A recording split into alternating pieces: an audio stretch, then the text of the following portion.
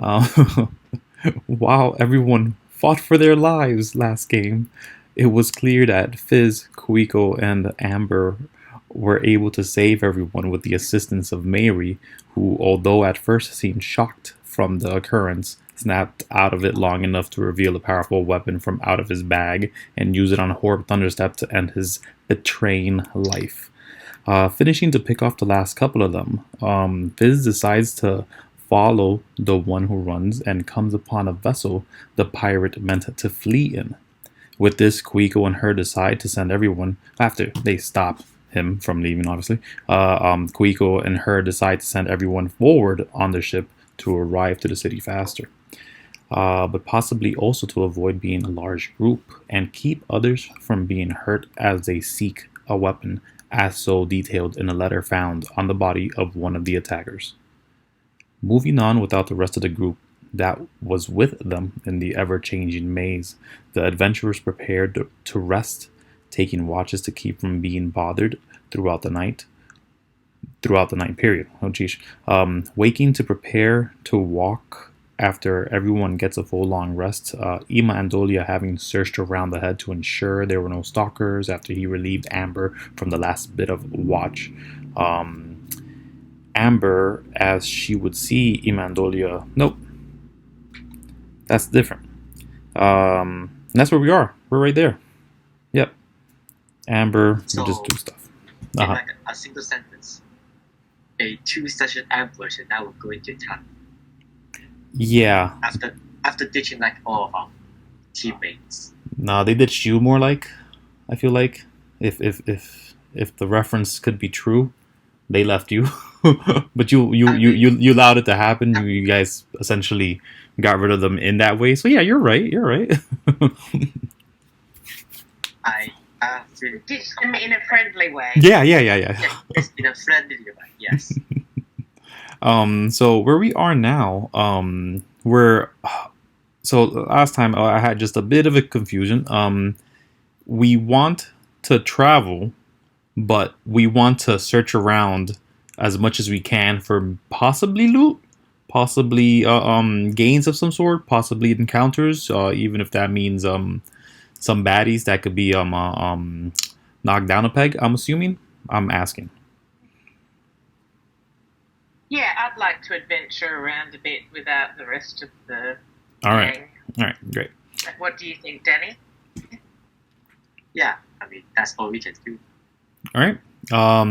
It's a bit of a short trip, so I'm gonna start you guys off with a bit of an encounter. So let's roll D100 because God, if I remember if we did them last time, I can tell you we did. We did a couple of them, and I don't know if you guys see any of this Here's another one. stuff. 5. Oh yeah. Oh yeah. Yeah. That looks like a nice big encounter there. Oh, no. Yeah, but both of them just like horrible. Oh geez, why are we doing so many There we D100s? are. Going out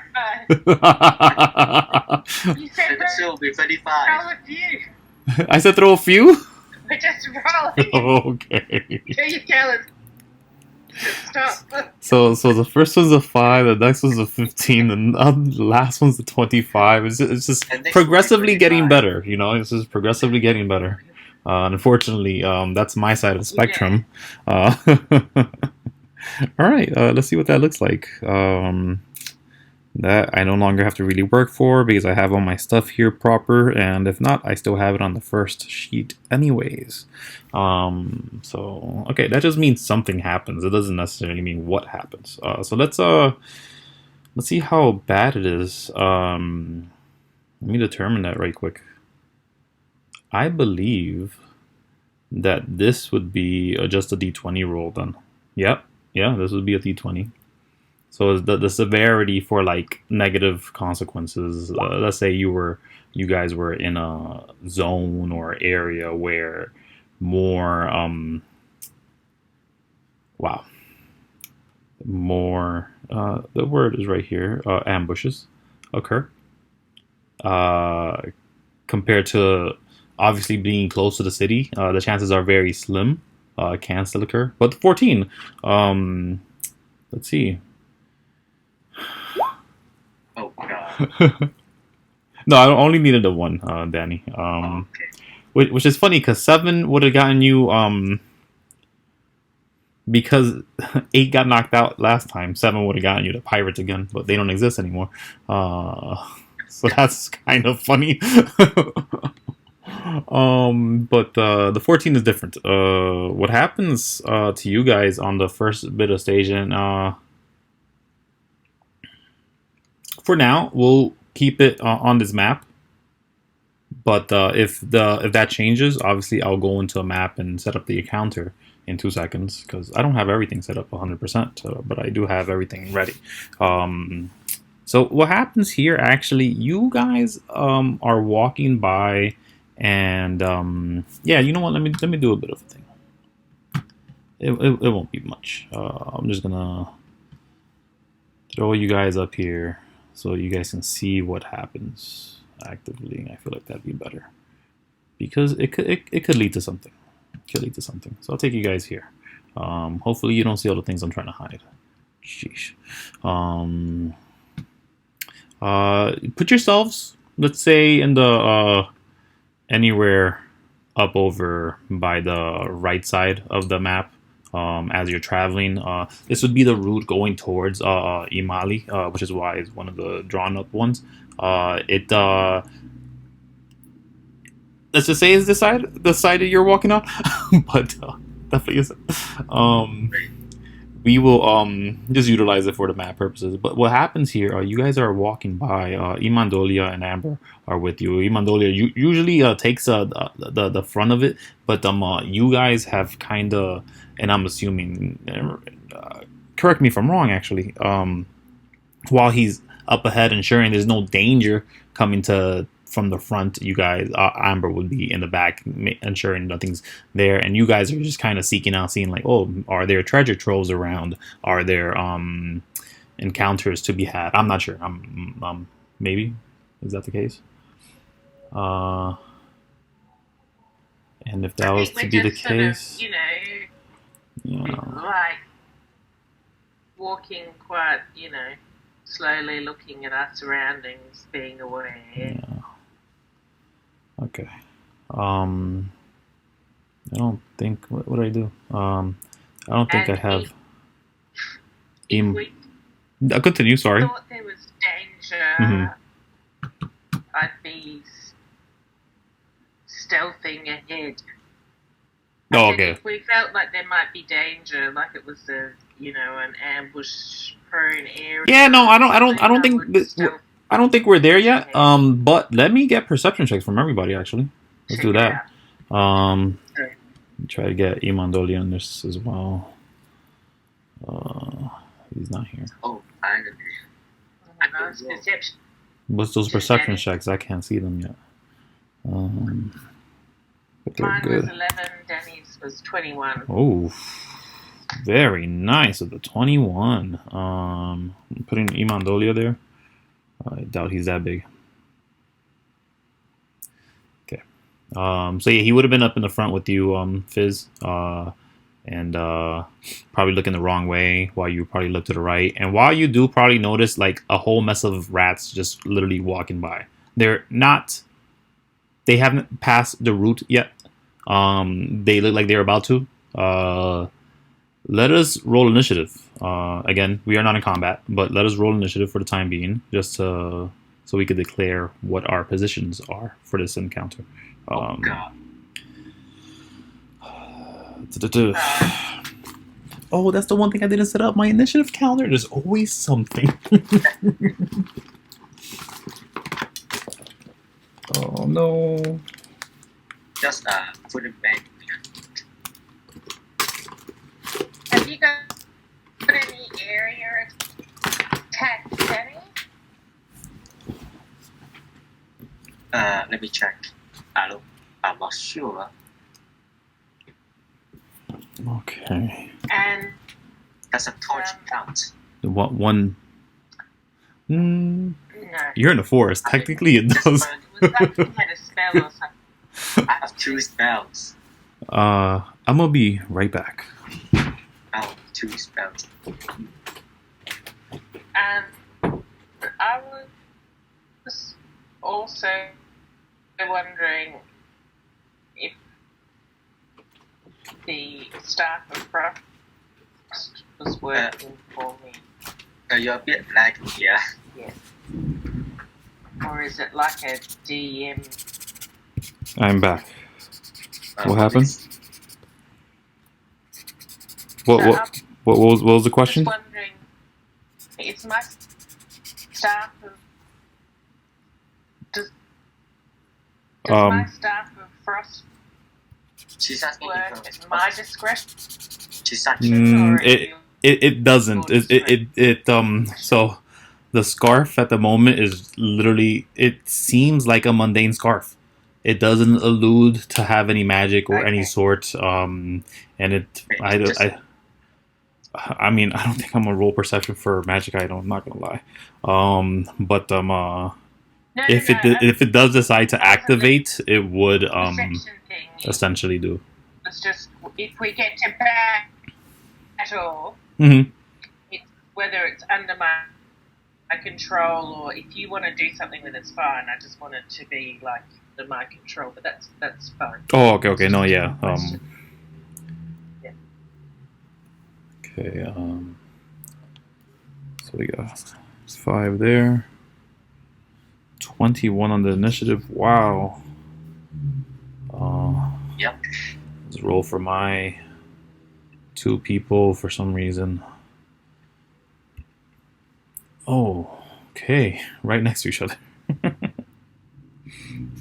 Why'd I roll twice? I don't know. Okay, Oh, that's why. oh, you keep it up. Are you keeping track of the order? I am keeping track. Yeah, of the initiative. Yeah, of course. Okay. All right, and you will go first,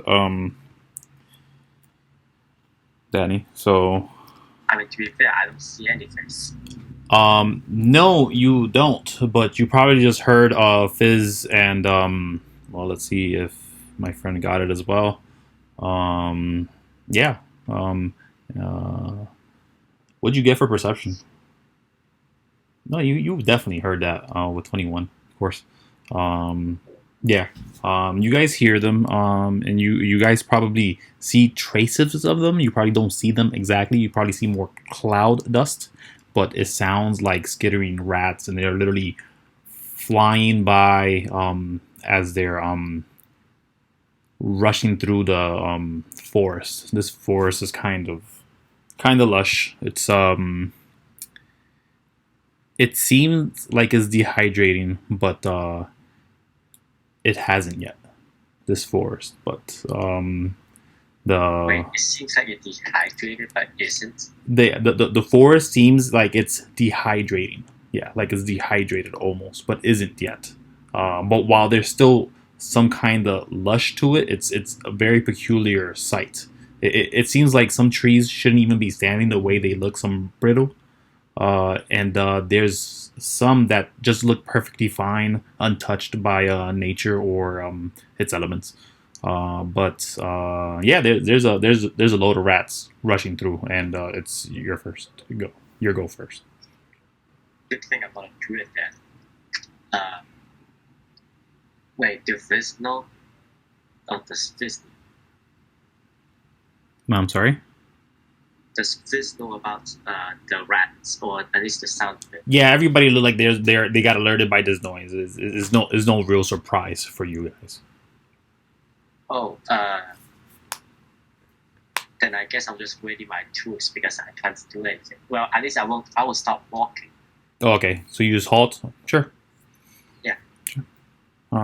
So the same thing. The next initiative is Imandolia. He kind of looks forward. He's like, yeah. Do you guys see that? There are a lot of things running around. He looks forward.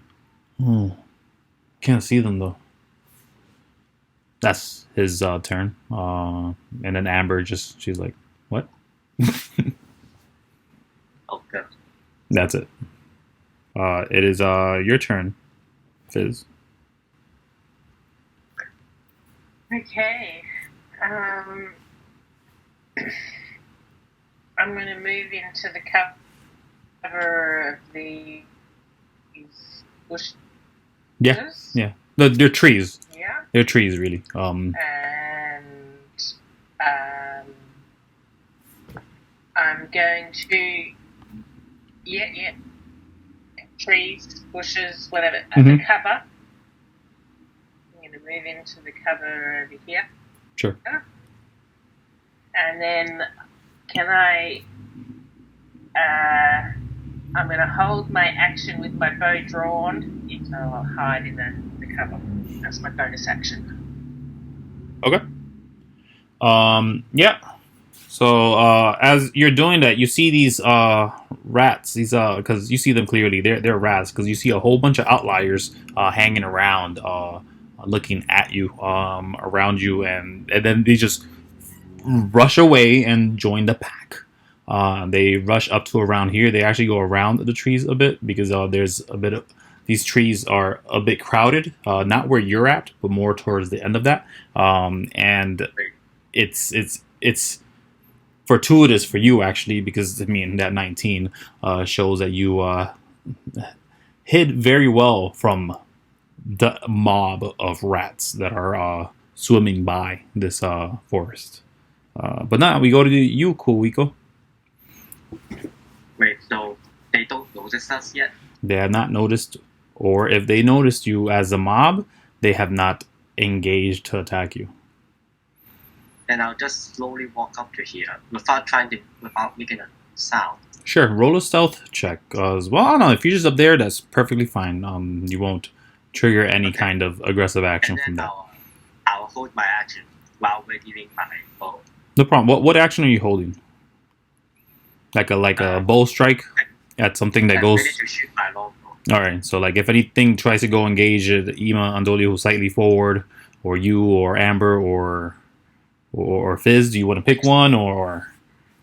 Like just something that isn't the four of us that's moving. Sir, so you see aggressive action, you're just gonna strike.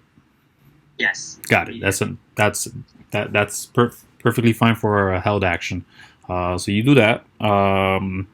My two guys, Amber, she sees you not going any further. She's not going any further. He's dumb and he's gonna go a little further. Roll a stealth check for him. He's gonna go all the way up to next to Fizz and be like, "What are you doing?" He showed up out of nowhere. Fizz, you thought you were really good at hiding, but this guy really snuck up on you. Oh, what? After that though, it is your turn, Fizz. So, yeah. Okay. So, the rats haven't moved yet. The rats they move forward a bit, yep. And there's some around. Maybe we can resolve this by letting them just run past us.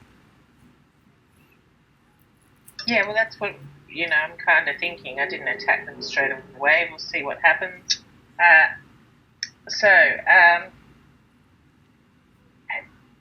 How sneaky was? I forget his name.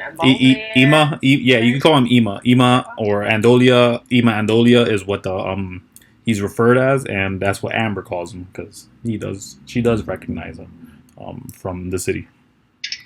Okay. So how stealthy was Ima coming up to my? Like so stealthy, you didn't even realize it. He got a natural 20 apparently. Okay. Yeah. Well, I shall stay with my held action. Okay. So. Hold it again. Okay, let's hope. So yeah. As you hold, you see them fly across again. Just moving on. They're a little more spread about. But yeah, the big mob is less of a mob now. It's but you can tell that there is a pack of rats, some mice. There's some lingering ones around as well if you want to grab one as a pet. But they seem to just like linger, look for food, search about for something, and then leave. And just for posterity's sake, let's just run it through one more time on Kuiko. Anything? I do the same thing as last round. No problem. And Fizz? Same. Alright, so yeah, it just flies through. Little by little, you just see all the rats appear, but you guys notice has one of them slowly And while you did see the fur and color from most of them, again, through the dust, some of them were matted. Other ones were definitely in a rough situation. This little mouse that runs up to you guys, it's kind of clean, and it's a brown one with big eyes and big oval ears, and it's just looking at you guys. Although, and I'm talking about Fizz and Ima Andolia, as you guys are stealthed to some high levels. It's just this little mouse holding this little ball inside of his hand. It looks like a pebble. He's just holding it. He's not biting at it or nothing. And he's kind of pointing it out to you or trying to hand it to you or some other nonsense. You can't tell. It's like he's looking straight at Fizz. Okay, I'll approach it in a friendly manner. Do you want an animal handling or something? Yeah, sure. I'll take that. Okay. So 6 and 7, but it passes the DC because it was already on very easy. As long as you didn't get a 1, actually. But so yeah, it does like walk up a little close to you and allows you to either grab him or grab whatever's in his hand. Again, it's such a very small, fragile creature, and it's holding this like kind of little ball. It's kind of bigger than him. It's not. Excuse me. It is not bigger than him, but it looks a little too big for him to shoo at. So it does look like to be about half the size of its body. It'd be the size of a ball bearing. In fact, it is the size of a ball bearing, and it is immaculately gold from what you can see. You know what? Give me a perception check. Yeah. And I'll just, rather than grabbing the mouse or the thing, I'll just hold my hand out. Yeah. So holding your hand out, he gets on, and no, actually he just puts on the thing. He drops it, and he runs away. And with your perception check, as you're looking at it, assuming you will look at it, you see that there is a ton of tiny script in that bowl. It's nearly indecipherable, but you read birth. You don't know how you read one of the words there, but one of the words said birth. And you don't even know how you understood it. I mean, of course, there's the curse of Adazor that helps you understand things, but how could you perceive that such small of a script? But you understood it, and it says birth. Wait, birth? Birth. BIRTH. Oh, birth. Mm-hmm. Wait, on the bearing? In the ball bearing, for a moment, Fizz noticed the word birth. And asked me if she could locate it again, and I'll tell you no, because she was like, "Oh, I see birth," and it's just like, "Oh, I was lost in the massive script in this tiny ball bearing that you're now holding between your fingers or in your palm of your hand." Oh, bro, what is this? Imandolia is looking at you like, "Okay." He doesn't question things anymore. He's just like, I accept it.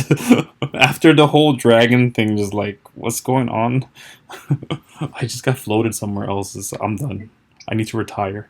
Ima Andolia's face. As you're looking at this script, probably trying to read it. What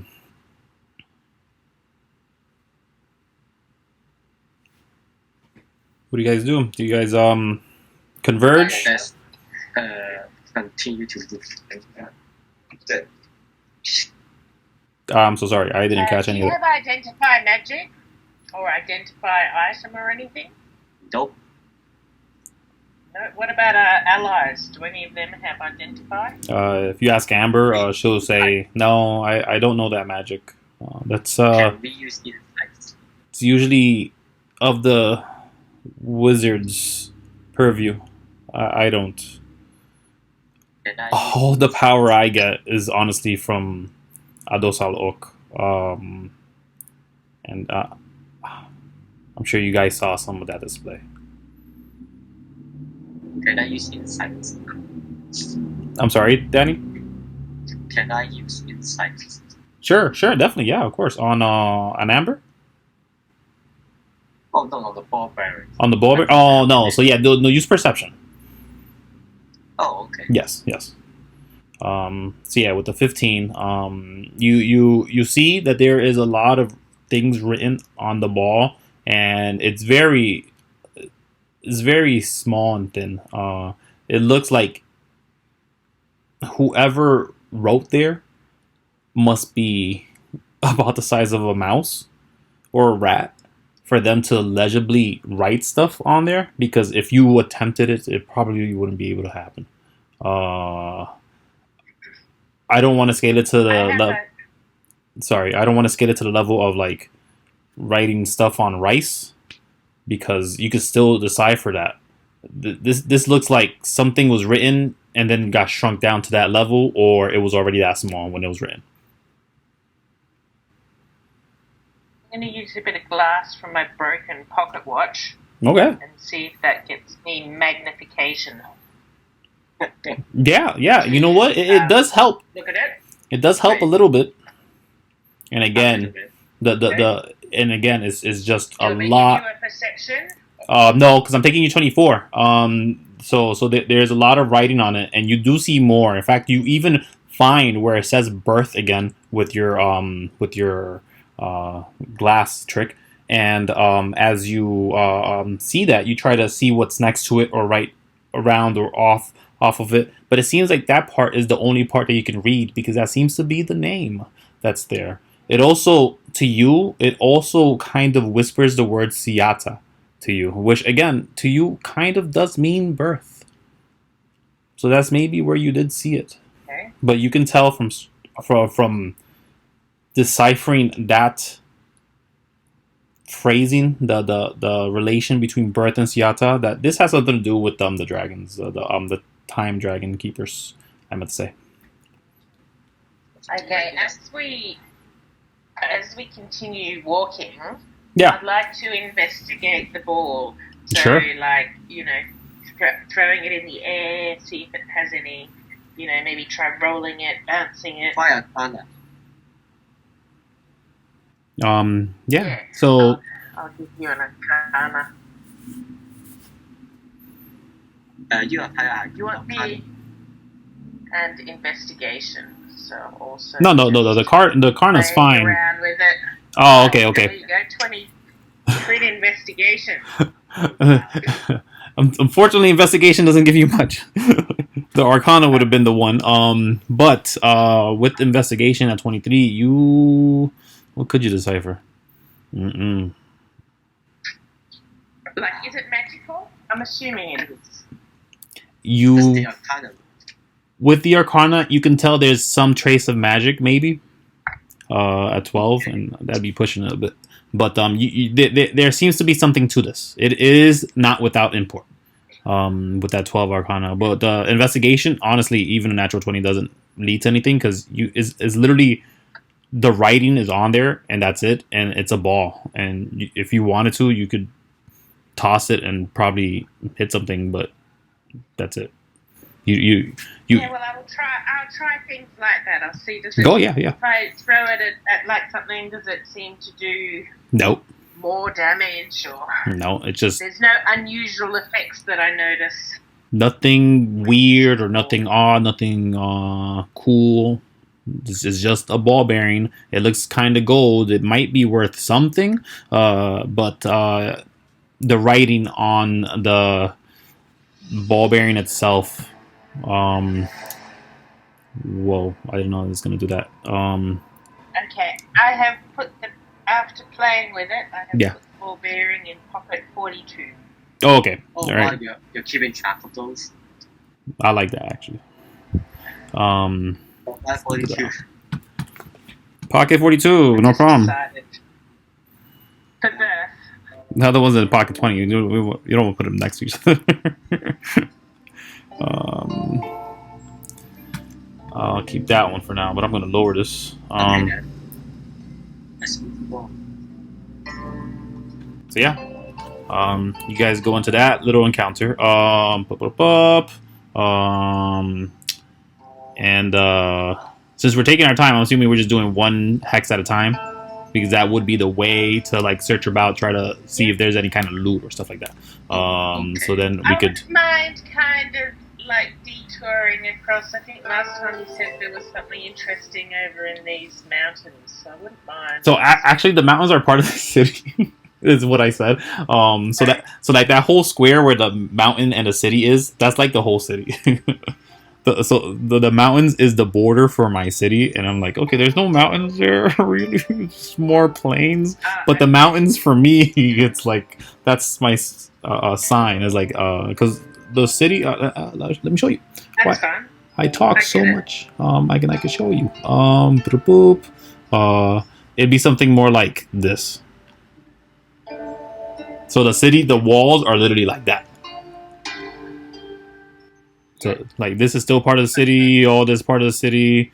You're not there yet, but you're pretty close. You're right next to the city. Actually, I think I moved you up a peg. Yeah, I did move you up a peg. No, I didn't. Did I? Have I? Yeah. Oh no, I haven't. So this is one, and then you're one away from being in the city. So I'll take that other one, which is a failure for the encounter, unless you guys want to roll it again, the D100. Okay. Okay. Very definitely. 20. Why? Oh, God. I am so sorry. You don't move that muscle. Okay. So again, this isn't too bad. So let's roll a D20 again. I'm pretty sure it's bad. No. I mean, it can be, but it's all right. 17. 17. All right. Where is my random counters? There you are. 17. Oh, that's interesting. That's just gonna be fun. Yeah. So, geesh, where could I take you for this? Where would I do this if I do this? You know what? I'll keep it. I'll keep this one. Theater of the Mind, because this one's interesting, and I like this music here. So for this, you guys are walking, and again, you're keeping an eye out for any weird stuff that could be around. Any shrines that you guys could maybe bump into. That I don't know why I said shrines. I don't know. Amber's looking for shrines. He's like, I like to pray. I'm like, okay, Amber. But as you guys are walking down the road that's essentially going to fall along and around Imaly to reach to its front borders, you do catch a glimpse of a traveler of a sort on the road walking towards you. This traveler doesn't look like any other traveler you've ever seen. In fact, it's odd. At first you think it's a dog walking towards you, but the size, it seems too big for that. And at first you're wary, but the pacing of the animal doesn't grow faster, and they become more clear as you see this orange and orange colored but white pawed wolf. They look like a fox, but they're a wolf. And you see that one of their eyes has been shut closed. There's a scar over it, and it just walks. It's nearing the size of a dire wolf, but it isn't there yet. It is just a bigger wolf than regular wolves, and it's just walking. And when it sees you guys, it kind of just stops and sits. Kind of. In fact, gets out of the way of the road and doesn't seem to attack. It doesn't seem to prepare for a perching strike. It just kind of steps out of the way to allow you through because it doesn't want to be bothered or wants to bother you. It seems. At least, you know what? Let me get an insight check from both of you.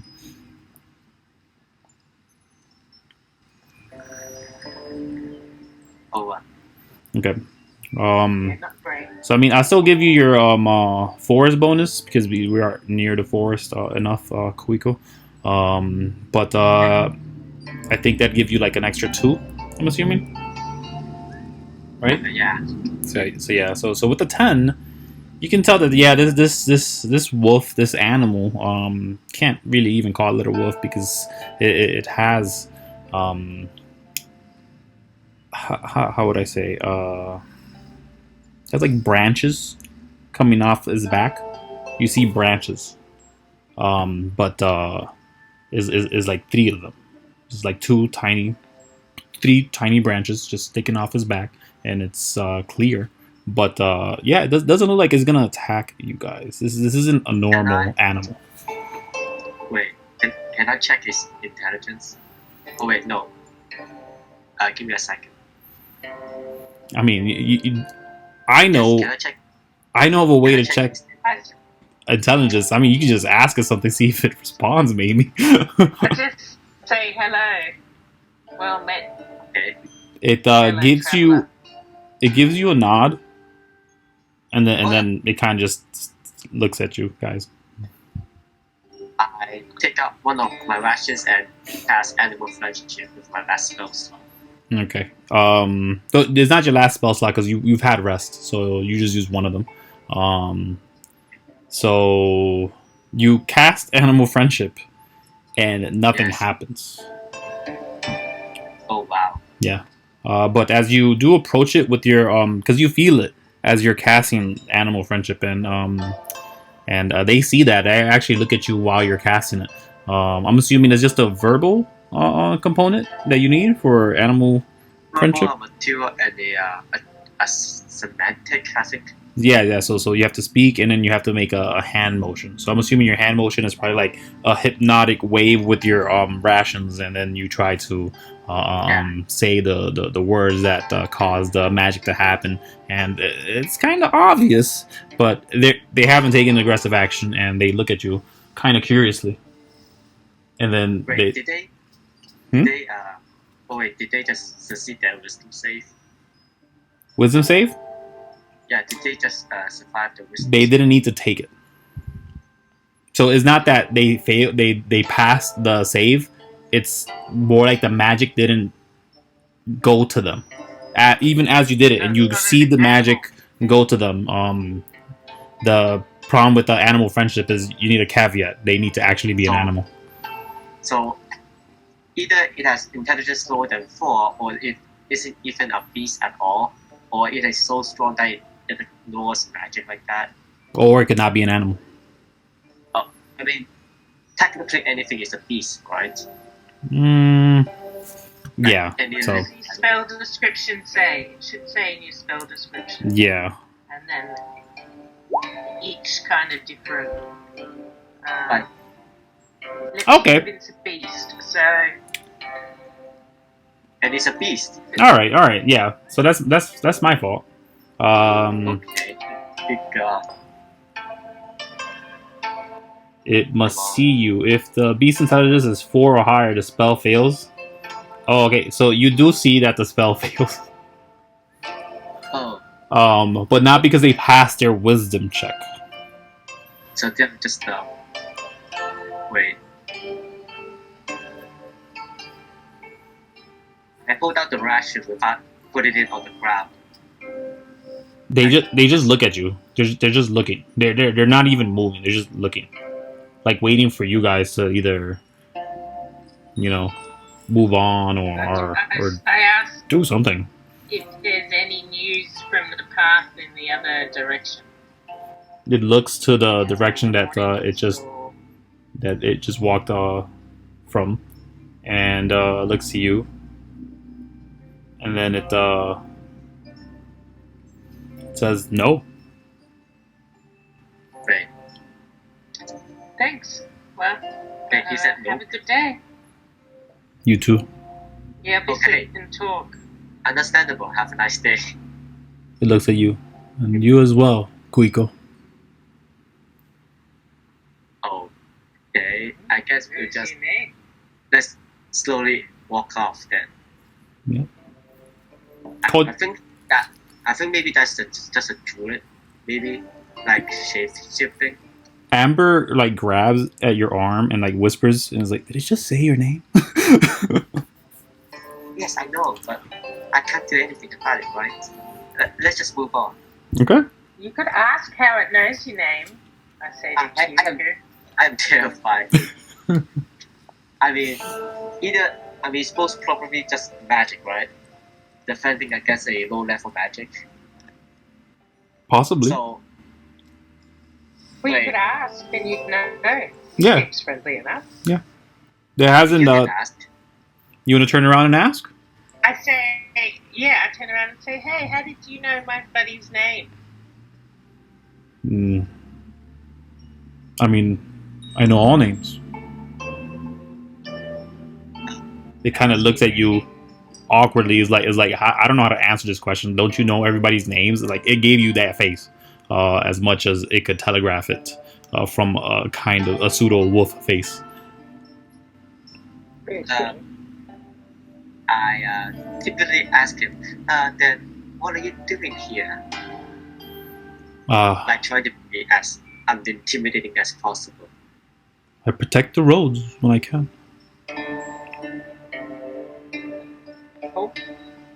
Have you seen trouble? Any trouble? Like trouble? Mm-hmm.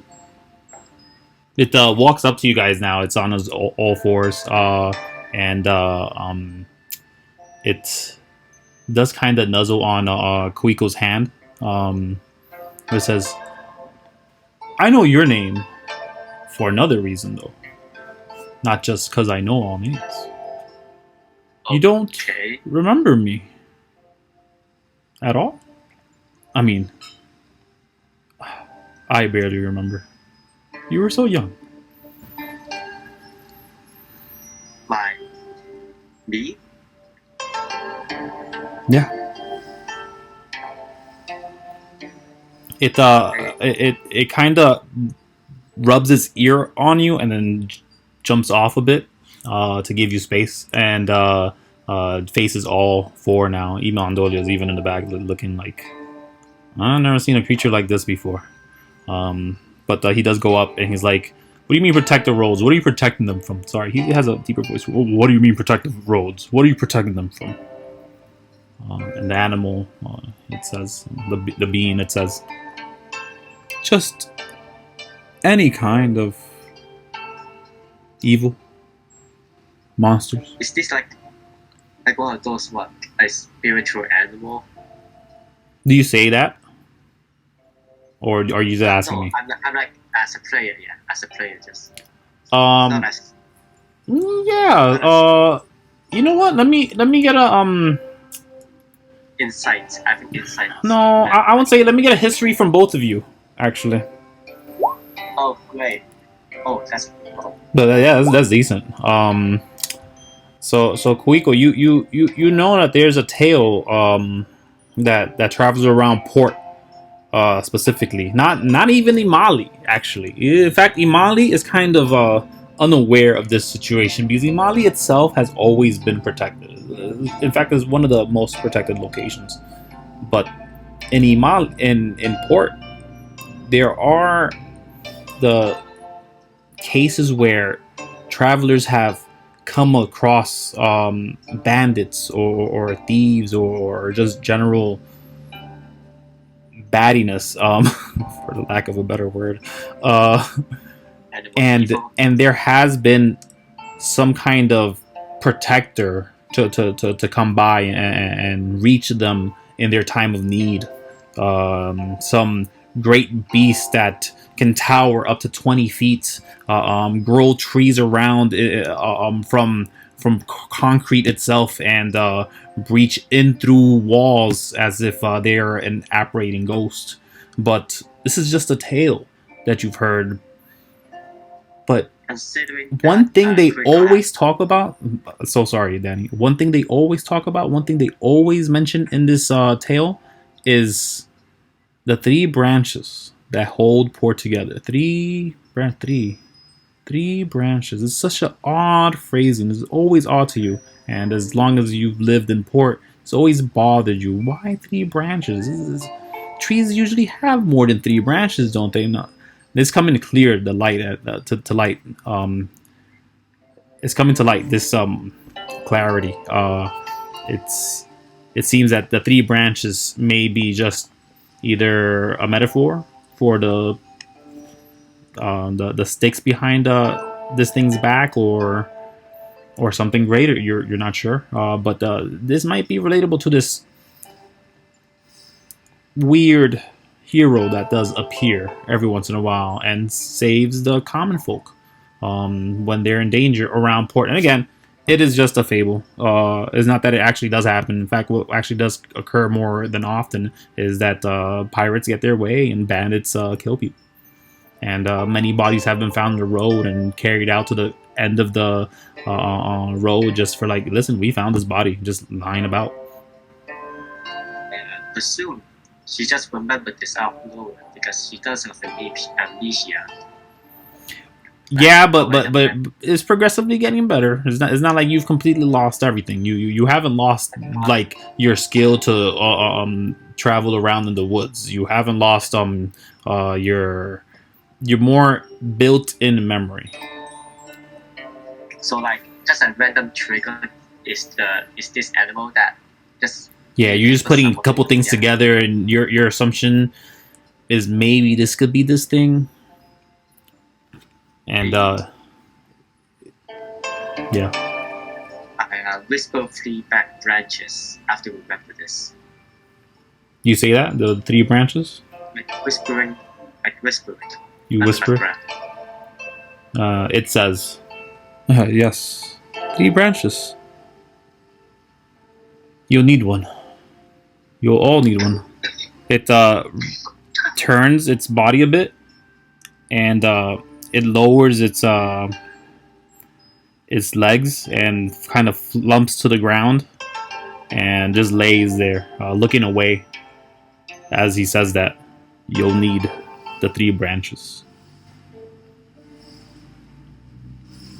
Do you want us to plug it out? Be quick, take please. Okay. And then we will just take one out real quick. It comes off easy. It's just a branch. There's also, there's in fact no branch past it. Like you leave a piece of branch, it just pops off. It's almost like it was pre-cut. Okay. So you have a branch that looks like a Y. Take the branch and keep one. You grab one. Yours looks like it has a 3. And I'm sorry, you said something right after that, Cassie? Let Amber take the other one. Oh, okay. If you nudge at Amber, yeah, she'll grab it and she'll pull it. And I'll say that she has one that looks kind of like a T. Like if it was missing one side. So mine had 3 forks? Yes. Mm-hmm. Yep. Yeah.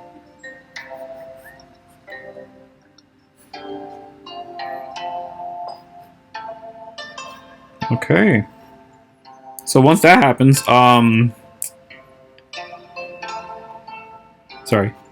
that happens, it rises, and it says, "Well, do be careful out there. It is dangerous.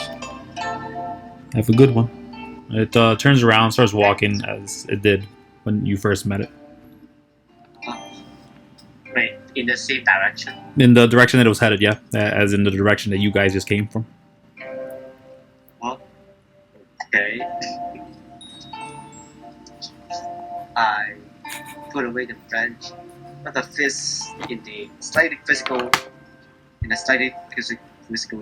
expression, and then just continue moving forward. Okay. How big is the stick that we're carrying? Is it like a twig or? Yeah, it's like pencil size. I'd say it looks like a fragile stick. It just looks like a branch. Okay, I shall tuck it into my folded hat because we're getting close to the city now. All right. I'm gonna put on my disguise, hide my red head. Okay, you keep your disguise. All right, no problem. What do you mean disguise? It's just something that doesn't look exactly like her. No, like why disguising? To go incognito in the city, I'm assuming. Yeah. Yeah. We talked about this the last time. Oh, I was half dead. Oh yeah, it was about that time. It was around the end. Hopefully that doesn't occur this time. Too much. Actually, yeah, we played so late for you guys, so that's why I'd rather do this now. But if that's that, if you guys let him walk away, it'll walk away. Okay. And You may continue. After this, you won't have to make any more perception, no more percentile checks because it is technically touching the grid that I designated as part of the city. I said the grid, the hex that is part of the city, and the front of the city would actually be up around over here, and that's where you would be headed because there are two entrances. There is the southern entrance, and there is the northern entrance. And the northern entrance is a lie. It is in the west side. Northern entrance was never in the north. I'm like, what? And Kuiko does know this. In fact, everybody knows this. As much as, again, your memory is slightly faded, Kuiko, it isn't that affected. You do know the area and place around you. I'm conscious with memories. Yeah, it's just a lot of your younger memories are lost. And being in the Time Dragon Keep, the Time Dragon, I don't know what to call this place, the Green Mountains, when all that was happening, it may have affected it more. I think Fizz has shown some memory loss. Imandolia has definitely shown memory loss. Amber, not so much that she's told you, so that you would have to gauge either by insight or personally believing that, yeah, she's lost memory or not. But we're here now in the city, and let's see what that looks like.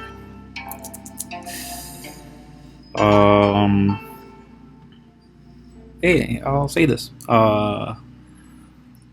So you guys walk up to the front of the city, and the line seems daunting. It's full of individuals of the like, very similar to those who tried to jump you earlier. In the that scared me. In the route over here, but this line isn't alone. There is another. It is with people that are all wearing some sort of orange or purple sash. I'm sorry? Has the scene changed? The scene? No. I still have it on here. As I haven't changed it at all. Might as well. Here, let's do that. Yeah, sorry about that. No, that's fine. This just gives you a closer look of it. Is literally the same thing. Let's see, where am I? So yeah, there are there's a separate line, but all the people there are wearing some kind of orange or purple sash. It's either one or the other, and they just happen to walk right up to the guard, present something, and then they move on. Very dissimilar to the 21 questions everyone seems to be receiving from the longer line with all sorts of deplorable sort. In fact, you guys can tell that there's tickets being dispensed, and there's grunting or grumbling folk that walk away with only bladed or blunt weapons as they carried along their inaccurate pistols and weapons, but were asked to leave it at the door. The guards constantly pace around and jump to a gallop, being seemingly 100% centaurs. Meek folk, overseeing the transition of powers in Zero Port, being the biggest presence of the planets that isn't a complete pirate wasteland. The red and shock under your feet, large footsteps along with tiny ones, and colors across the horizon blended beautifully together. Despite all having an agenda in port, especially Imaly, all that hate was left at the door. An exhaustingly tall wall grows as you seek out its height and seems to shift and tremble, straining your eyes as if looking at Uan itself. Uan is the star. But that feeling dissipates the moment you look away from the towering white stone shell of the inner city of Imaly. I meant sun. Uan is the sun that you guys have. Instead of the name sun is Uan, I guess. A wall. Yeah, it's the wall and then the front of the city, but you guys are walking around that huge line, and you're actually joining the queue of the shorter line with Ima Andolia in front. And you guys eventually do get up to one of the guards, and one of the guards, they look up to Imandolia and like, you have a pass. And Imandolia, he kind of goes up to the centaur, who's obviously taller than most everybody there, standing on his 4 feet that are they feet. Yep, let's just say that, and 4 legs. And he's gonna engage him. Where's his name? It's because it's there. There you go. Okay, so Imandoli, he goes up to him, he searches it in his bag, and he pulls something very quickly, and then shoves it back in. And he's like, go on. And he says, as he's reaching up to whispering level, you hear Imandolia say, "The 3 behind are with me." And the centaur looks at the 3 of you guys, and could I get I guess performance checks for everybody, as we're trying to not look sketchy or try to just look as normal as possible, to like see if this guard could see anything off of us. Yeah, perfect. You guys just like picking your noses or something. It looks like what a pirate would do. So at first he was gonna say, yeah, go ahead, but as he looks up to all of you guys, one brandishing some kind of how do we put it, horns on their head that this guy has never seen before, I'm sure. And then, yeah, the one thing, tieflings are very rare in this world, and Amber is one of them. So he's looking at her, and he's confused at first, but then he's looking around to the 2 of you, and he sees that you're carrying a bow, Kuiko, but then he sees that there's this small child there. He's like, oh, it's just a kid. That's not a kid. They raise their pike, and then they're like, "Is that a spy?" Oh God. Imandolia, he says, "No, it isn't a spy. Be quiet." He's like, "No, that it's not a spy." He's gonna, I guess, roll for persuasion. Yeah. He's like, no, it's not a spy. It's not a spy. Oh, okay. What's going on here? You have a pass. Do any of you have a pass? He asks the 3 of you. And Amber's like, I don't know what a pass is. I step forward and say, we're special guests. I'm sure once we've been admitted, we will be issued passes. Special guests, huh? He looks at Imandolia, kind of doubting the words. Do you want me to make a persuasion? He's thinking about if he wants to be persuaded. He's thinking about it, and then he says, "Yeah, go on, hurry up before I get upset." So yeah, no, that 10 was enough. Because if it wasn't for Imandolia, 10 wouldn't have been enough. Oh man, that's pretty good. Imandolia, he says, "All right, thank you. What's your name?" No, sorry. Imandolia has a deeper voice. What's your name? I don't recognize you. He's like, Ketkit Kinonoma. No, he wouldn't say that. He would say Ketkit. That's it. And he's like, all right, nice to meet you, Ketkit. I'll see you. I'll buy you around in a silver cup then. He's like, oh no, keep you to that then. Imandolia pushes on and looks behind, kind of says tries to drag you guys around with a hand wave, and obviously you follow them. And as you guys reach into the city, let's see what the city looks like inside. Yeah. You're hit with a wave of lights once you're inside the city, with there's fluorescence hanging betwixt the buildings, but also littering the outside of shops, and a waft of perfumes and food intermingling with themselves as a market of shops serving specialty foods, wares, weapons, and even animals that seem to hang in front of a pop-up tent with a lazy rocking on it. Long, gnarled teeth fall over their jaw as many critters look around, eat, and run back inside or out of the tent, many without leashes, but some on the table over the empty glass containers. A bunny stares out into the crowd, brown eye patch, snow white tail, but the onyx black hair scratches its multicolored nose and shakes, shivers, then recedes into itself as it begins to rest, despite the cacophony of bartering occurring. The erected monuments or buildings, intricate in their design, one clearly in place as the stone and shimmer, easily points the barracks as elven engineering, while Azraela's tower is indicatively meant to reflect the forces of the most especially that of the works she has created and destroyed, a tribute to the loss of the Liberation War 13 years ago.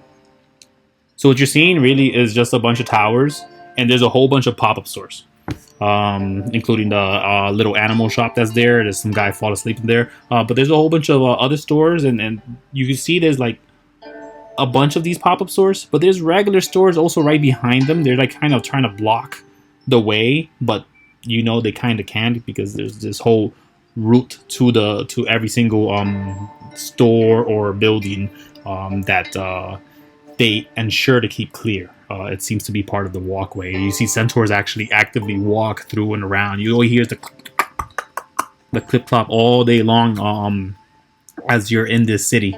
And there are no horses. You see no horses. All you see is centaurs. In fact, you haven't seen a horse in this entire place.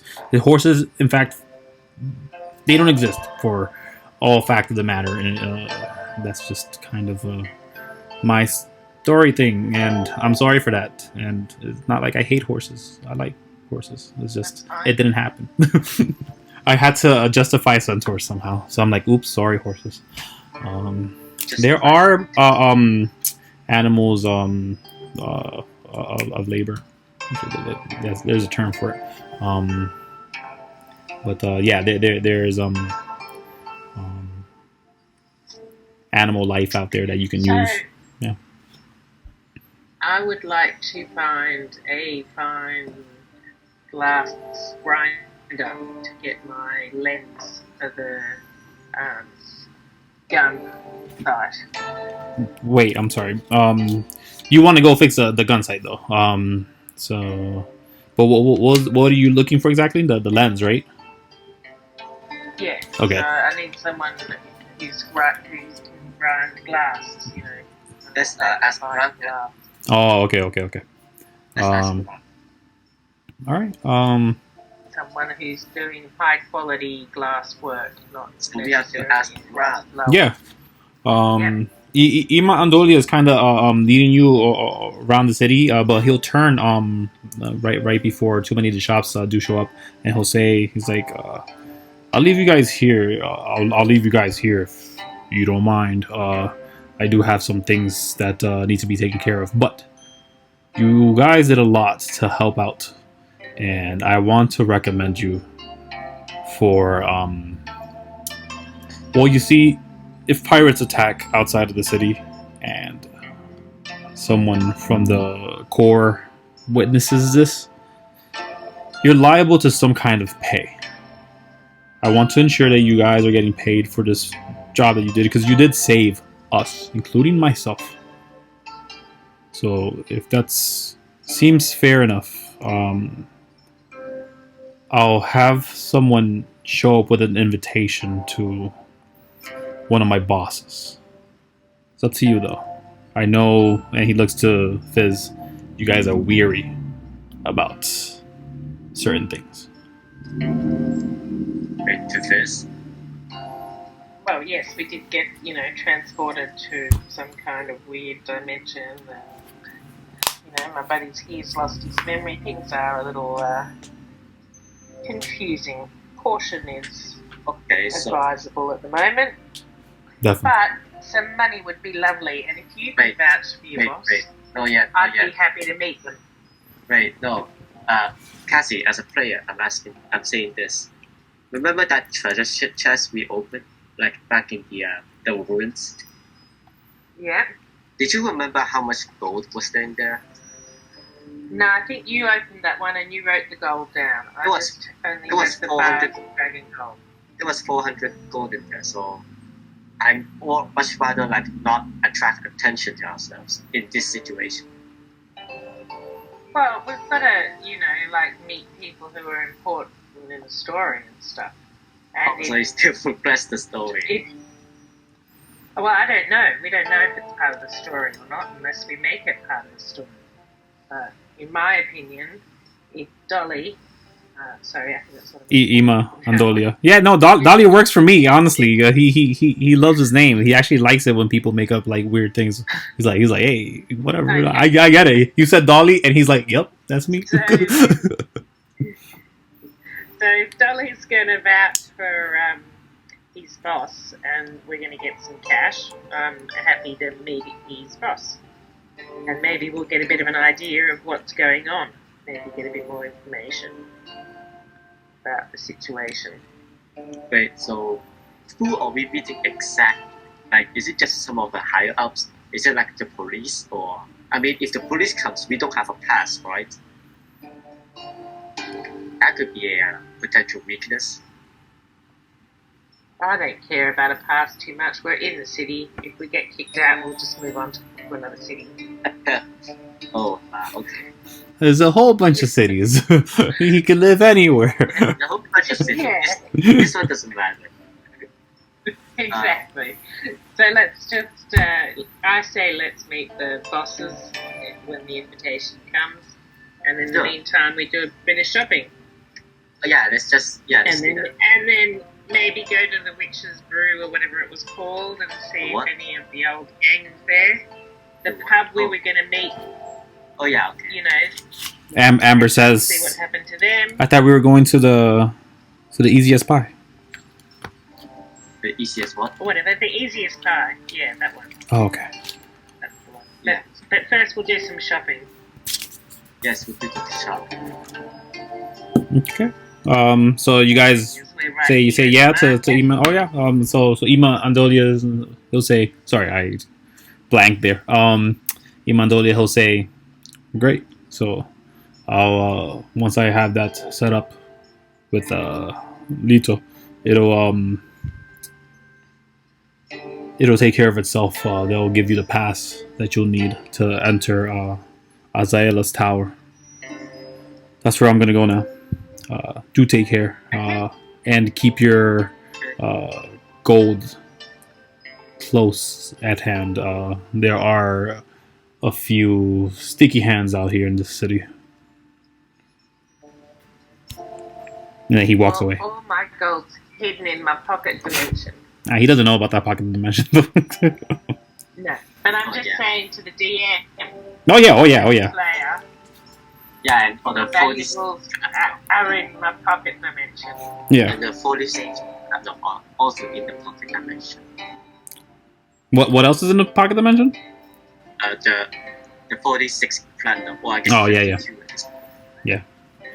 Okay. Let's see how many What? things we can buy. Is it that much platinum? Yeah, you give us like 40 platinum and from that one chest, and then we got Okay. more. Oh, you got more? Oh, nice. Okay. Okay. So first up, we ask around for, fine glass craftsmen. Sure. Yeah, sure. Let me get a persuasion check for that.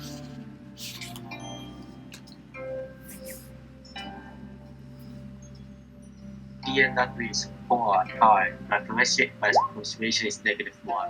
Okay. If you want, you could roll as well. Danny, might boost this. Can I help? Oh wait, it doesn't matter. Never mind. No, roll, cause there could be some extra benefit to breaching 15, maybe, or not. Okay, that's fine. So we'll run with the 14 as Kuiko seems to be asking about the pet about the rabbit to the sleeping She doesn't seem to realize that the is sleeping, but as Cassie as Fizz goes up to a very different not a green one, but this one has red specks on their neck, and this was a female, and they seem to be fully armored for some reason and are brandishing a longsword, but it is in their scabbard. You stop them like, have you seen a glassware store, or you ask them where is the best place to find something for that, and they point real quick and they say, go check out Victor's Technologies, maybe they have something there.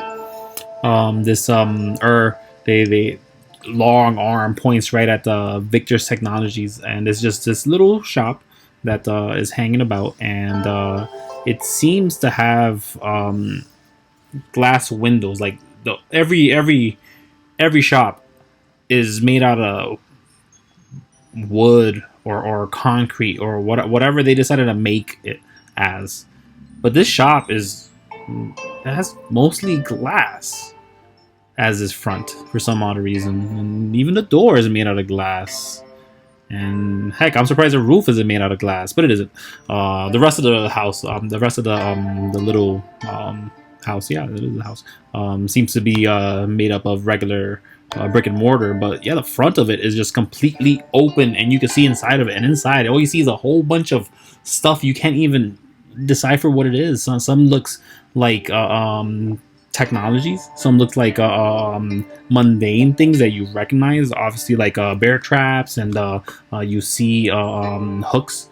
You see weapons, but it's very minimal in that aspect. In fact, kind of cornered. Is mostly cluttered by, again, things you can't recognize. But she points you to there. It's like, that's where I get the stuff where I talk to my friends with. And then they walk away.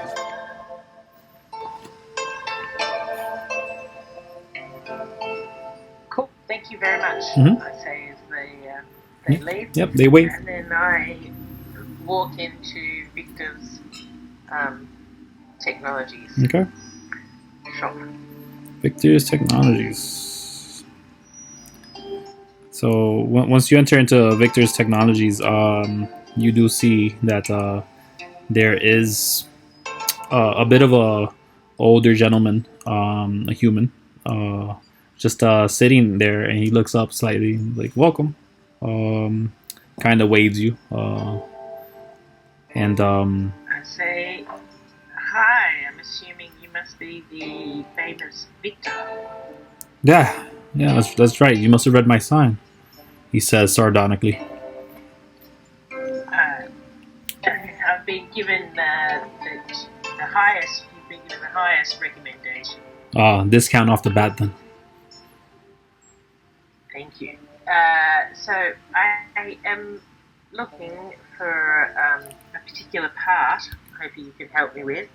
And, Part? I show him the gun sight and the broken glass bit. Like, this is the second time someone brings me this. He looks at it. He let's see how good of an eye he gives it. He looks at it and he says, "This is the exact one someone brought in earlier. I gave them the. What's wrong with these people?" He turns around. He goes into a box. He starts going through a bunch of clutter. He pulls out a little piece of glass and he slides it right into the socket, and then closes it proper. Exactly. He has to screw it back in, and he looks through it to look at which is the farthest thing away, which is the hooks. And he looks at the hooks and he's like, "Oh, yeah, here you go. It works now." Oh wow, that's fast. Fantastic. Your reputation is well deserved. How much do I owe you? Give me whatever you think is worth it. You said like, what? Wait, it's a lens, right? Yeah. Yeah, I'm- a lens would be quite expensive. How much would it be worth? I would probably. Yeah, it'd be probably like for the size, for that size, for like glassware to be made, custom made in that size, it'd probably be about a couple gold, actively like 10, 20 gold at most.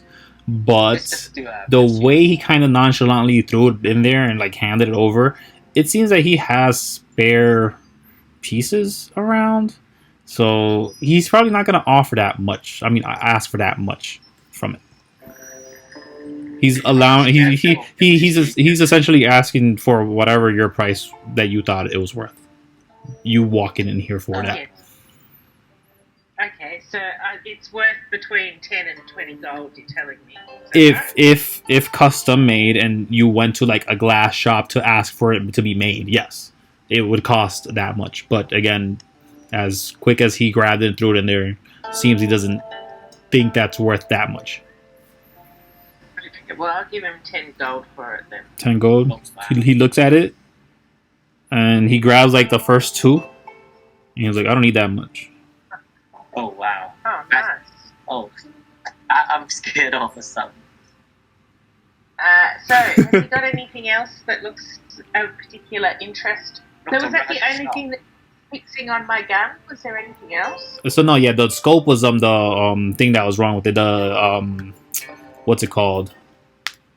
The it's not the gun. It's the the crossbow bolt, the hand crossbow. No, it was for the gun. No, the gun doesn't have a sight. I thought it was. I thought it was for the hand crossbow had a sight. That gun's a shotgun. So Okay. you couldn't even shoot far. I've also got the shotgun of coal Yeah. in my inventory. Yeah, yes you do. The Funtime Ice Shotgun. Yeah. I thought there was something wrong with it. No, there's nothing wrong with it. It doesn't seem like there's something wrong with it functionally at least.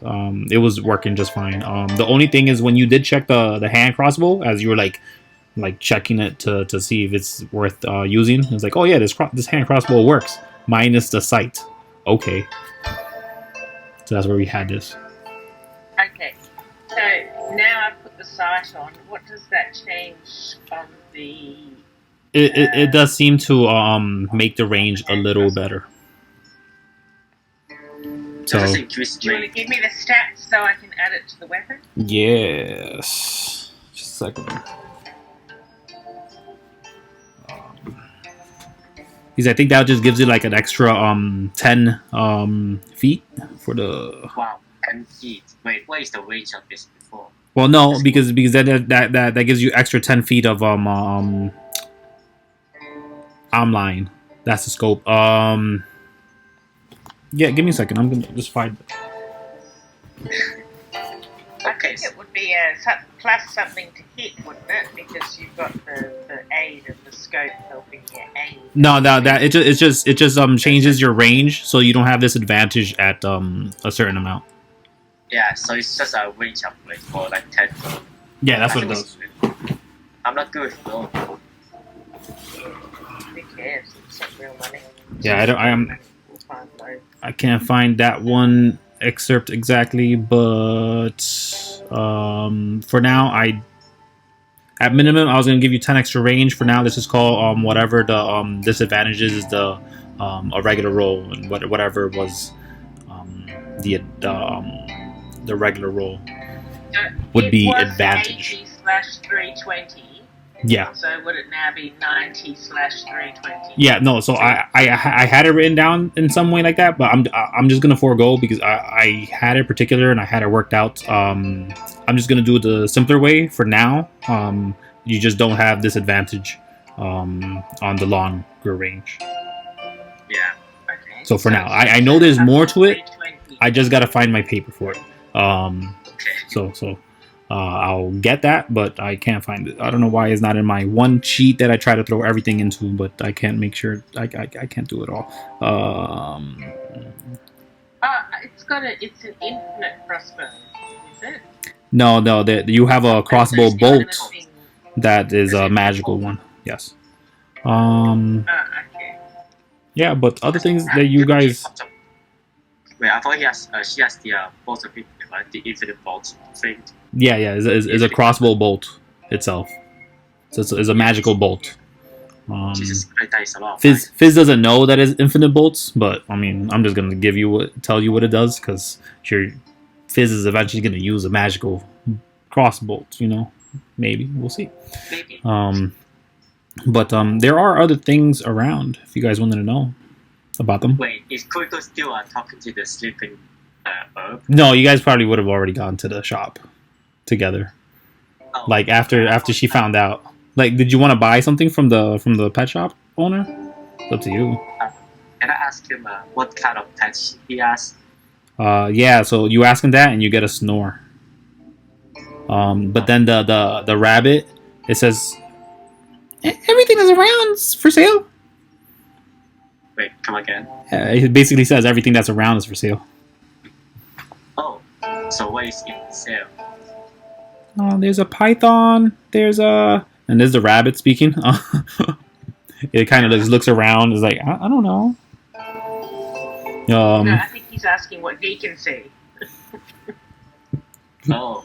Oh, what? Oh, yeah. So what Kuiko sees? Kuiko sees. You see a snake. You see a bunch of birds. You see that the rabbit was not gonna turn around. It's kind of just like perched there. Is just speaking, like eyes closed as well. They're both lazy. But you do see a whole bunch of animals. There's some dogs. I don't know what's it called, but like when they're like breathing with their tongue out. I guess that's a thing, right? Yeah. There you go. They're panting about. Play asking. If the herb is sleeping, Uh-huh. that means that no one is watching the shop. I mean, the little rabbit is watching the shop right now because it's talking to you. Then can I? Then Kuko will just go to the rabbit and speak in the shop. So, hey, little rabbit, can you tell me how can I maybe adopt a few pets here? All you need is gold. Which Wait, one what? you want? All you gotta do is pay. Where do I need to go? And how do I know how much to pay? Which one you want? For how about the dog and the bunny and the rabbit? I guess Wait, you want me? that sounds so out of context. Wait, did you ask for the rabbit though? 'Cause you're Yeah, talking I to the mean, rabbit. I'm asking for the rabbit. Yes. Okay. That sounded so out of context. Yeah, it's like, I'm not for sale. I have to keep the shop working when he falls asleep. But the dog is for 10 gold. Do you want a younger dog? There's pups in the back. They're usually playing with themselves. How many do you have? No, he kind of nudges for you to like walk in. Again, the urge is snoring, and it looks like you could just walk in. Okay, then I'll timidly walk in. Yeah, you walk in and you do see there's like a playpen, and there's 4 dogs in there. 2 of them are napping while 2 of them are engaging in some kind of eating but fighting maneuver on their food, on their bowl. You do see flamenco, just a flamingo. I don't know how it's pronounced. Flamingo just looks up at you and then turns around and ignores you. Then you see a hawk just kind of do whatever the hawk noise is at you, and then it ignores you as well. Nothing in there is caged except the puppies that are in the pen. Oh. Do you want to look at the puppies? One of them has a spot in his right eye. One has very floppy ears, but the other 2 are identical. They're both shaggy and very tiny.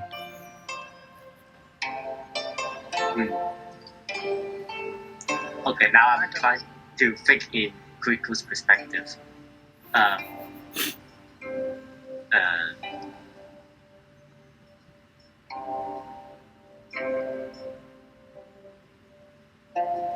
Wait.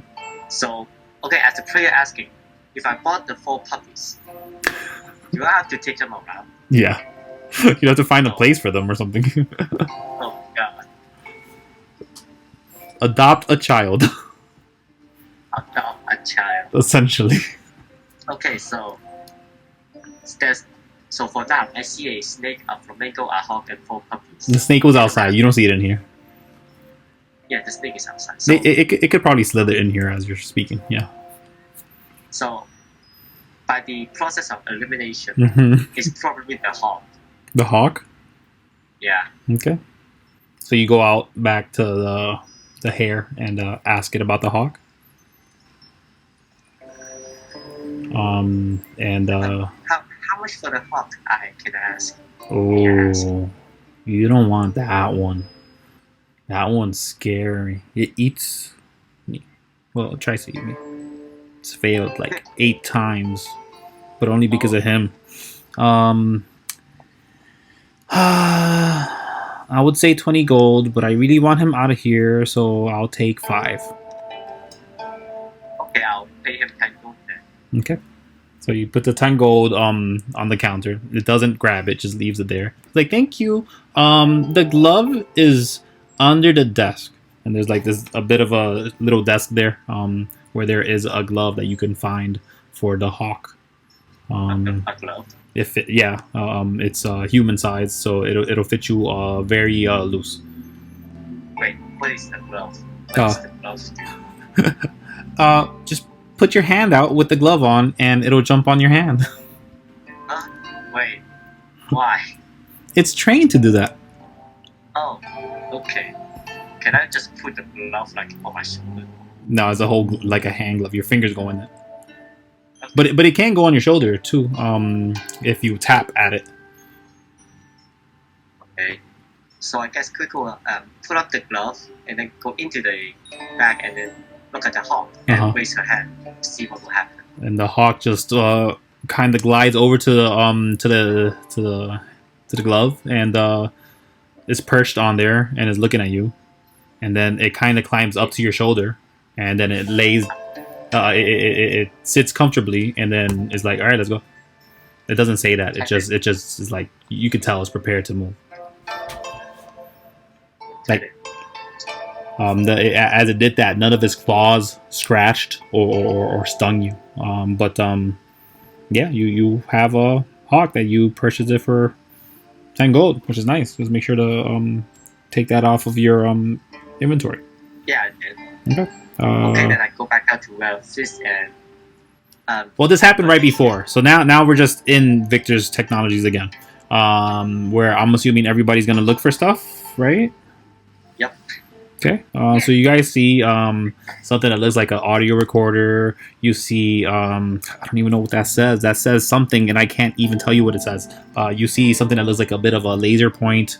I'm saying this in ways that you guys will understand it, and then I'm gonna see what your characters are actually seeing. You see a little box. Now it's just a little box. You see a blunderbuss. This is a bigger version of a shotgun. It isn't like the one that you have in your person, Fizz, but it does seem to be of similar make, if not slightly more worn. And then you also see 8-barreled pistol, kind of displayed, kind of in the front. It was like, hey, buy this. It just got made or it's brand new. It's like the most ostentatious thing there. With at least the most filler. filler. Start drooling. Start drawing. Wait, you already have a shotgun. You just prepare. Okay. Yeah, but this is a handgun. You know, it could replace the hand crossbow. I just spent That's not so much like those people who just buy like 10 items a day because it can replace my old phone.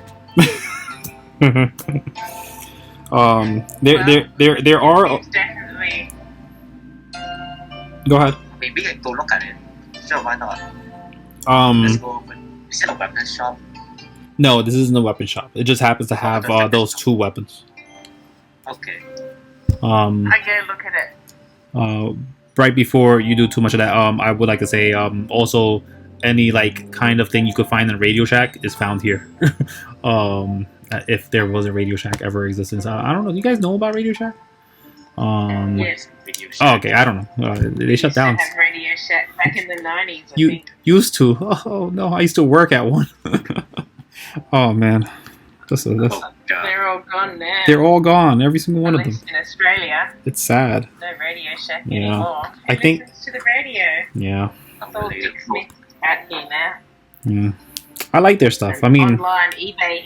yeah, Amazon bought it all off now. They ruined mom and pops.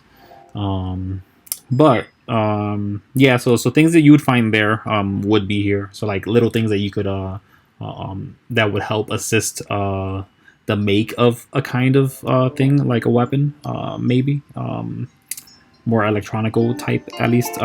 Maybe not so much those pistols, but you should be able to find something. And you said you're drawing it, so you could kind of work on making something yourself, I'm assuming. Yeah, okay, okay. Definitely, I'd be All right. looking at for ideas. And Okay. Wait, so it's like a magical version of a radio shop. Yeah, kind of. Well, not only there's no magic around, really, so it's just kind of a Radio Shack. So it's literally just a radio shack. How the hell did they? Oh wait, they are spaceships. Never mind. Yeah. I mean, I would suspect that the spaceship was powered by magic, but okay. Yeah. But on top of that, as he sees you guys looking around, he says he pulls out the 2 boxes. He's like, listen, these things. Obviously, the prices aren't on. What am I talking about? He says these things, as weird as they look, I forgot his voice already. These things, as weird as they look, they're actually very interesting. So he points at he shows you a box that's about the size of what's a good size box thing? Shoebox. A what? A shoebox. A shoebox? No, it's too big. I'll say more like apple sized. Let's just call it that. Yeah, and Like he a said what size box? like just like an apple sized box. He says if you throw this anywhere, it'll just start making noise, like for no reason. It lasts like a couple seconds though. It's called a chirping block. Okay. It just I makes pull out noise. my little toy soldier with these little symbols, Mm-hmm. and I show him here, a bit like this, and I wind it up and make it go. He's holding his chirping block, and as you turn it on, he's looking at it, and it makes a noise that we heard in the first very episode. Was it the first episode? Sure. This is the second one. This is, episode. What? The first session, second session. For some reason, sorry, I put episodes when I write them down, when I save the files, the audio files. I don't know why. Like a TV show. It helps me understand that this kind of was a show. As he's looking at it, he was even thinking about throwing it in his store, but as your thing is chiming and making all this noise, it's just like right. That'll cover most. I mean, you could throw this one though. You throw it as far as you want. I mean, you can throw that one as well. I guess you can. He kind of scratches his nose It might with not work one of the after corners of the that, chirping but- block. It might not work Very after. interesting. Always a What was your distraction. other? This one's just a caltrap sink. It comes with caltraps already in it. Again, replaceable by just any regular caltraps as long as they're made of the same metal. And I think it's made out of iron. It's just ignore that fact, whether I know it or not. The guy knows, I don't. So he's like, yeah, there's a caltrap sink. You throw your caltraps on the ground, and as long as they've been in this box before, they'll rush back in there. Most of them. You will lose some eventually. Lose something. I'm sorry? Kuiko is interested. Okay. So yeah, he puts that down on the table. He's like, that one's 50 gold. I can buy 10 How much for the beautiful gun in the window? The 8-shooter. Ah, there's a sale on that one right now. Half off. 500 gold only. We actually can buy that, but I asked him what kind of damage it does and how prone it is to jamming. the character will know about them. So you can just ask the See, shopkeeper. Oh, if you buy a gun, they'll tell you. yeah, like how powerful it is generally. How good it is. Yeah. You have to Yeah. buy it. So he does pull it out. Saying. He does pull it out. He opens it up a bit to show you. He says like, yeah, it's 8 barrels. If you have the bullets for them, I don't carry bullets, but if you did have them, you would be able to do a decent amount of damage. I won't say too much. There's that guy right there. He points at the shotgun. It's like that has a lot more stopping power at closer range, but long range is almost useless. So that's why there's this thing. So if you wanted to really do some stopping power, you got that guy there. And then if anybody's ever far away or running away from you, you might want to use this. And with the 8-round stinger, you definitely won't have any misfire issues. At least not really, because it is meant to protect from those occurrences. So he kind of spins it, and he does the maneuver to shoot, and he clicks it about 8 times just to show it off. And as he does that, he hands it over to you so that you can play with it, and you can tell that it's meant to not jam up. Like if jam up was an issue with weapons, this weapon is probably the better one, but it probably doesn't do better damage. So That's you know just the probability of. no. There is still probability of it. I didn't hear you. I'm sorry. What did Danny ask? Oh no. Like, you just remove the probability of having chances of it breaking. No, yeah. So and my answer to that is actually it can fail. Some guns, like if you roll A misfire, yeah. it'll fail. Yeah, so the misfire range for this one is lower than a lot of the other guns. Yeah. Is the classification for this one? This is a stinger. It's meant to continue shooting no matter what.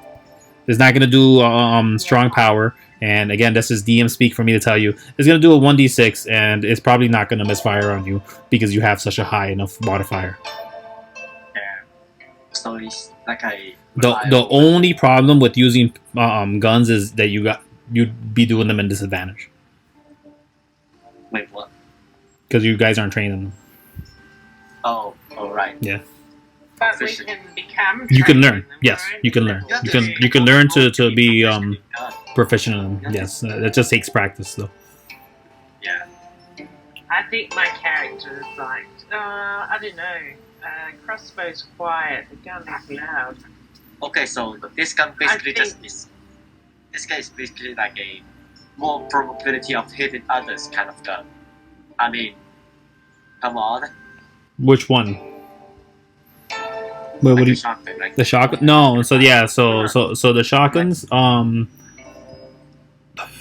way. they're- We already have a shotgun. No, I'm not talking about the shotgun. They're- I misspoke.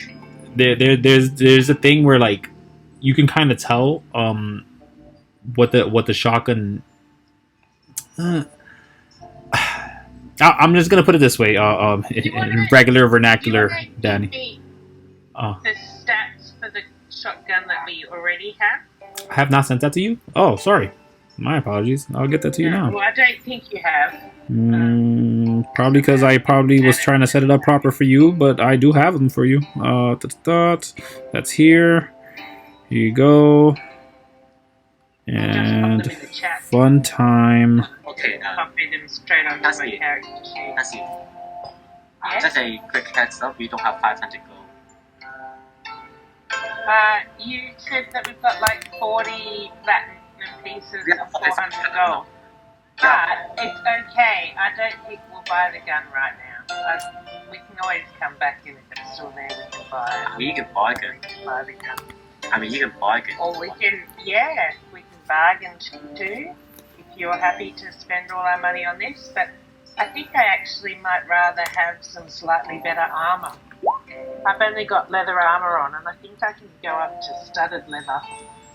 Wow, imagine complaining about leather on. I think I can go up to studded leather armor, and that'll improve my AC, but not affect my. Oh wait, I should just give you. I should just give you 20 platinum from that chest right now. Oh, okay, thanks.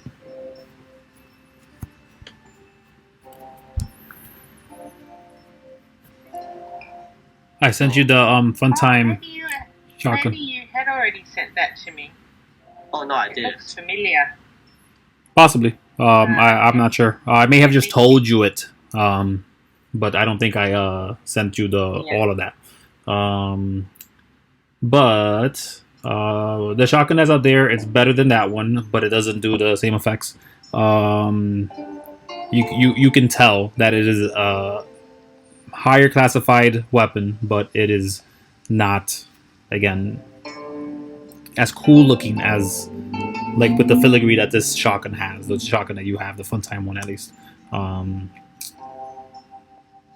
But again, the proficiency thing is a problem. If you are proficient in a rifle It does or say it, pistol, it'll feet, no disadvantage. the fun time offers no disadvantage within 5 feet. Yes. Yeah. So So I'm better using it up close than I am of course, yeah. in the background. Mm-hmm. Yeah, cool. Okay. Thanks for that. I'll add it to the character sheet. Okay. And I can use that.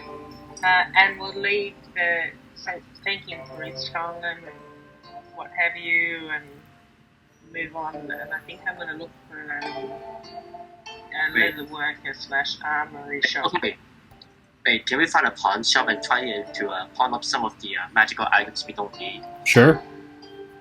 Yeah. Wait, is there a pawn shop? What do you want to pawn off?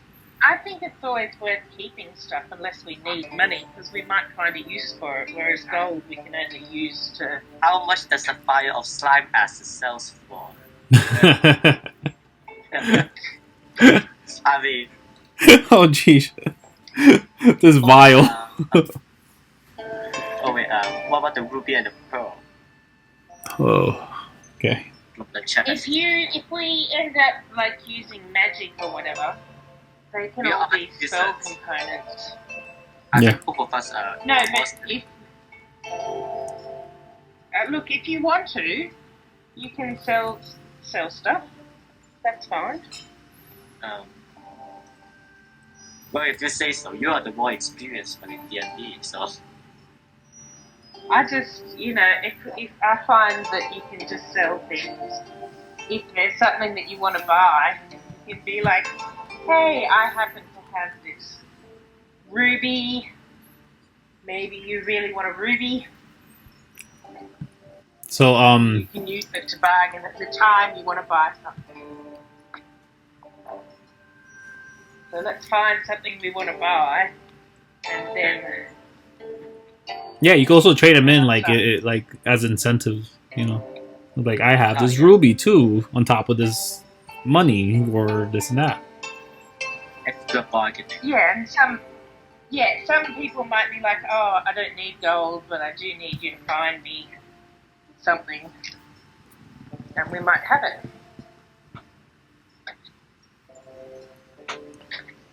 Or Okay. I don't know. Maybe Well, I I guess we just water. go walk around town. All right. Yeah, I'm looking for somewhere to buy some new armor. Wait, Armor. what about the weapons? Um, the weapons for the pirates, right? So stepping out of that shop, there are several other shops. There's a shop. It is not across the street. Yes, okay, so the shop across the street just says 322 Main. But the run next to that, it says armed to the teeth. Wait, say that again. The one across from Victor's Technologies is the 322 Main. It just says 322 and then Main on it. And then the shop right next to that, their sign is slightly smaller than that 322 Main for some odd reason, but it does say armed to the teeth. Okay, let's look in there. So you guys walk in, and this is straight up weapons shop. It does carry armor, has shields up and down it, and it has all types of weapons. It has swords, axes, battle axes. There's a battle axe, excuse me. There is several pikes that are locked in place right by the front of the door. There seems to be a blue sigil right in front of the lock in front of it. And there is also, as you saw, armed to the teeth, it had a sign with two hand axes crossing each other. But the hand axes, they kind of had teeth painted on the edge of them. You do see something that looks exactly like that hanging over the who is idly by just looking at something in his hand as he's how do you say going through the motions of the day. Hasn't even noticed you walk in. Let's put it that way. Okay, so he's only got weapons, not armor. No, there seems to be some armor here. Oh, okay, cool. So, I ask if he's got any, lightweight, quiet armor that'd be an upgrade from what I'm wearing. Ah, little one. Excuse me. I say that only because everyone is smarter than me. He thinks about that for a second. He's just like, I'm tired of bumping into tall places. But anyways, he Not a problem I have, I say. as he look up at him.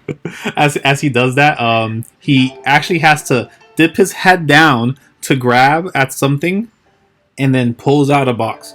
And then from that box, he shuffles in a couple of armors. Most of them just seem to be leather armors.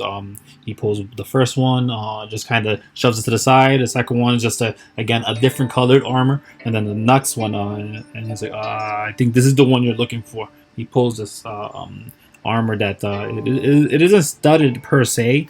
It seems to be lined with some kind of silver coloring.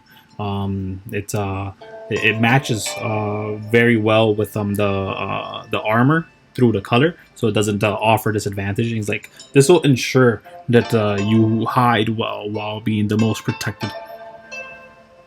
That's fancy. I say admiringly. How much? For this one, oh god, I don't even know. Let me see. Is this? Geesh. I gotta look at what's the D&D standards for this. What? I think is it elven armor that you're looking at?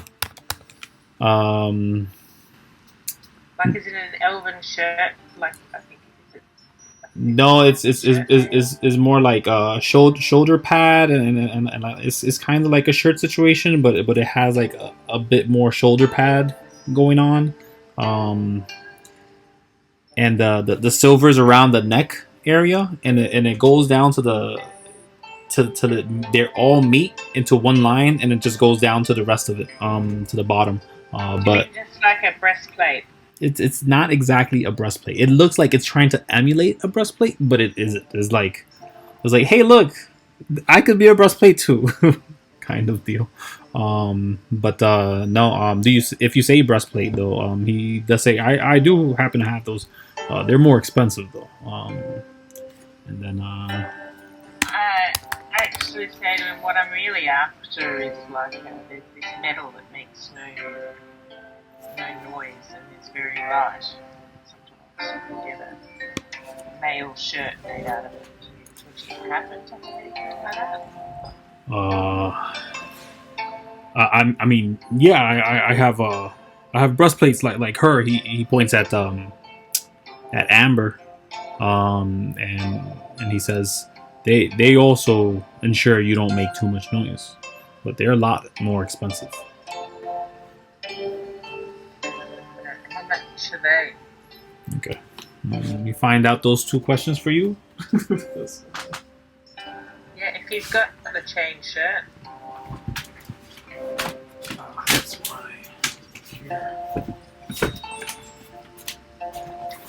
And there you go. I found my book. Just give me 2 seconds. I think I had this. Yep. Okay. Yeah. So for the studded leather, he would say that this one is $30. Wow, I said $30. I literally said that out loud. 30 gold pieces. Sorry? 30 gold pieces for the for the studded leather armor. 30 gold for the entire armor. For the studded leather armor. No, just for the shirt. Oh, for Oh, hang on. Are we talking about the male shirt? Like no. This shirt? is the studded leather armor. Leather armor. The studded leather armor. Okay. That one's 30 gold. Wait, that's hella cheap. Yeah. He doesn't have the shirt. But he does have the breastplate, and that one is 600 gold. And the breastplate, what does that do for my AC? The breastplate itself, functionally, it gives you 14 plus dex, while ensuring you don't get disadvantage. plus dex, and the studded mail. The studded leather would be 12 plus dex. I don't think there's studded mail. But What is mail? how much was the fancy? And the fancy shirt doesn't give me any disadvantage. Oh, he doesn't have that actually. Or anything, does it? No. If the chain shirt doesn't give you disadvantage, yeah, you're right. And that would be 13 plus No, I'm dex. sorry, I was talking about the fancy. Oh, you're talking about the studded leather. Oh, yeah. Sorry. The leather the leather one or the metal one. The metal one. Yeah, the so one that you said was kind of camouflaged. No, the leather one was sort of camouflaged. The studded leather, Okay. that one's 12 plus dex, no disadvantage. But then the breastplate is 14 plus dex, but again, no disadvantage. And the breastplate just looks regular. It doesn't look like there's any extra to it. It looks like a basic version of the one that Amber does have, minus the little neck protection piece that she has, but that's not going to give any more functionality. And it just doesn't have the crest symbol of Dosal Oak. That's it. Okay. And how much was this one? The 14 plus dex? He says 600 gold. I worked on that one myself. It's quite nice. If I trade in the armor I'm wearing currently, what would the price be? Assuming you have a leather. Mm-hmm. It's like I'll take it for a gold. It's used. Yeah, well, I don't want to carry it around, so I'll take 10. Did you say 10 gold? Is that what he got? I'll give you a gold for it. A gold. Okay. How about you trade it in for some crossbow bolts? So, how much are these bars of gold worth? Do you put out the bars of gold? The dragon bar. Or are you just asking Well, me? I'm asking you first. So the bars of gold are about 25 pounds in your hand. So that is. Turn it to a armor. I'm sorry? But you're selling the gold to an armor. No, she's just asking me. Real quick. Oh. But let me explain the gold. They're about 25 pounds each, and you have 4 of them. I'm assuming. Yeah, but just tell me the price of one, because it's 4 units, It- and then the price is individual. Do you know what I mean? Yeah.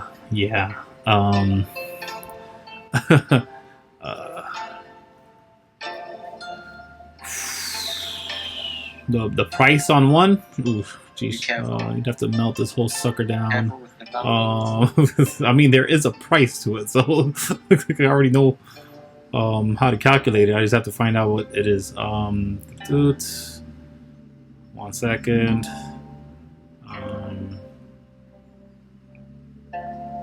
No, there you are, right here. Now let me get my calculator.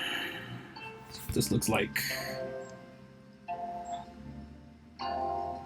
Oh man. Okay, so I have that 25.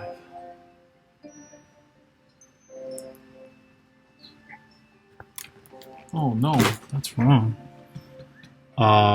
Okay, you can tell that this is at least 2,000 gold from just like a glance. That's just not 1 bar. Yeah, 1 bar at least. Cool. So we won't use that.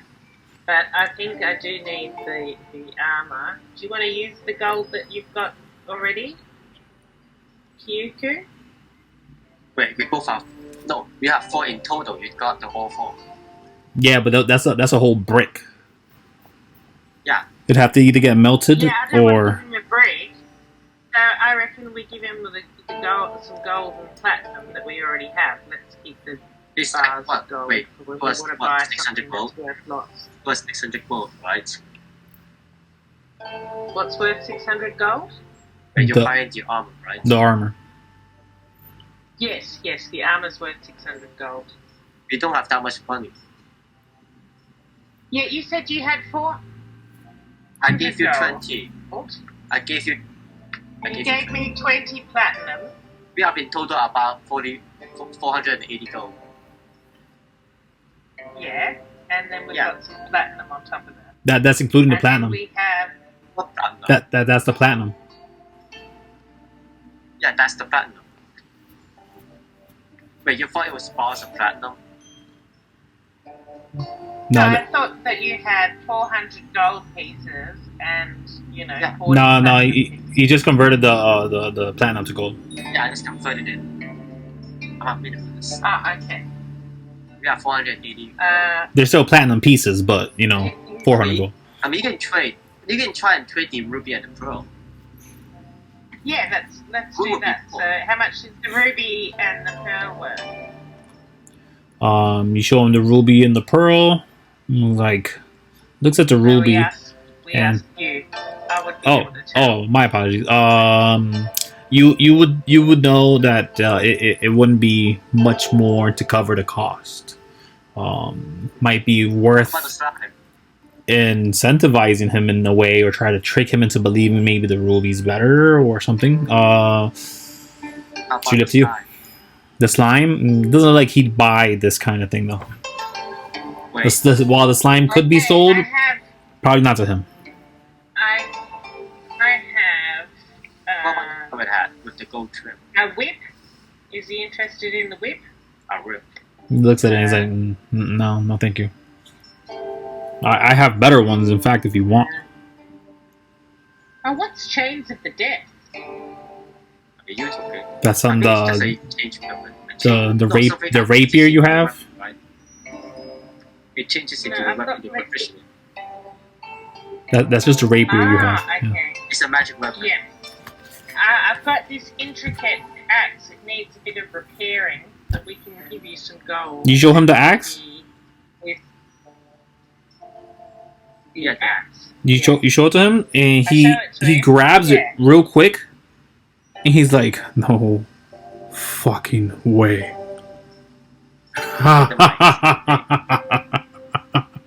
He just starts laughing right then and there. He's like, "There's no way." Did you kill him? Is he dead? Is Horp dead? Did you get him? Wait, what did you do? Did you get him? Cassie, what did you do? Yeah, Yeah. he's dead. Oh shit! Nice, fucking One of nice. the other- Was he Whew. the one that we captured and sent to be The Minotaur. Yeah, use him in. troubled, or is he one of the ones The Yeah. pirate. we killed? He was definitely one of the traitors that you killed. That Mary slaughtered him. I say yes. The dastardly bastard tried to ambush us on the road, but we took care of it. Makes sense. Screaming about Ohe all the time, that son of a gun. Used to be a brother in arms with me, but no, he shifted alliance quick. Gold. See? Yeah. Always wins. Now, I'll take this off your hands. And I'm even willing to give you this. I'm sorry. I'm even willing to give you this armor for it. Wait, What? Cassie. I want to make. Could I have the other side? Value Wait. This adamantite. or This- insight it this- might be. This freaking Alright. adamantite. Yeah. So, you know what? Give me an insight check. Oh yeah, you got the insight there. So yeah, 14 gives you. This guy's been looking for this weapon for some time or more. So, was jealous that someone had it and was using it, and is now excited to find a way to use it. But he did Right. say, do you guys have the other side for it? I'm sure you guys have the stick part of it. Because it did break and it is rusted, quote unquote rusted. Wait, are we going to sell this? I mean, this adamantite. We could potentially sell this for way high. like more than 600. Yeah, but we need to find someone to repair it, and I think we can get more. So this is what the insight's about. So DM, tell us. Yeah. Do I realise that it's worth more or not? You feel like it could be worth maybe a lot more than this armor. From the way his excitement was, but it could also be that this guy just really wanted this axe. Yeah, well, that's both things we can work with. So I say, hold your horses there. The armour is very nice, but I'm not 100% sure that I want to part with this axe. So, it is a symbol of my great victory. So it would be an emotional wrench to have to part with it. So maybe you could show us something that would ease the loss. My friend here is a ranger and could possibly use something, and Ease the loss, you say? You kill my best friend for 20 years of my younger life, come to me with his weapon, and then try to sell it for some armor. I offer you the armor in place of this. And now he stops himself, collects himself a little bit, and then he looks back up. My apologies. The rudeness of my bandit. yeah, that's what he was. That's what he was. Okay, all right. I really want this now. Now I really want this, but I can't accept it without the handle. Do you have the handle? Yes, I have the handle. Fine. If you give me the handle and you let me keep this, I know what it is made out of. This is not a regular axe. This is strong metal. I'm willing to Adamantine, I say. do a persuasion check, Fizz. I hope I will be next to Fizz while she does this to semi-help her. Yeah, give her like. What do you say? What do you say to help? This can't go wrong. If this goes wrong, we are going to get attacked. What do you say to help, Kuiko? Do you give like extra inspirational words? What do you say? Do you do something? Do you say something? Stay calm or something. you just try to like look like a united front. I mean, I have negative 1 charisma. Oh. Okay. I don't even need it. No, you don't. But it's amazing. But yeah, he looks at you and he's like, all right, I'll make you a deal.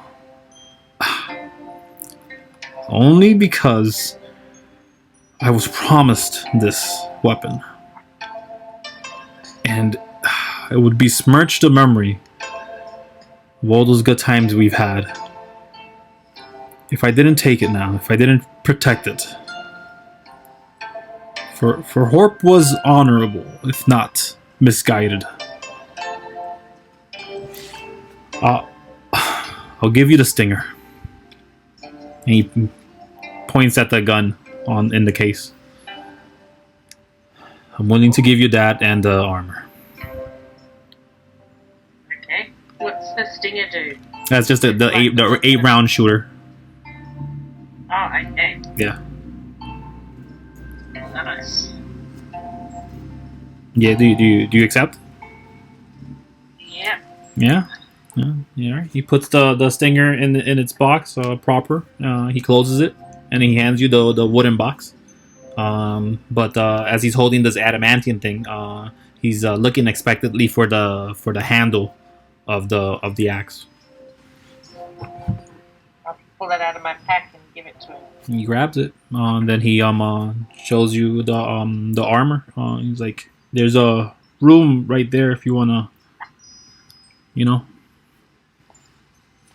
Yep, I go and try it on. So then my AC, you said, was 14 plus my dex bonus. Yes, it is now.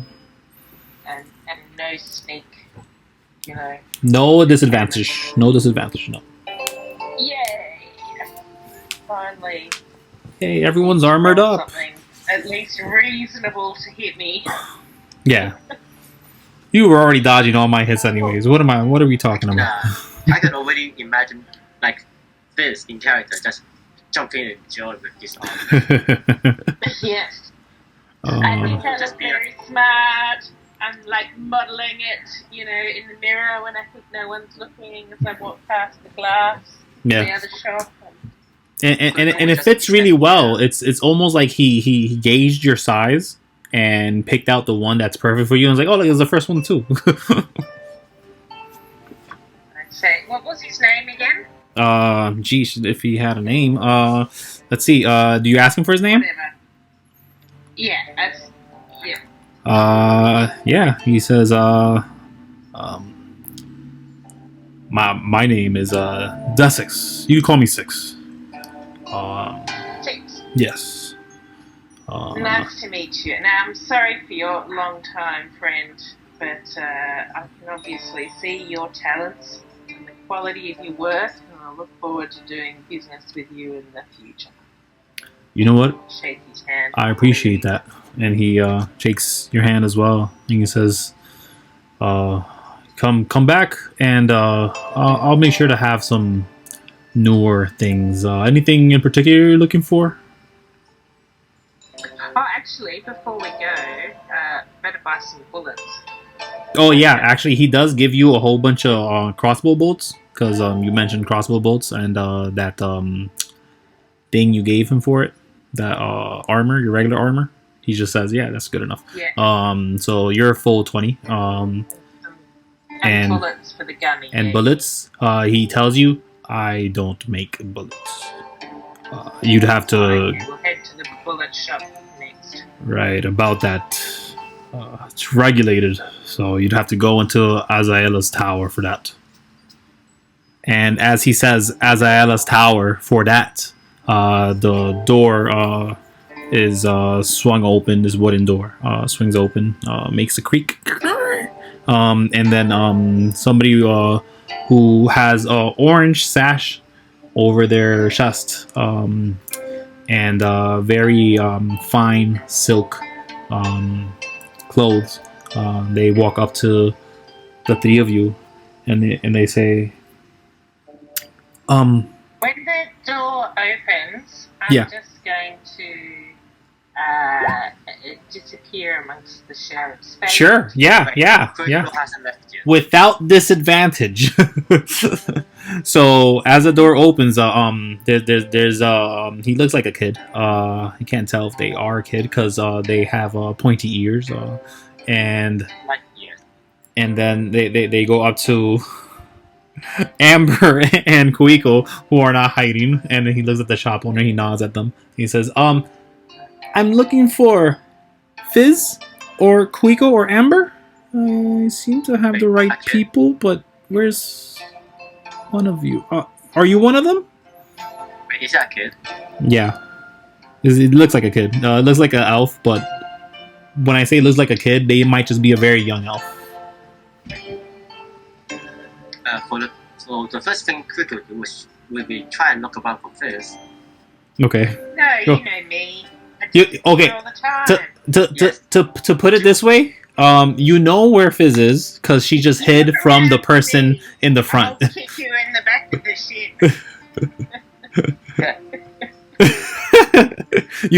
you said all this in Thieves' Cant.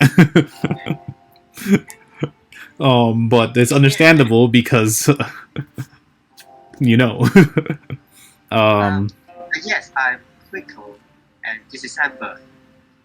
Who are you, little child?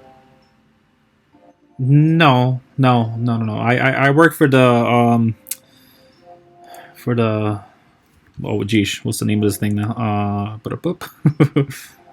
the FBI. Yeah. I am looking for like an acronym that I could say. To be fair, I work for the. I can't find them. I work for the Man in Black. the Men in Black. I work for the Ebullient Revival of Elven Existence. I'm sure you've heard of them. They're all over port. and he hands you a letter. There seems to be some weight in the letter. There's a piece inside of the letter, a piece of something. Maybe a coin is inside the letter. You can't tell, but he hands it to you. He's like, regardless, the ebullient revival of elven existence appreciates your help with all the problems outside of the city. I heard what you guys did. It's very noble. Hope to see you guys soon. And then he kind of just walks away. This elven, very thin, but runs out. What did he give me again? Just a letter, and there seems to be something, a coin shaped inside of it. Oh, I opened the letter then. Yeah, you open the letter, and there's a pretty thick brass coin, and it's just plain as heck. You can't tell what it is. Can I get an Arcana check from whoever is looking at this coin? Great. Is the kid still there? No, he left. He ran. Okay, yeah, Almost. I'll step forward and I'll have a look at the coin. But I'm assuming Mhm. that it's some kind of invitation pass into the tower. That assumption is correct because as you're looking at it, you say, "Hey, that's literally the invitation to get inside of Azrael's tower." I've heard about this. I heard about this The one. on my way over to here on the spaceship that I traveled to get to port.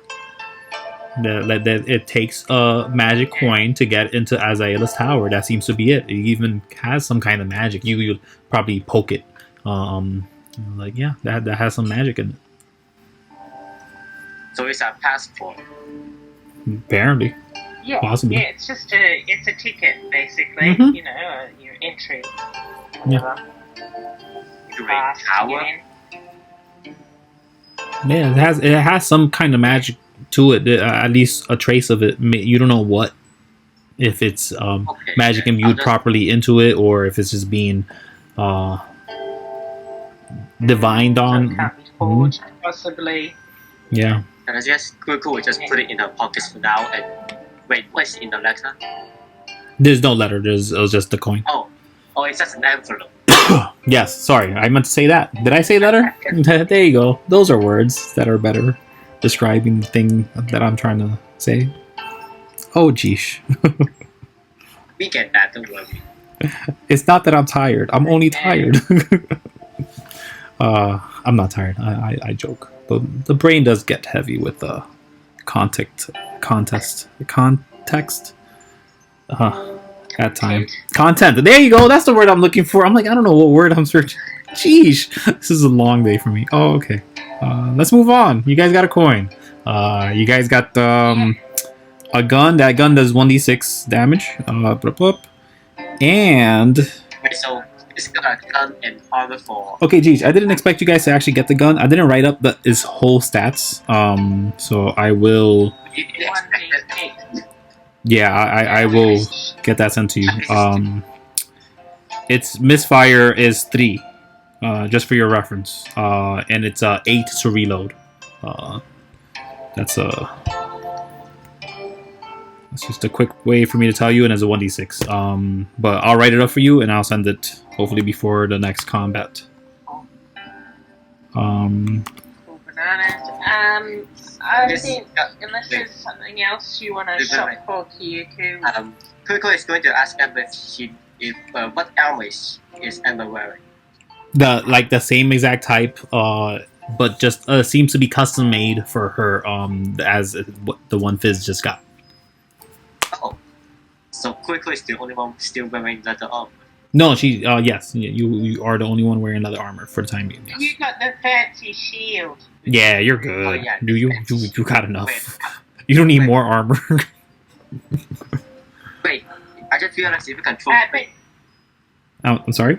sorry? I remember when you DM'd me about something, right? Yeah. The It'd only be your Guardian armor. yeah. Oh yeah, you're right. You have that Guardian armor that was stitched together that Carrie had. If you wanted to put it on, you would get a bit more armor, but you'd have disadvantage on your stealth checks. Don't worry, I'm not Fizz. I don't need to stealth about people. No problem. Be the loudest one while someone's hiding. That makes sense too. Oh right, it's scale armor, right? Oh yay! It completely defeats the purpose of Fizz. Yeah, but again, as long as you're not next to Fizz when she's hiding, you should be fine. Wait, can I like move the armor while wearing my leather armor? But not to be. No, you can't. But No. But I Okay. realize, wait, I'll wear the guardian armor and use the cloth to cover it up. So a couple of things actually. I'm gonna ask. Do you have this conversation in front of this guy? Oh no, I'm just asking as a player. Oh, okay. So you're just asking. Okay. So one other thing then. I do want to tell you that the way this armor was made, it alludes to you that it could be modified in degrees that don't really make sense for other armors. Like the stitching and the craft work that was made into this is a very intuitive armor. Like to put it on is kind of easier than all the other armors. And while it does offer disadvantage, like maybe this could be worked around. Maybe there's something to this. Maybe whoever worked on this before did something that changed the armor. Not in his stats, but it leads you to believe that disadvantage may not be a thing if somebody worked really hard on fixing it off of this armor. Because it's already been adjusted so much that it's a scale. It's scaled to the level that it is, and it doesn't look like that type of armor. It's very different. It just emulates Guardian armor. That's it. So if you probably spray painted it, you wouldn't look like you were trying to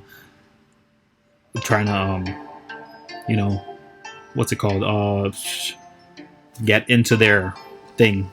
Not that you've ever seen a Guardian. You don't know. You don't even know what a Guardian. I mean, you do know actually. You've seen them around. They travel around. Yeah, they're about. But Guardians are usually very finicky. If another Guardian sees another Guardian, they're like, "Hey, you're a Guardian. Let's hang out. We're totally gonna be best friends." I mean, as long as you're a Guardian, and I won't have to kill you. So the people that aren't Guardians wearing Guardian armor is never healthy. So can I like modify? Oh wait, I can modify on the spot, right? You won't be able to modify it on the spot, but you could possibly find someone to help adjust or fix it. You'd probably need an expert hand for that, though. Okay. Well, can I just go into a back alley or something? No, you won't have to go to the back alley. Wait, for what? So like, can I just wear the armor and then just put a piece of cloth over it?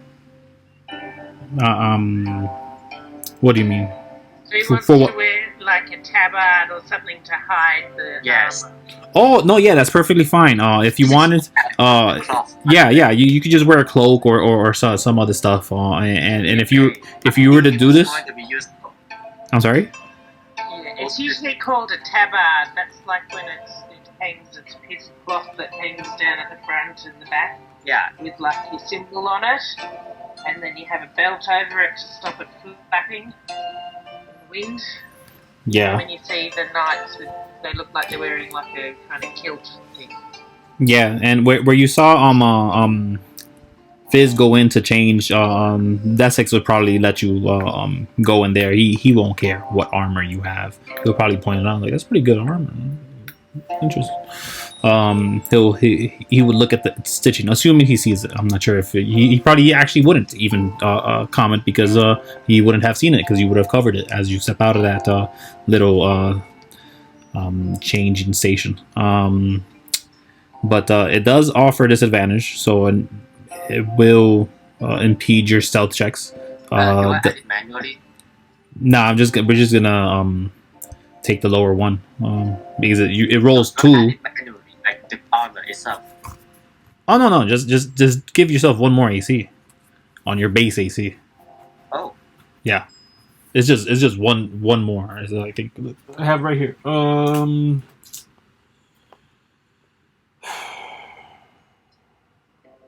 Yeah, it's a 14 plus Dex with disadvantage.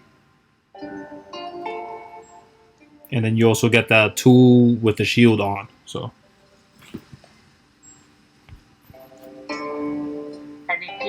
it to your inventory Yeah. and then have it equipped. Sometimes it'll show up when you do your stealth roll. Just try doing a stealth roll.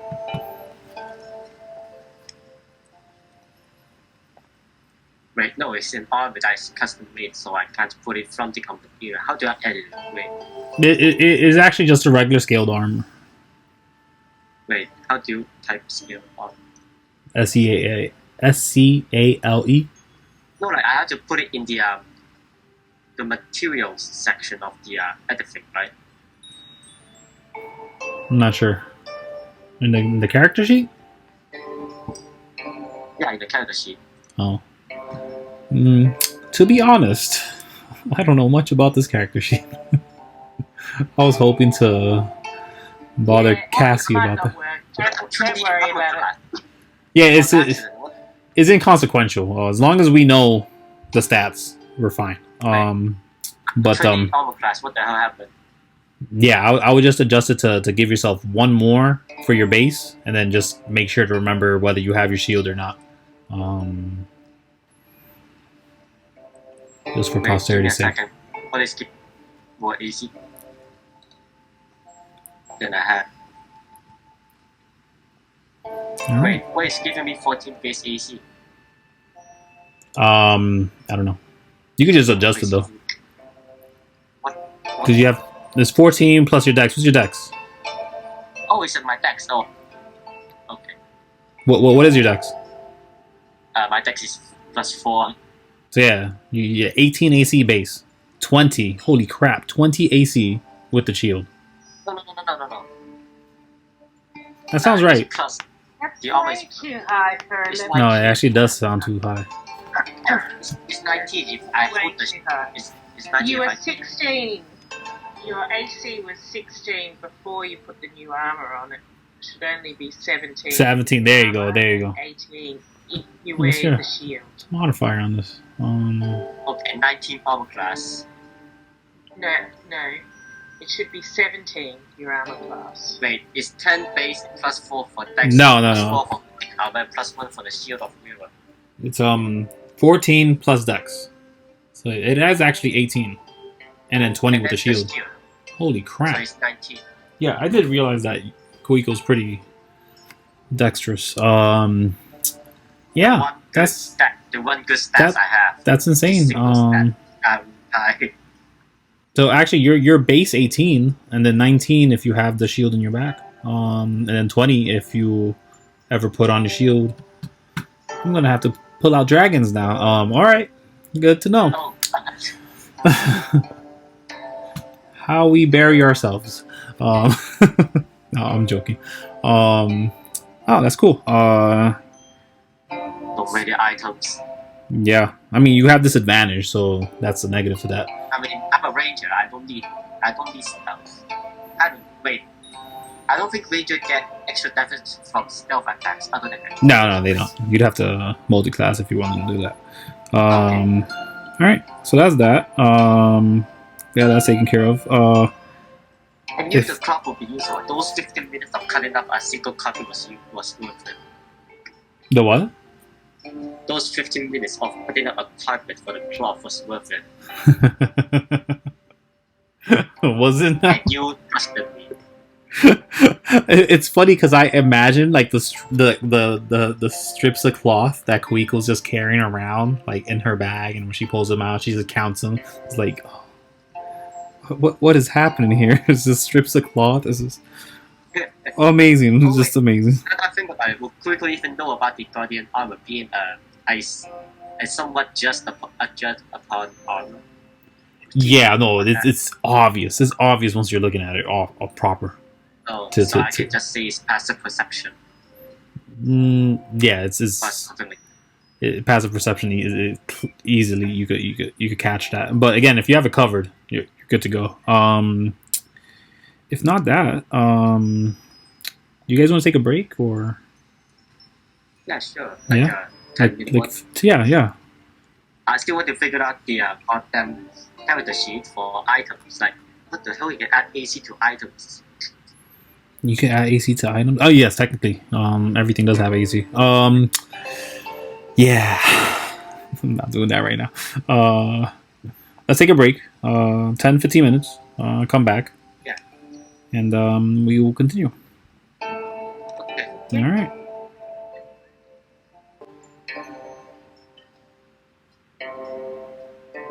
Hey, Hey, Dan.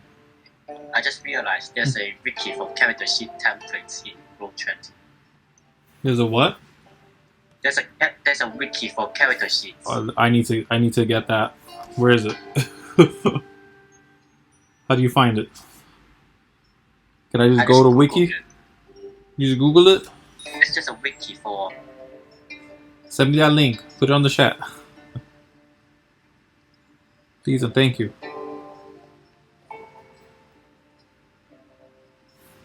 I mean, Oh man. it is pretty useful. Is it? because Yeah. Yeah. I spent all day yesterday or the day before yesterday, I'm not sure. Really? Trying to figure out how to do a thing that's gonna make combat run faster. Just because I'm trying to figure out at the end, and the whole reason I'm doing this is, well, obviously to play D&D, but secondly, also obviously I'm recording it all, but and eventually I plan on posting some stuff, but all just in tandem with my book, or when it's published or the website's done and all that. But I'm trying to just do some kind of combat maneuvers where it's just quick and easy for me, and I don't know. I think I would need Cassie's help for that, because I saw that. See, and I'm two minds about it. I saw how when Cassie did it, so Fizz did her that weapon that she got, right? It was Yeah. the way that that it does it through the character sheet is so seamless. But when I try to emulate it, it wouldn't allow it the same way. I don't know what I did. Oh, you can draw. I can draw this. When you try to draw that, it never works out. The what? Like trying to do something people do so effortlessly. Well, it isn't so effortlessly. She had to learn, but I went through like YouTube and all this stuff, and nothing helped. So maybe the wiki might be able to. You sent it. How very nice. Thank you. Yeah, let me check it out. Okay. Oh, sorry, I was talking to myself. Oh, hello. I'm gonna spend some time with you. Oh. Teaching you how to do that. Hello, we hear you now. Teach me enough. Yeah, that'd be great. I just so Christ, there's a lot in here. I was trying to do, and now that you're here, I'm gonna bother you about it. I was trying to do the just how you have the rapier deaths. I was trying to get that set up for myself and essentially learn how to do that, because geez, I need to. But I have it essentially the same exact way. What's going on, Amber? Whoa. I don't know what's going on. There we go. Okay. Yeah. But that's not the one I'm talking about. I want him because I want to show you what I get. For the thing that I tried. So this is what I get, and hopefully it comes. Yeah. So that's all I get. I wasted a natural 20, but that's what I. Oh jeez. Okay.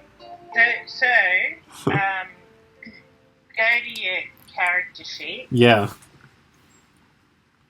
And then click on the little cog. Yeah. And then on the third column, it says auto damage roll. It's about 4 down, 3 or 4 down. Auto damage roll. Yeah, and if you click on it, you get don't auto roll damage, or you get auto roll damage and crit. You want auto roll damage and crit. selected. I don't see an auto roll damage here. So see the column that has NPC on it? I don't. Got three. You on your character sheet. Yeah. Okay.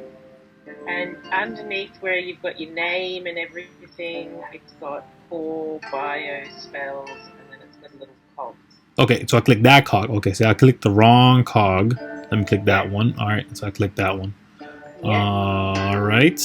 Then in the third column, Okay. you've got NPC Well, roll queries. NPC roll queries. Oh, I see. You've got auto damage roll. Yes. So I want auto roll damage and crit. There we go. Yeah. Um. Unclick your cog. Go back to your core. Okay. Click your Core. weapon. Okay. And yay! Oh shit! You guys saw It's it. really useful. It would take forever, but it would be very useful. This changes everything because now I can make combat almost seamless. So Yeah. I always have trouble trying to clean up my character sheet, and in the end, it always looks like a complete garbage bin. Now, the other thing you'll be able to do, Yeah. if you've got all of your monsters Mhm. in this, you know, I don't. over on the left where you've got your pointer and your paintbrush and Yeah. your tools, The macros, right? there's one called turn order. Uh huh. So open up turn order. Give me your name. Or initiative order or something. I can't remember what it's called because I'm not in DM mode. I have macros. I got collection. So where you've got your, you know where you've got your arrow for select move, and then you've got your draw. Oh, that turn order on the other. Okay, sorry. Turn order. Yeah, I do have turn order here. Yeah, so open up turn order. Yeah. Okay, It's now you open. need the token Mm-hmm. for your monster. So put your monster on, or your character, your NPC or whatever. Yeah, let me find one real There's quick. me.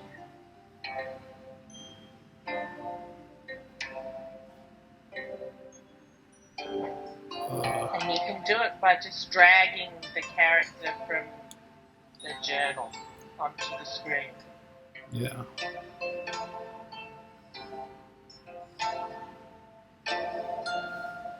Just type. Right, so now if I have Fizz selected and I hit initiative, see how it pops up in the turn order with the 4? Now if Yuku does the same and you do the same thing for all your monsters, you'll have the turn order right there for you to go through Oh. everybody's turns. Oh, I usually run initiatives physically. I feel like it's faster. It can be, if you have like a half dozen monsters, Mm-hmm. you just click on each one and then hit the initiative on the same character sheet.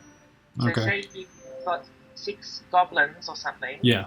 you can click on the token of a goblin, go to the same character sheet, like one goblin character sheet, and click the initiative. So then you'll get 6 different initiatives for your 6 goblins using the same character sheet. And then when you hover over it in the turn order, it'll highlight it on the screen so you'll know exactly whose initiative it is. Oh, okay. So it uses their It just initiative, makes the essentially. organisation.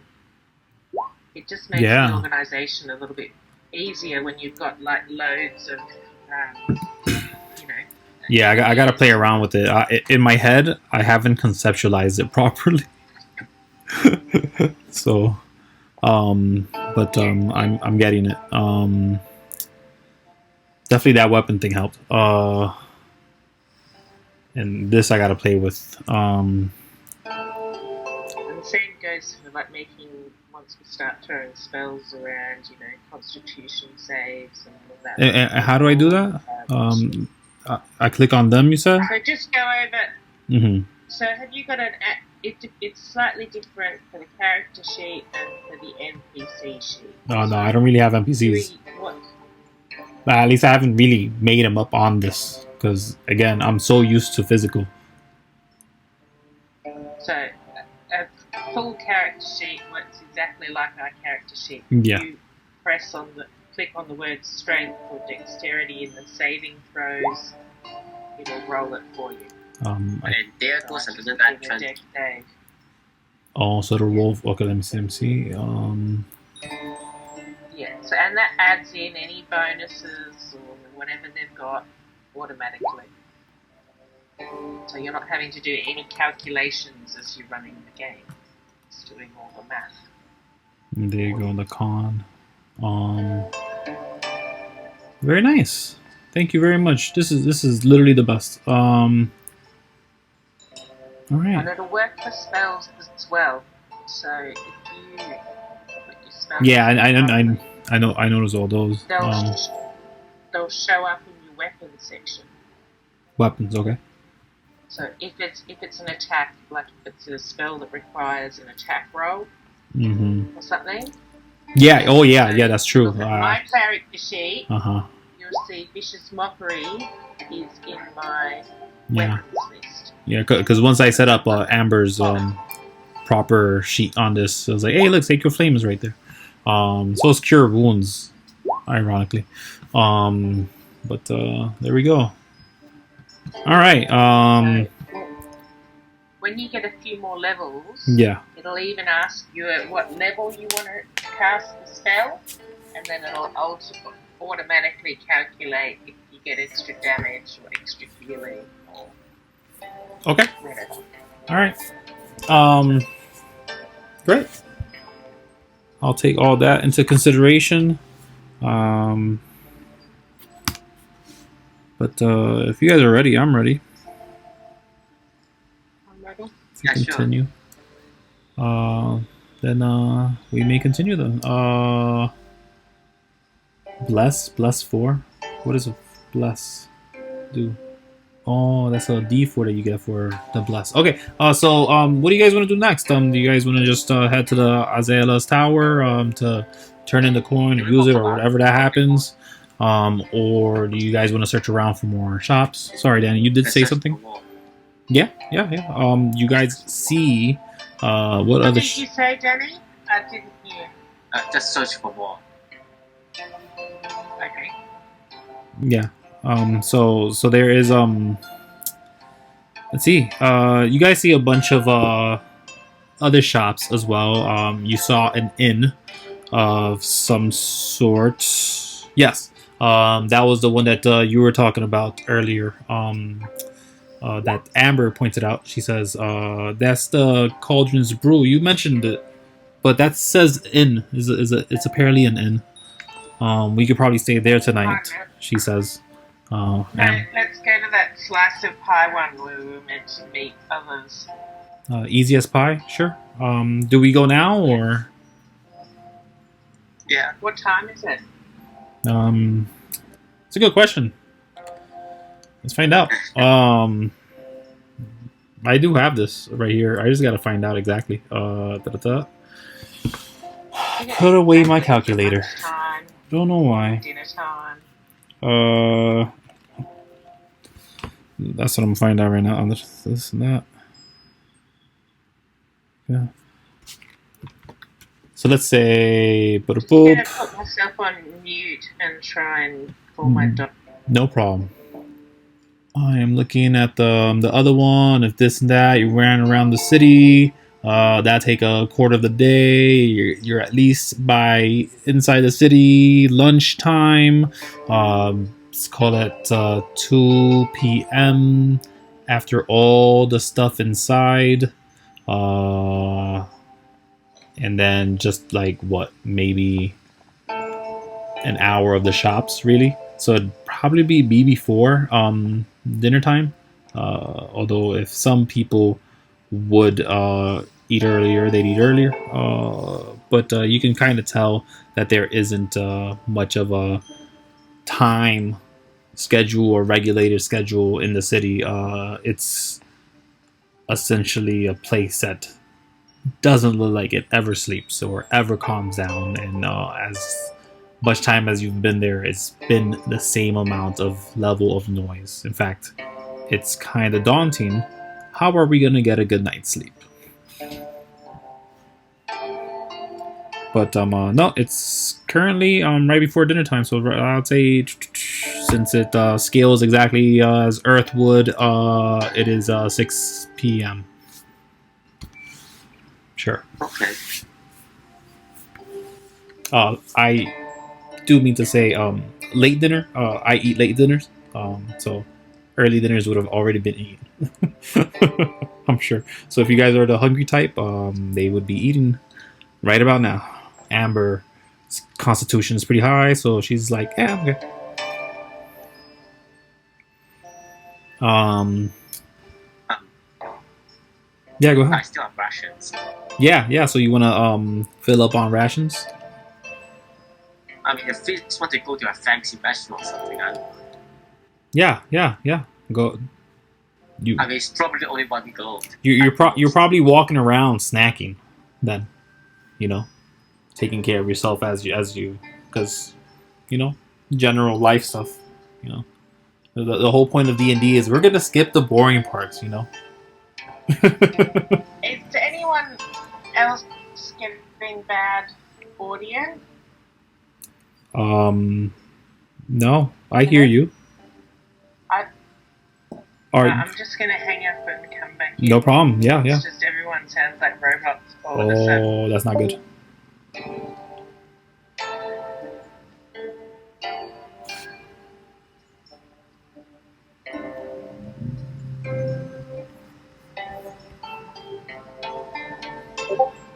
Nice music, by the way. I love this one. It's like my favorite one on what's it called? What's this thing called? Cheech. I know the name. Tabletop audio. There you go. Tabletop audio music. Amazing. I love it. Hello? Hello. How do we sound now? I sound Wait, what? Sound like robots? much better. Oh, okay. All right. Okay. Yeah. What did I miss? We determined that it's around 6 p.m. So early dinner people would be eating about this time. I wouldn't. Amber is not going to talk about food because she's not hungry. So she'll probably just eat something. Okay, so Drink something, I mean. do you think we should go to the Slice of Pie Tavern, or we should go straight to the tower? Amber, I think the town will be better. go ahead. Sorry. I think the town will be better since it's still pretty early, and we still have rations in case. Amber agrees. She says, "Yeah, if we're to do anything official, like she looks to where the coin was pocketed, we should or might as well take care of that now." Okay, on the way, I'll grab some street food for a snack. I always try the local street food. Yeah. So Funnily enough, street food here is high class and high grade. And you see that, and in fact, it bothers you a little bit because you're not used to this level of quality of street food. This street food is not street food type. It's not street food quality. Nonetheless, I'm sure you're going to inquire, what kind of street food do you look for? I'm looking for meat on a stick. Meat on a stick. So you see Style of thing. you see a place that is called Bob, B-A-B, and it's just like the the store with the glass front, the Victor's Technologies. It's kind of the same front part of it. Is like there's a good section of that, and there seems to be a whole lot of that around in the city. Well, at least from the new things that you're noticing, you can kind of tell is like the oldest this is probably 13 years. That clicks in your head. Yeah, that's probably around when the war kind of stopped, and we were like, okay, everyone get along now because nobody has time for that. So some of them are white. In fact, most of them are white bases with this glass, and then it protects the person from the other, essentially giving them a bit of a podium to serve you and take care of their business. It just looks like a food truck, but doesn't have wheels. It's stagnant there, and essentially you go to this kebab and you ask for food, and they're like, sure, 10 gold.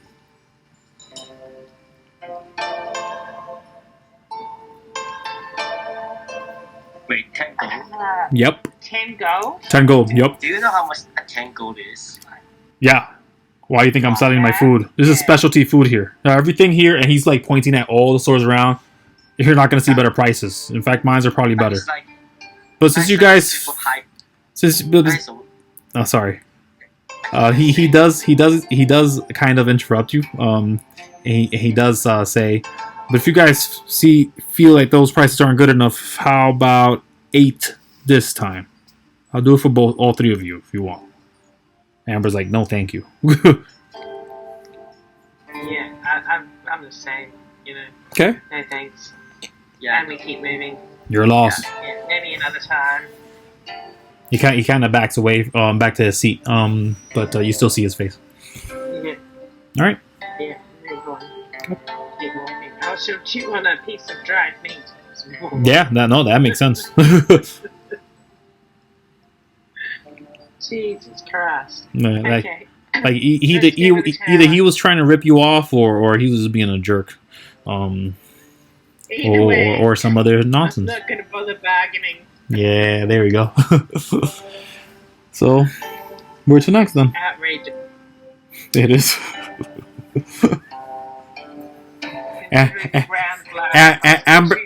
Amber clutched at her I think she doesn't have a club. She has a what is not a, it's not a club. It's not a Morning Star. What does Amber have?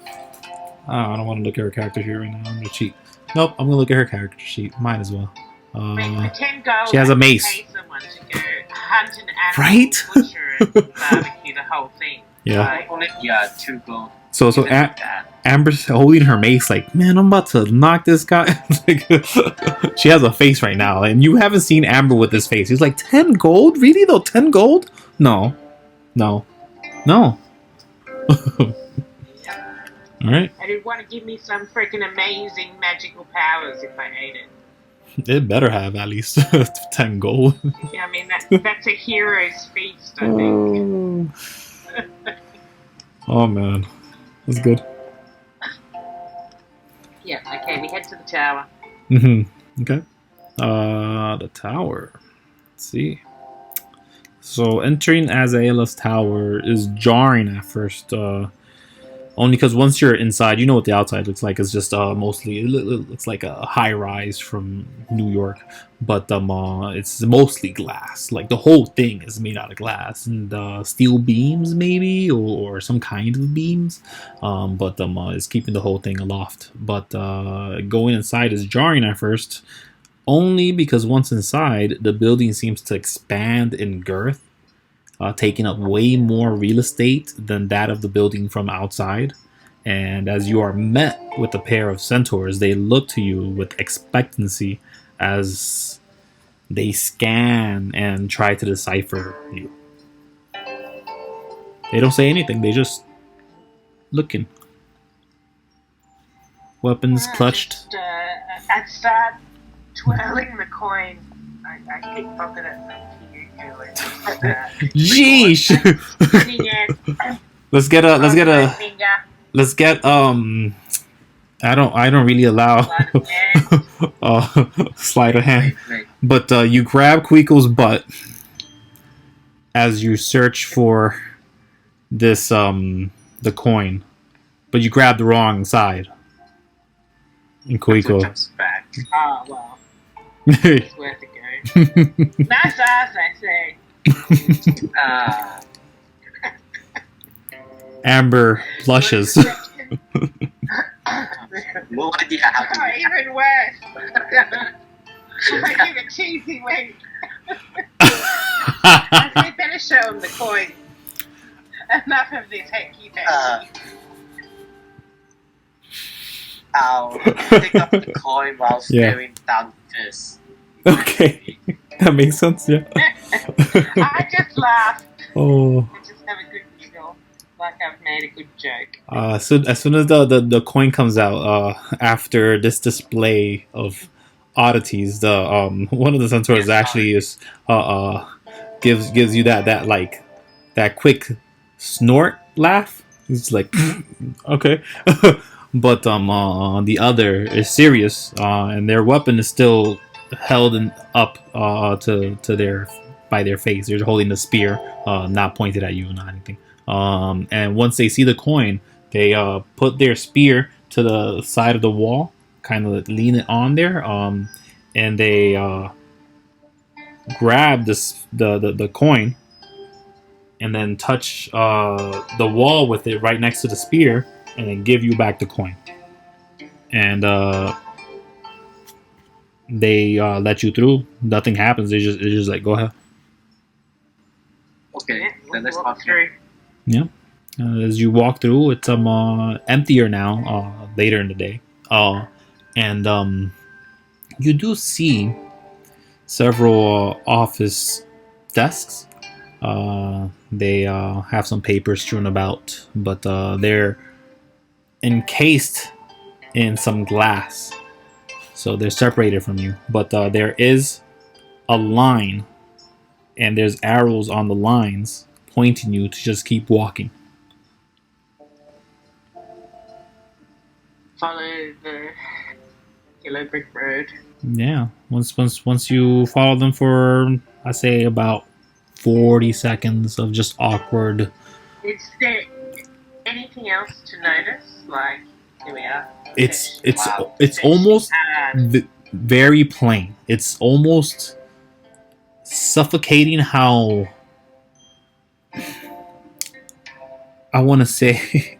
There's a term I want to say, but God, if I could think of it now.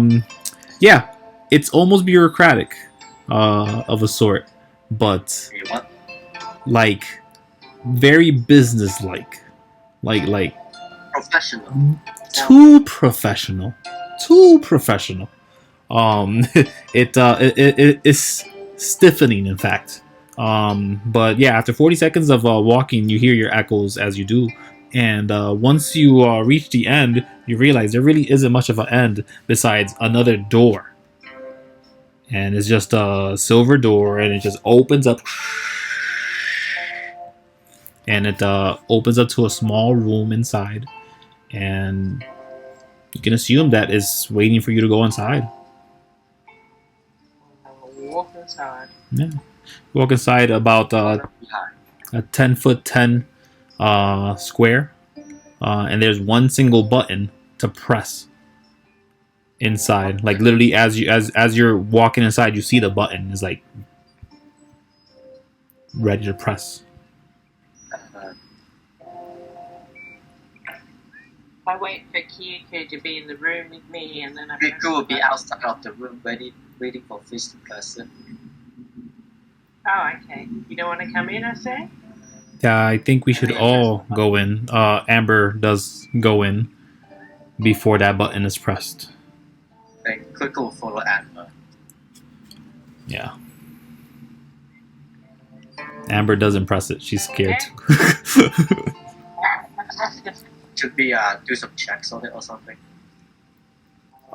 Does Kuiko say that, or is Danny saying that? I mean, they don't know what checks are, right? Yeah, okay. Okay. Good point. Too late. Okay. He's already pressed the button. Press the button. Okay.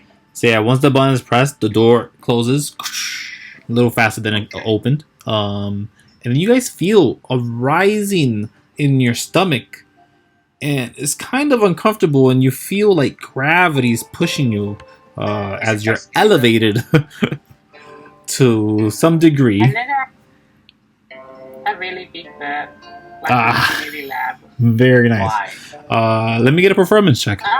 Just for fun. Yeah, let me get a performance check. Because of the pressure. Yeah. Advantage though. So 18. Boom. There you go. You get a nice 4 seconds in. Everyone's uncomfortable now. And then the elevator door opens once it stops. And what you see is it's an so a lizard folk that is kind of bigger than a lot of the other ones that you've seen. There aren't many around in port, but there's enough that there's a bunch of them. But this one is huge.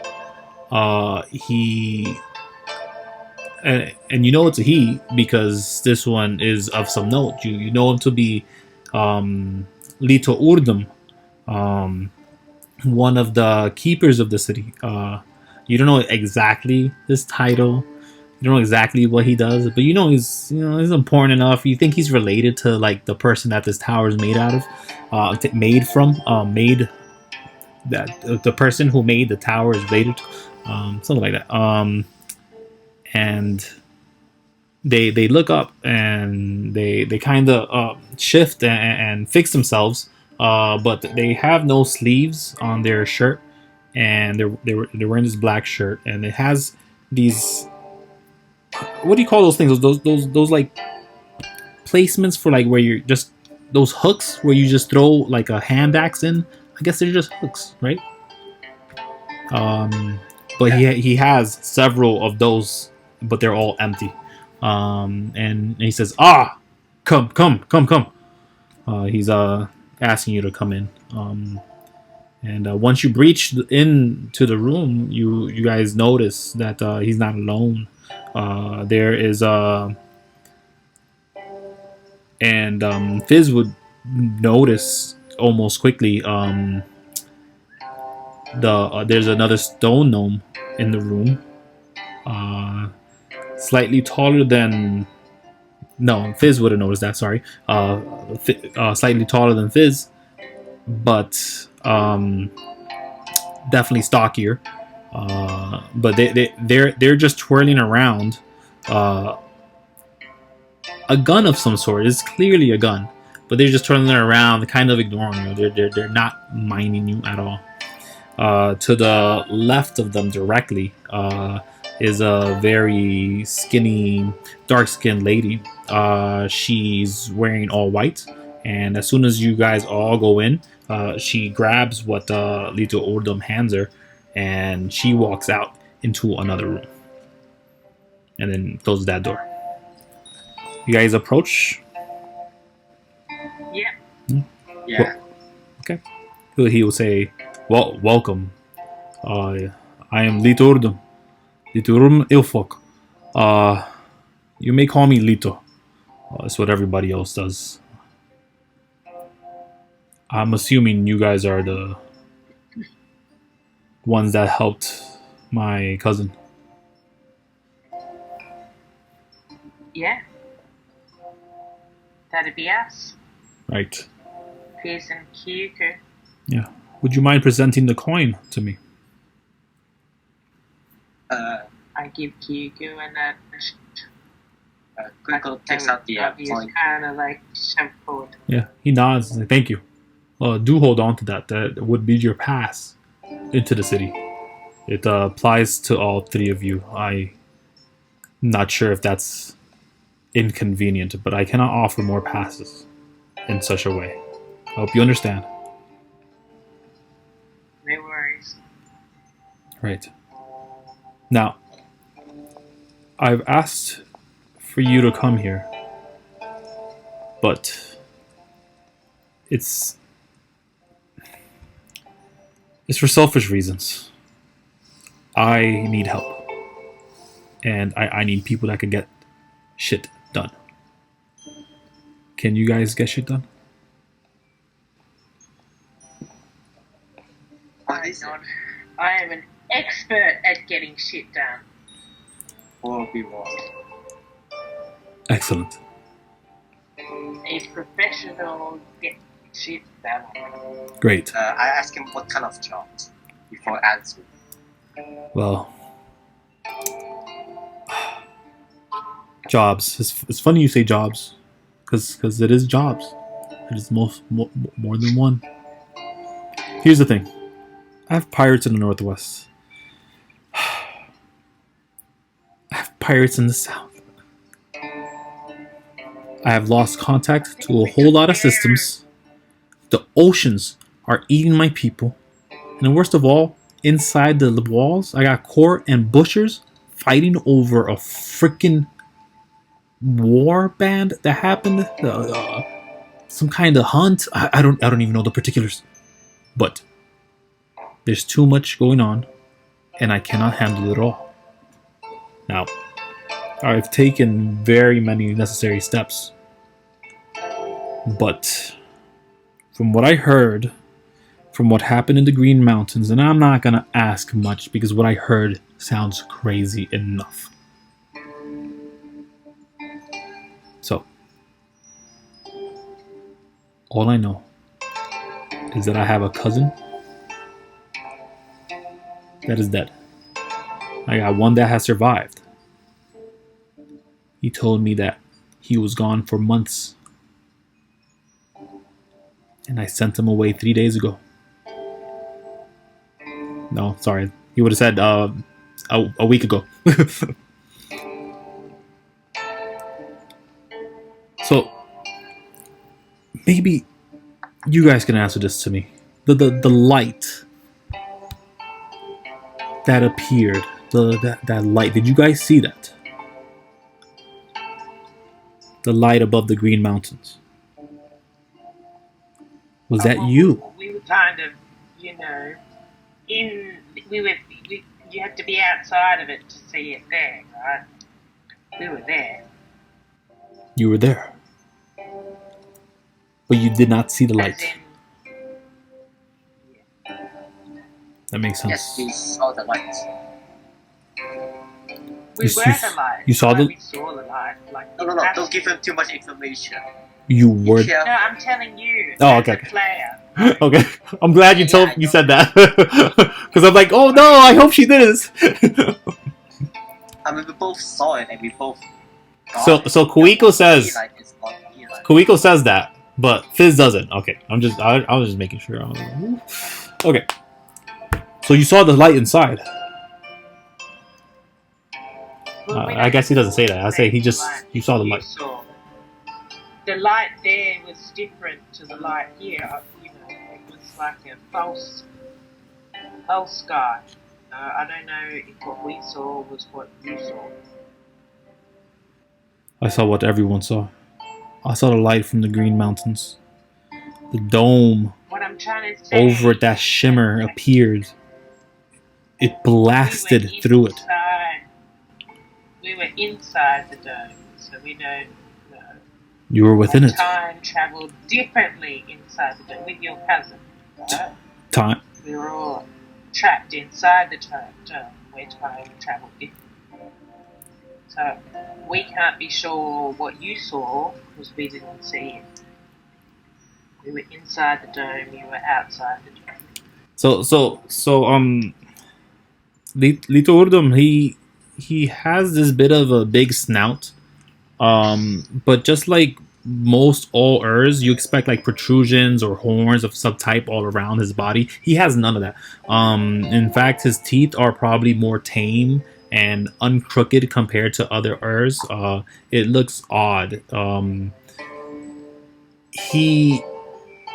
You can't tell if it was like bioengineered or some other nonsense, or if he's naturally born this way. But you do know that this guy, he's famous enough that everybody in the room would know that he is a direct descendant of the guy who used to run like the entire planet and in fact all the rest of the solar systems. And he was voted into this position. He didn't want it. He was voted into it. But he accepted it after some pleading from his sister, which is Azaela, which is from which the name is of the tower, Azaela's tower, the essentially the savior of the and Elven kind. But themselves, she decided to not stay in port. She felt it was too distasteful to continue living there after she murdered many Urs and many Elven folk. This Ur is just very different from all the others. I mean, he's bigger, but he looks cleaner as well than them. In a sense, just that he doesn't have any protrusions. He's just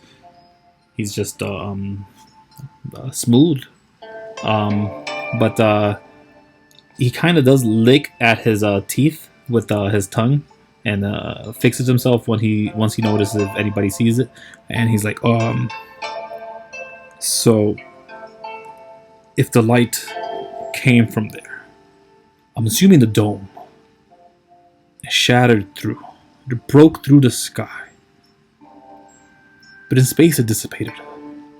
I keep an eye on space enough here in port, I have to. But everybody in here, I don't know, they took it as a precursor, I think. They're riled up. Is the pirates. I can't deal with the pirates. How do you say? Stuck in place. I just need a bit of help. I don't know who is working for who, what, when, and where. Odilieri, I'm sure you heard of. So I'm gonna, and yeah, you guys have heard of the name Odilieri. It's synonymous with pirates, but not just any type of pirates. It's like kind of like a more tame, classy pirate. You know, more like we'll rob you, and yeah, sure, you'll get to live, but you're not gonna forget our name. And that's Odilieri. He's in fact has been known to be a human, but as human as he looks, people think he's inhuman, which gives him that bit of mystery and power as the pirate king. Odilieri does continue. He and I, well, he has an agreement with Port. You know, the city to the south, the one made up of all the ships. If you've ever traveled about in Fizz, you did see a ship made a city. As you travel into the city, you do see a city made up of like 8 different ships. It's a very small city, but compared to others, especially Port. But he does reference that. He runs that. Well, let me get the name for that place because I'm just talking all over the place. Wow. Yep. There you go. That's a dumb name, but yeah, I'm gonna continue. He's like they called it Noor. I believe they spell it Noor. I think they're being funny. But I can't have this Noor hang around in port if Odilieri is not going to follow through with the agreement. And the agreement is to ensure that any of his pirates, if they have any business in port, also follow the rules in Imaly. In Imaly, you guys know that the rules are pretty heavy. They they go a bit like, one cannot steal or risk a lifetime in the pits to atone. One cannot steal a person's right for speech or risk a lifetime in the pits to atone. One cannot steal a life or risk a lifetime in the pits to atone. Or one cannot steal the right to protection from enemies, the weather, and invasion of privacy or risk a lifetime in the pits to atone. It's just berating just how exaggerated. They'll just send people to the pits to atone, and that just means, yeah, we're gonna send you to a training camp, and then you're gonna eventually feel so good about this training camp that you're actually gonna work for us, and that's worse than like death. There is actually one rule that does involve death. That one cannot steal the right of sanity, including using engineered, biological, or supernatural means that may alter a being's state of mind or consciousness to an undesired degree. This including one's personal body and possessions in all forms, including contractual, or be sentenced to death after hearing from the Imaly Council. That's just like the last rule. All the other ones, they send you to the pits to atone. But he's saying all this, and he's telling you, I know there are several pirate groups, but I need someone to investigate, to find out whatever from any pirates that are around, especially those that mark death. That's where I have an issue. Now, obviously, I say to him, yeah. we sent a pirate to you already with the boat. Did one get delivered? You're talking of the group that my cousin spoke of earlier. Yeah, they have arrived, but With a captive pirate. when Have you gotten any information out of him? I'm not sure, I wasn't aware that there was a pirate with him until earlier. Imandolia is checking on the whereabouts on him, but when he does find out, I'll be sure to clue you in, if that is what you need. Yeah, well, if we're going to be Alternatively, helping with the pirate problem, we need to know as much about where they are and what their strengths are and what their weaknesses are as possible. And fair. it seems to me if we have Then, one captured. would you rather just join me when I go talk to this individual? Yeah, sounds like a Fine. plan. I wasn't going to do this till tomorrow, but given the circumstance, we can, if you wanted to, just take care of that now. I'm not sure if he's distracted or anything, Ima, but I'm afraid that the rest of the information, I'm assuming Imandolia did tell me about a ship. This ship is what I'm really more concerned about right now. This ship could lead us to the pirate group. Now, I don't know where the ship is, because when they arrived, they were dropped off. So I have that on my plate as well. Well, how about we meet again tomorrow? We'll go down to the extra slice, or whatever it's called. The easiest pie? Get in touch with... Yeah. Okay. Sorry, I have a problem with names. No, it's perfectly fine. I mean, who names a bar easy as pie? It's confusing. Yeah. Why not just pie or easy? No, it doesn't make sense. I don't name things. I just run the city. He rubs out his head like his scalp. Yeah. So we had arranged to, leave messages there and catch up once we hit town. So we'll get in touch with them, find out where the ship went, and then you can organise the prisoner, whatever, get him ready for questioning, and we'll meet you tomorrow morning. Okay. Now, that takes care of that for the time being. There's one more point of business. I believe I am indebted to you. 8 lives. Sorry, 12 lives, I believe. It 13 was 12, yeah. with Ima. Well, not including us is 12. Not including us is 9. It's 12 all together. Yeah. Okay, yeah. So he would say that. He would know the number. Ima Andolia would have told him. He's 12 lives against the pirates. Okay. Since you guys did stop pirates from getting their way in port, you won't have to go through the regular channels.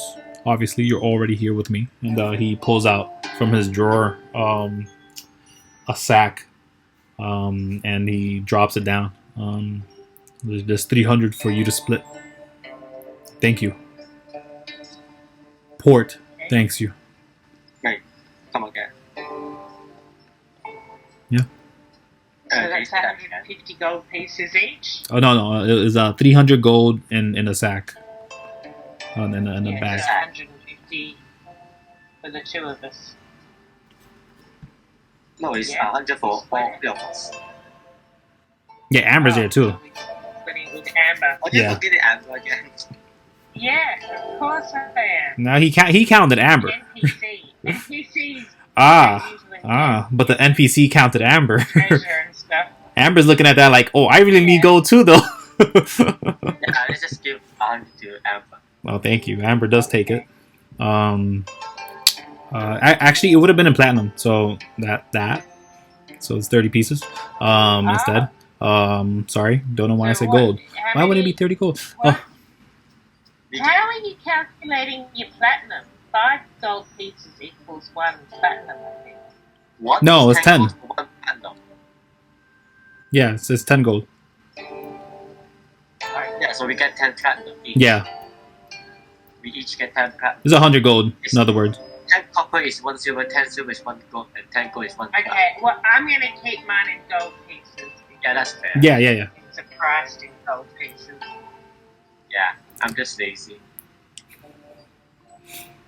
All right. So Amber takes hers and she throws it with her other 3 little gold pieces that she has. She now has 103 gold.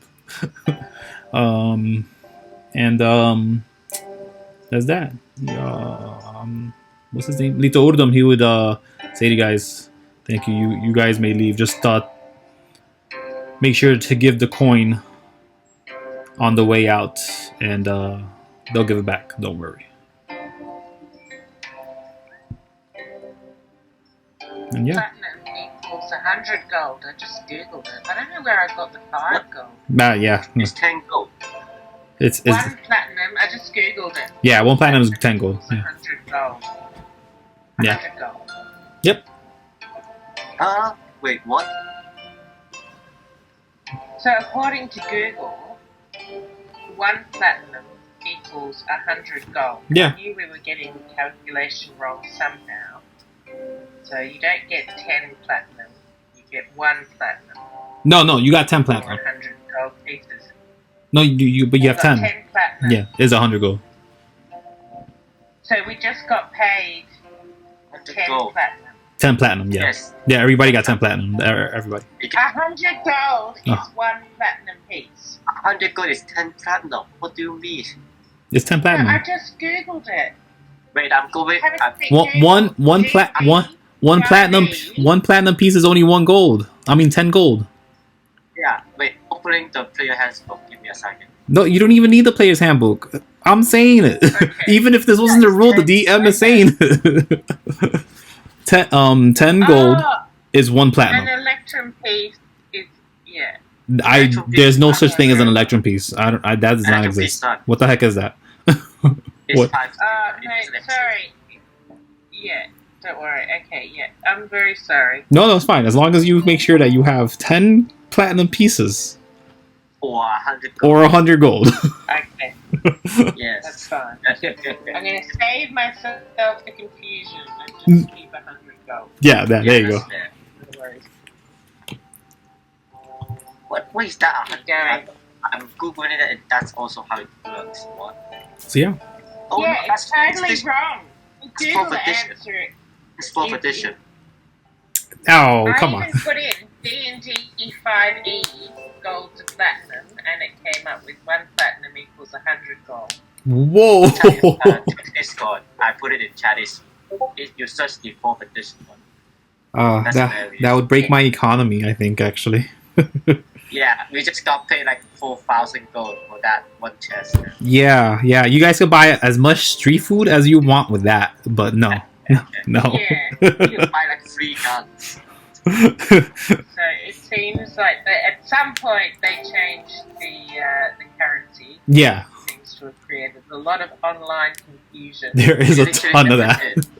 Confusion for me too. There's a but ton of we all agreed 1 platinum equals 10 gold.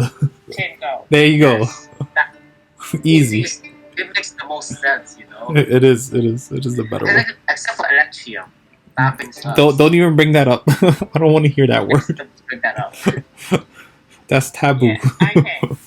Continuing on, we head to the slice of heaven, slice of pie. Yeah, extra okay. slice, some kind of slicey.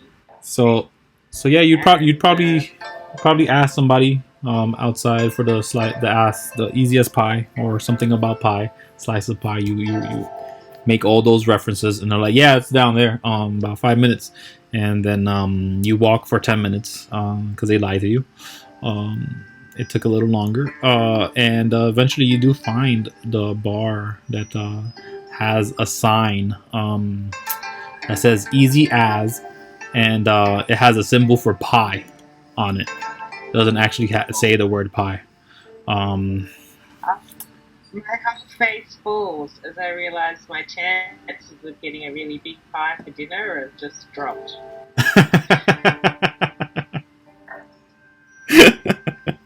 Oh, I'm so sorry. Poor little Fizz had been anticipating a nice pie. And then you see this little picture of this like crooked looking R, and like, what? No, with an extra leg, you know. All right, yeah. That would just be an N though. No, I feel like R works better for me. My R's are like T's, but like very short T's. So this is why I say that. I'm going to not look at this screen and then look at that one because I know what I'm doing now. All right, easy as pie. Easy as pie. I'll just take you guys to there. There you go. Why not? Yeah. Is that? Let me just quickly hide this stuff that is there that shouldn't be there. What? Ignore that. No, the you guys get to the easiest pie, and you walk in, and you probably notice that all the tables are kind of full, and the only one that isn't full really is the one in the front, and you don't even notice it until a little late after you're going towards the bar, and then you realize, yeah, there's only like one person sitting down in the corner there, and they're kind of flagging you in. You don't recognize this person, but they're like, hey.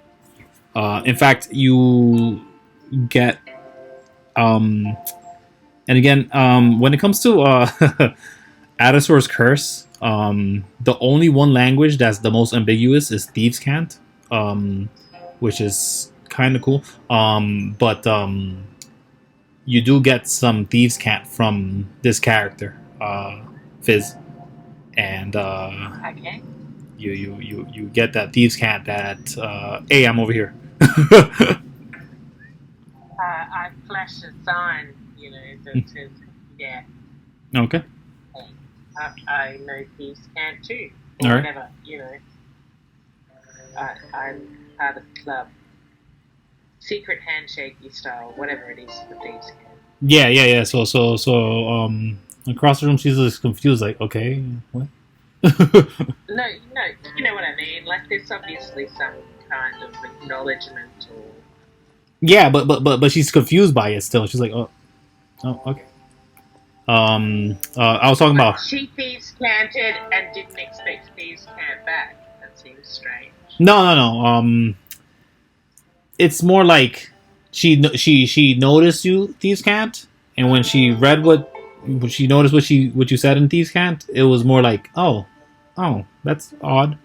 Okay, I'll take that, I guess. What I was saying was as a player, not as as.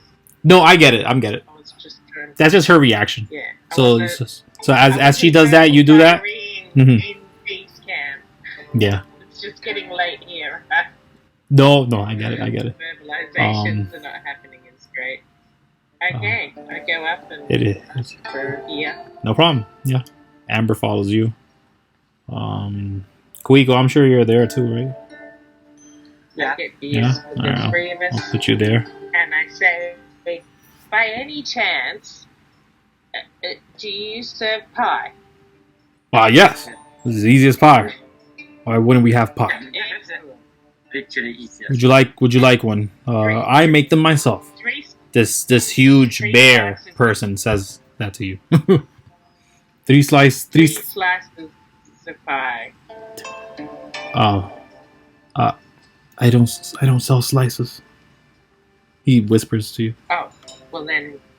Yeah, I mean it's called a slice of pie. Oh no, a piece of pie. What's it called again? Easy as pie. Easy as pie. Yeah. Okay. Yeah, 3 pies. I assume a pie. Okay. Yeah. One serve. Yeah. 2 gold each. So 6. Do you guys want anything to drink? Any food? The fabricator's there. As much as you want to eat. Go ahead. The fabricator? Yeah, he points to like a metal machine that's in the corner around here. And it looks like a huge microwave, and it seems to have buttons in front of it, and a handle to pull open. He's like, yeah, just whenever you're hungry, grab what you want. And I have all the drinks here. Just whenever you need, let me know. Do you want a drink? Alcoholic? Yeah, or I already ordered 3 beers, didn't I? Oh, did you? Okay. So yeah, he would have given you the beers, boom, boom, boom. And then the pies, he goes over to the corner around it, and then he pulls out 1 pie, and then he brings it over, and then he goes back and then pulls out another pie. He's just doing them one by one with his like little mittens that fit his huge bare hands. And then you guys pay him? Yeah. Okay. So yeah, Yeah. He takes the 6 gold. I'll shout everybody. So that was 6 gold. I'll Okay. shout that. He would have said 1 more goal for the wait, what do you guys want to drink? Because Is there orange juice? so you ask if there's orange juice, Yeah. what's an orange? If we have a fabricator, would that not make whatever you want? Yeah. Wanted it? Well, the fabricator won't make juice. Only makes food. Oh. So we just bought pies. We have food. Let's make orange pies. Yeah, but the fabricator can't make pies like mine. Yeah, that's why we ordered your pies, not fabricator. Look, just get a drink. What do you have that's non-alcoholic for my friend here? Yeah. Yeah. Yeah, that makes sense. I have water. Sounds good. There's this fizzy drink. A guy comes in every once in a while. He goes under the bar, opens something that looks like the fabricator as well, actually. But he pulls out a glass bottle and slams it on the table. It's topped. You can tell. It's like you could just have this. He drops them off. He wants to see if people like them. He told me it is not alcoholic. Non-alcoholic. He verbally says that in a mocking way. Not to you, but about the other guy. Do you take the drink? Yeah. Yeah, okay. As soon as you go to grab it, he opens it up for you with a top opener and lets you grab it. I was like, other than that, a beer is a goal. I presume Amber wants. I asked Amber if she wants a beer. I would like one, please. Oh wow, Amber Yeah. takes. So I get Amber a beer. Yeah. And myself. Amber will drink her beer to completion and then touch her. And then as I'm drinking my beer and stuff, I ask the barman his name. Not that I'll remember it in 2 seconds. Jeez. Right. Not that I remember. I love that. Okay. So yeah. Yeah. He says, my name is Diuvo. Diuvo. I say, so, Diuvo, we had heard of your fine establishment before we came to town, and we were hoping to meet some friends here. Did we recognise anyone as we came into the bar? No, you didn't. But you do remember that someone told you, "Hey, I'm right here in Thieves' Camp." I thought that was the guy in I thought that was the bear dude. No, so I was actually this one over here. It was this one over here. This guy here? Yes, Okay. that was a lady over Is there. someone we recognise? No, not at all. Okay. I would have thieves canted back then if I'd realised that it wasn't the barman who was thieves canting to me. Yeah. Give us 5 minutes and I'll be over for a chat. Okay. Kind of thing. Yeah. Yeah. I mean, we're just here waiting for now, right? Yeah, so I asked the barman if by any chance anyone has left a message for Amber or Kuiko. No, nobody leaves messages here. Have you tried Azraela's Tower? They usually have correspondences there. Yeah, sure, we'll ask them there. Yeah. And then Go during business hours. They close pretty early though. We can check in there tomorrow. This pie is too good to not enjoy properly. Okay, and then take my pie and my beer and wander over here and ask him if he minds if we join him. Yeah. Sorry, I don't know why I'm grabbing that.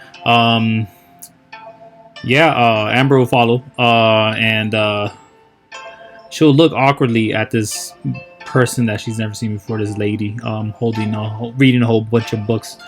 And as soon as you guys start walking, she'll turn and look to you. And I was like, just sit. That voice is nearly recognizable as Mixu. Oh, say, hey, Mixu. No, don't. Hi, I am Elle. Hello. Hey, nice to meet you, Elle in Thieves' Camp. Hey, Mixu, how's it going? I'll be like, hey, isn't this pie like delicious? Have you tried one? Yes, the pies aren't too bad. I think. Amber would just.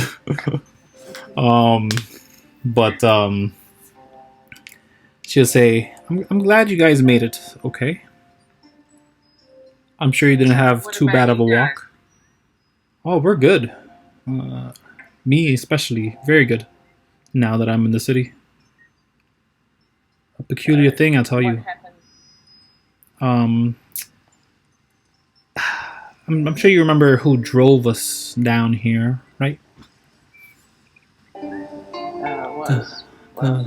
The tiger one. Oh, yeah. The one with all the hair. Yes. He, as skillful as he is as a pilot, I tell you, he had no issues. He figured out everything. He got the navigation system working on the on that computer so quick. Well, she wouldn't say computer. On that ship so quick. But yeah, after we all got out, his son walked out, said something to one or two of us I didn't hear. He got right back in, and then they left. They didn't go into the city.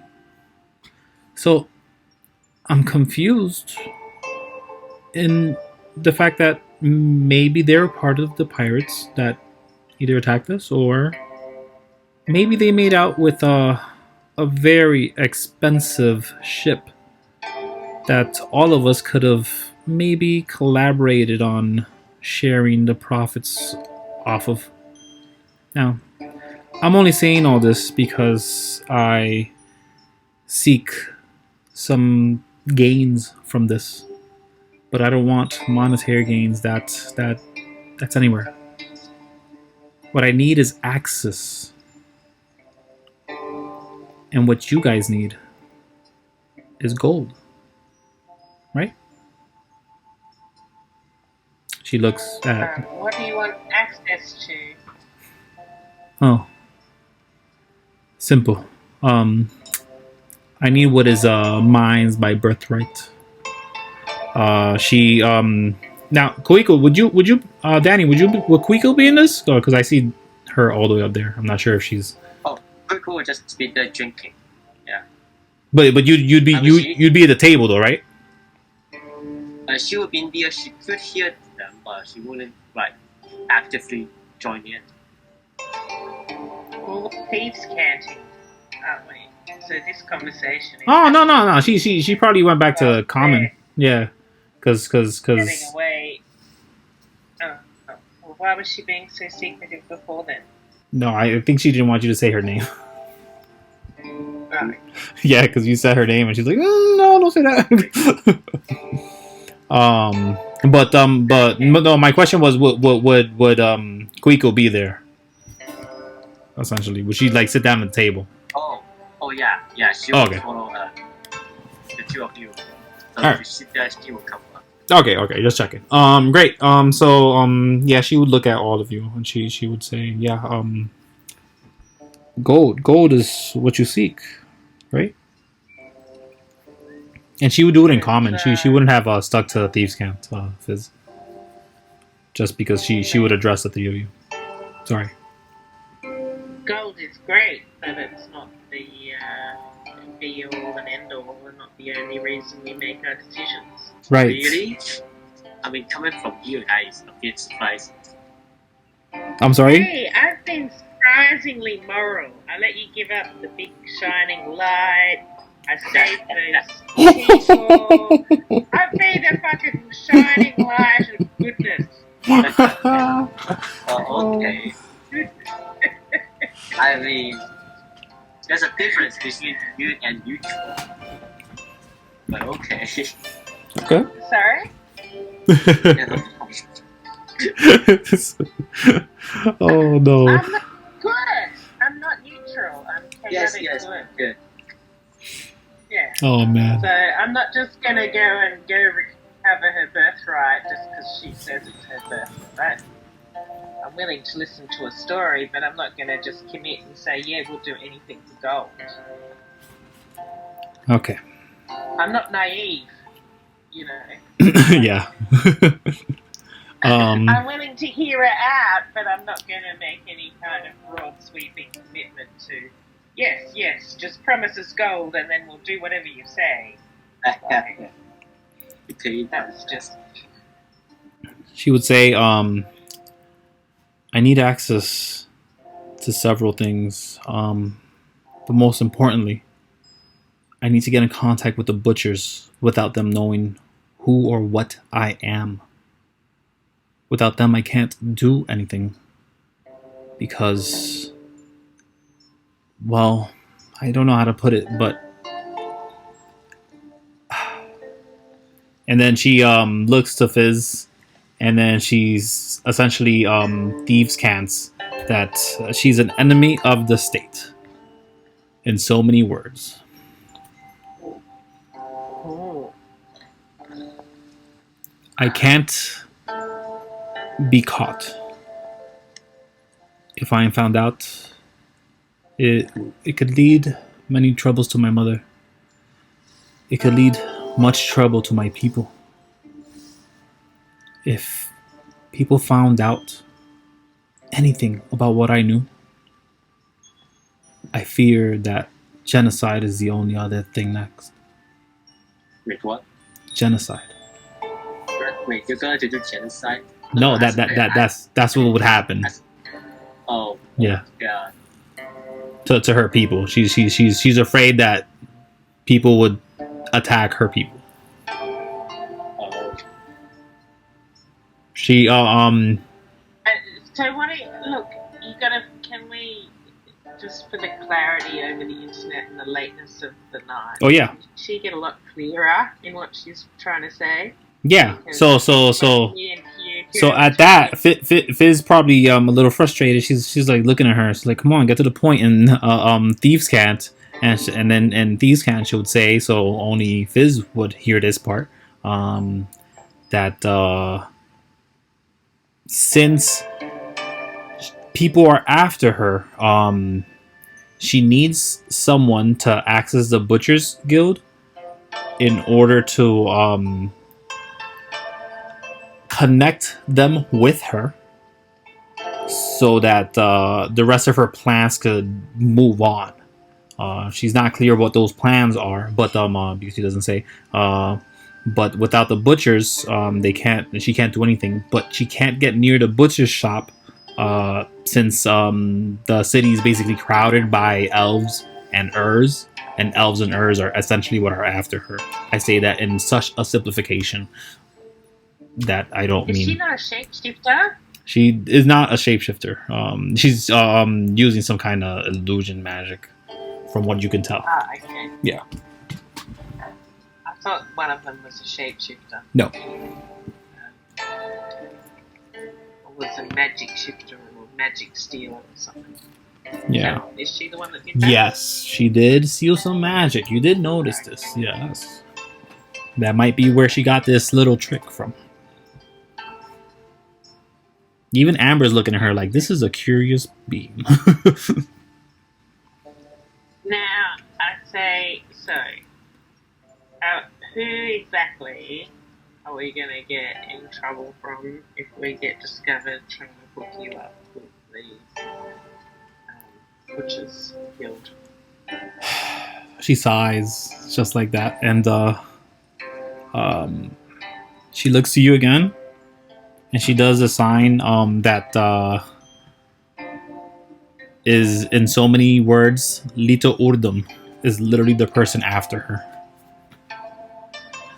So that means literally the city is after her. The same guy that just paid us, right? Essentially. But she doesn't know that you saw him. Yeah. So if you guys want, you could turn her in right now. Yeah, I know. But not right now. Oh, okay. See, a little bit more. So what's your goal? What are you trying to achieve ultimately? Endgame. I just want my people to be free. Truly free. Not this pseudo freedom that the Urs offer and that the 300 System Alliance has shown us with the cute little fabricators that they have. No. I want true freedom. I mean, there's a whole galaxy out there. Any reason you and your people don't just... As you say that, she bangs on the table real hard and looks at you. If I had that choice, I would have taken them out of here. But I cannot. Well, what I'm saying is, maybe giving you that choice is better than, starting a civil war. I don't want to start a war. I want to make sure one doesn't happen. I can't be too clear here. She looks around. I don't like this place anymore. I've been waiting here too long. I'll meet you here. She writes down on a piece of paper something and hands it to you, Fizz, knowing that you know thieves can't. And she steps up. She gets up and she looks around again, and she's like, she would say, "And thieves can't. Um, do not get followed." And then walks away. So she says, "Do not get followed," as she hands you this piece of paper, and then walks away. Yeah. I look at the piece of paper. It says, I need to, let's see if I wrote it down. Boop. Yeah, yeah, it says, I didn't write it down, so I'm just gonna make something up on the spot. It says, why not, oh jeez. I'm just gonna say, I can't think of anything. Just say we meet it tomorrow. Yeah. You know, Let's do that. mountain. It is. I'm tired too. Holy crap. It says the name of a store in which you may visit soon. Oh, jeez.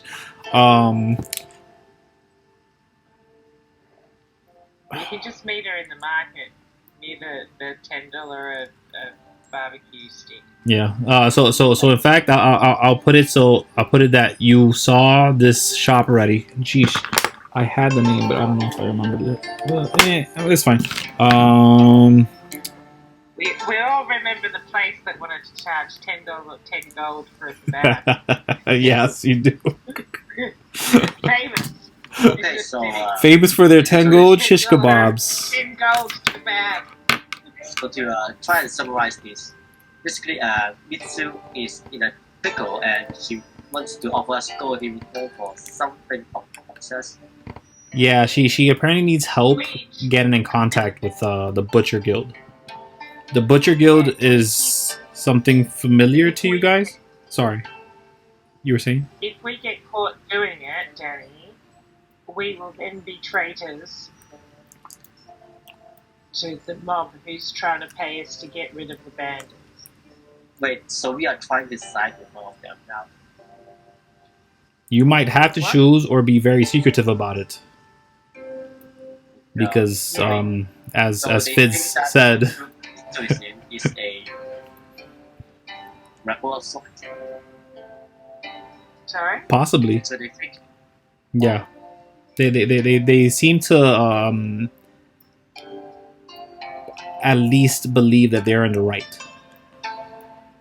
so it's like a civil war where the group Mitsu just wants to have fair rights, while the other side thinks that they are doing something bad.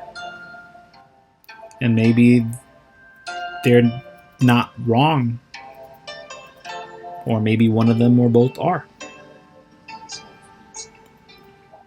it's- Um, you sometimes gives out the hardest questions to solve I of mean, morality. I'm so sorry. It's actually impressive, actually. Thank you. To incorporate this so seriously. Yeah, it can get crazy. But yep, they're out of there. They walked out. Okay, so we need to find a place to stay for the night. Does this a slice I have pet cake rules. place have rooms, or is it just an eating, drinking establishment? Do you want to go ask them? Yeah. Yeah. So as soon as I guess it would say he'd have a sign or something, wouldn't he? there's no real sign. Yeah. There'd be another level. Like if this is one level place, then there's obviously nowhere to. No, it's 2 levels. There's 2 levels for sure. And okay. but as soon as you go to ask him, geesh, my friend's name, which Six is or something, wasn't it? yeah, Dukes, something like that. Trying to find it. It's right here. It is somewhere. It is. Who the hell is that guy? It is Duval. Sorry. So this is Duval. Yeah. So as soon as you go to ask Duval what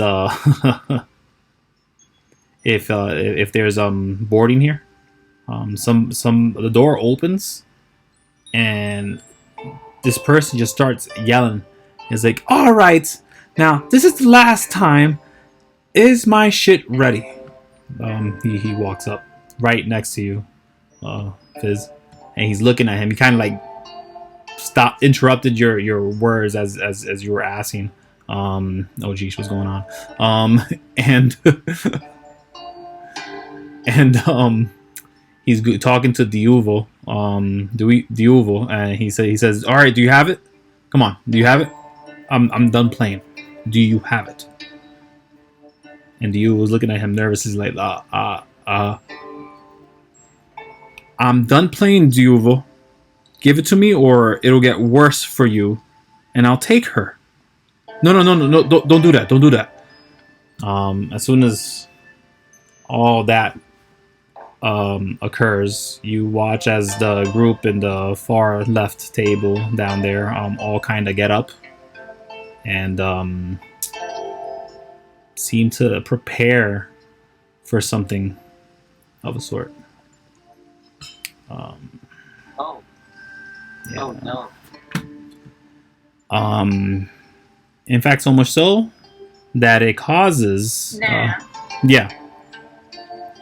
before everything starts to kick off, Yes. when we were in the tower, he told us about 2 factions that were in the city making trouble, warring. Yes. Does this look like one of those factions?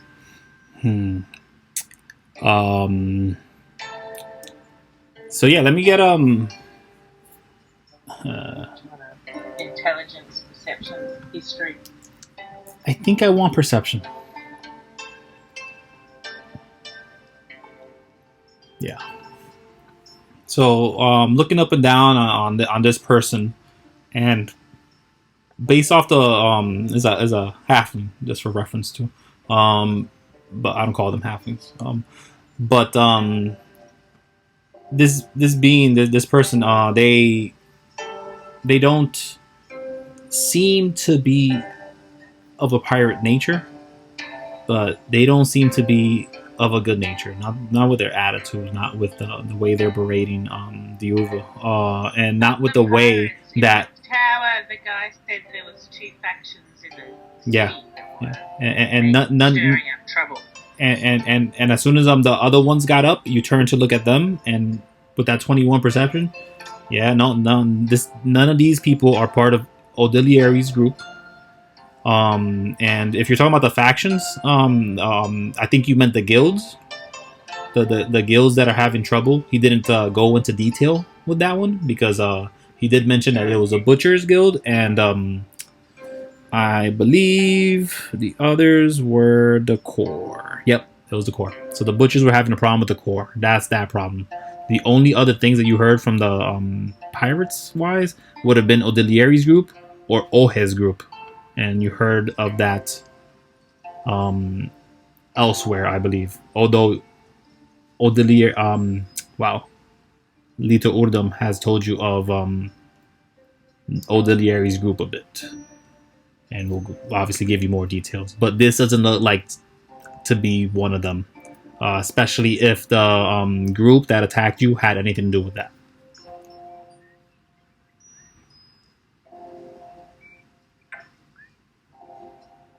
Okay.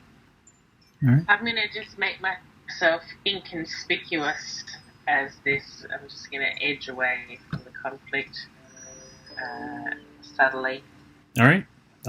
So keep listening. Yeah. And just kind of try and be not so noticeable. All right. I don't want any. My body language is like, I don't want any. No, yeah. This is my fight. So Amber will get up for that though. She's like, "What's going on?" Yeah. That's cool. Amber's nosy too. So as all this is happening, you see a lot of people from the bar look around in confusion, like what's going on. But you watch as let's say she goes up here. As soon as this lady does come up, he's like, what's going on?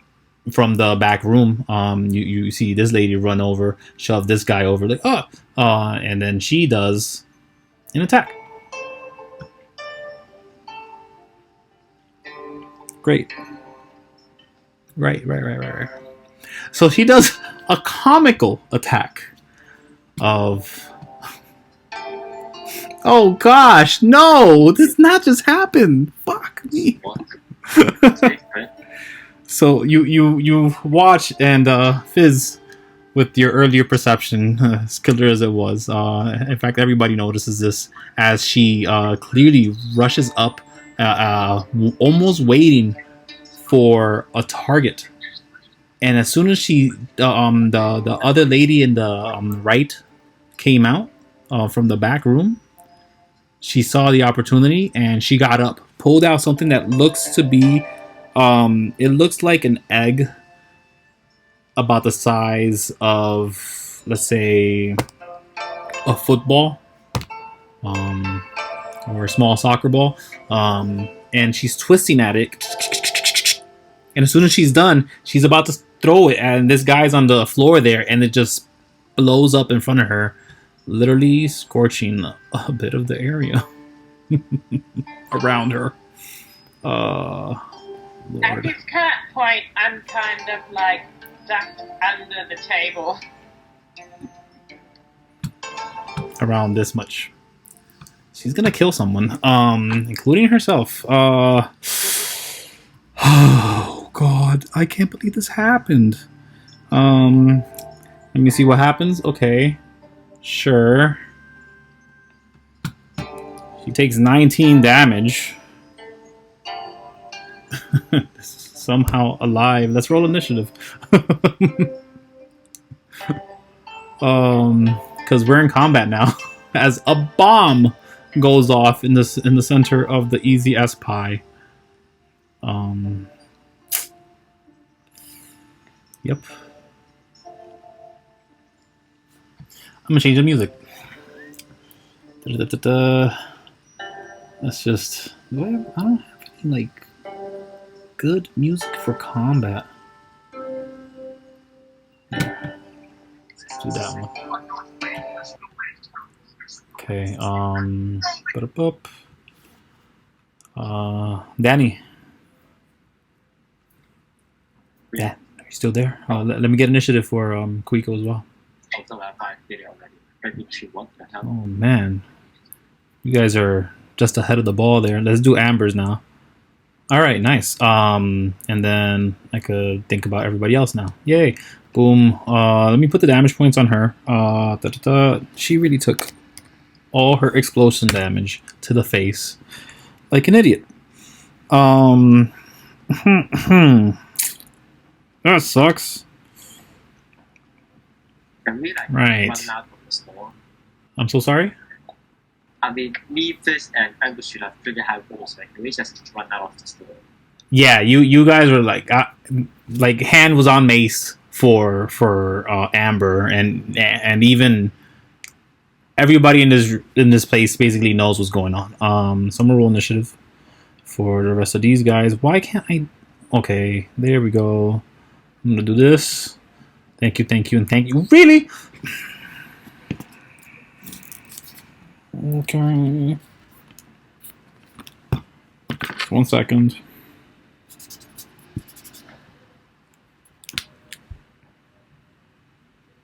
That's dumb. All right.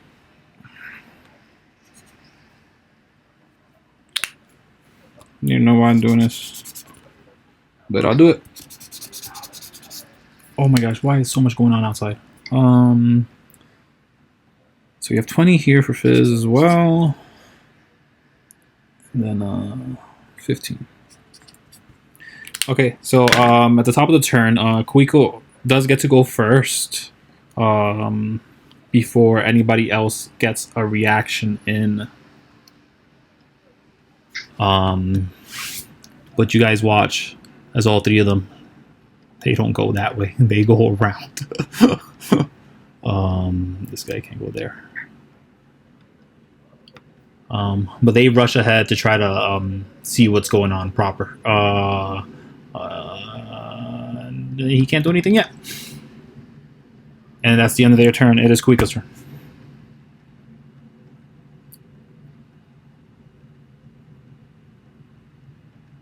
Hello?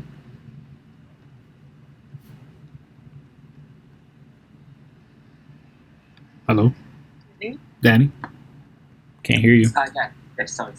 I'm still just going to hide and see what Fizz does first.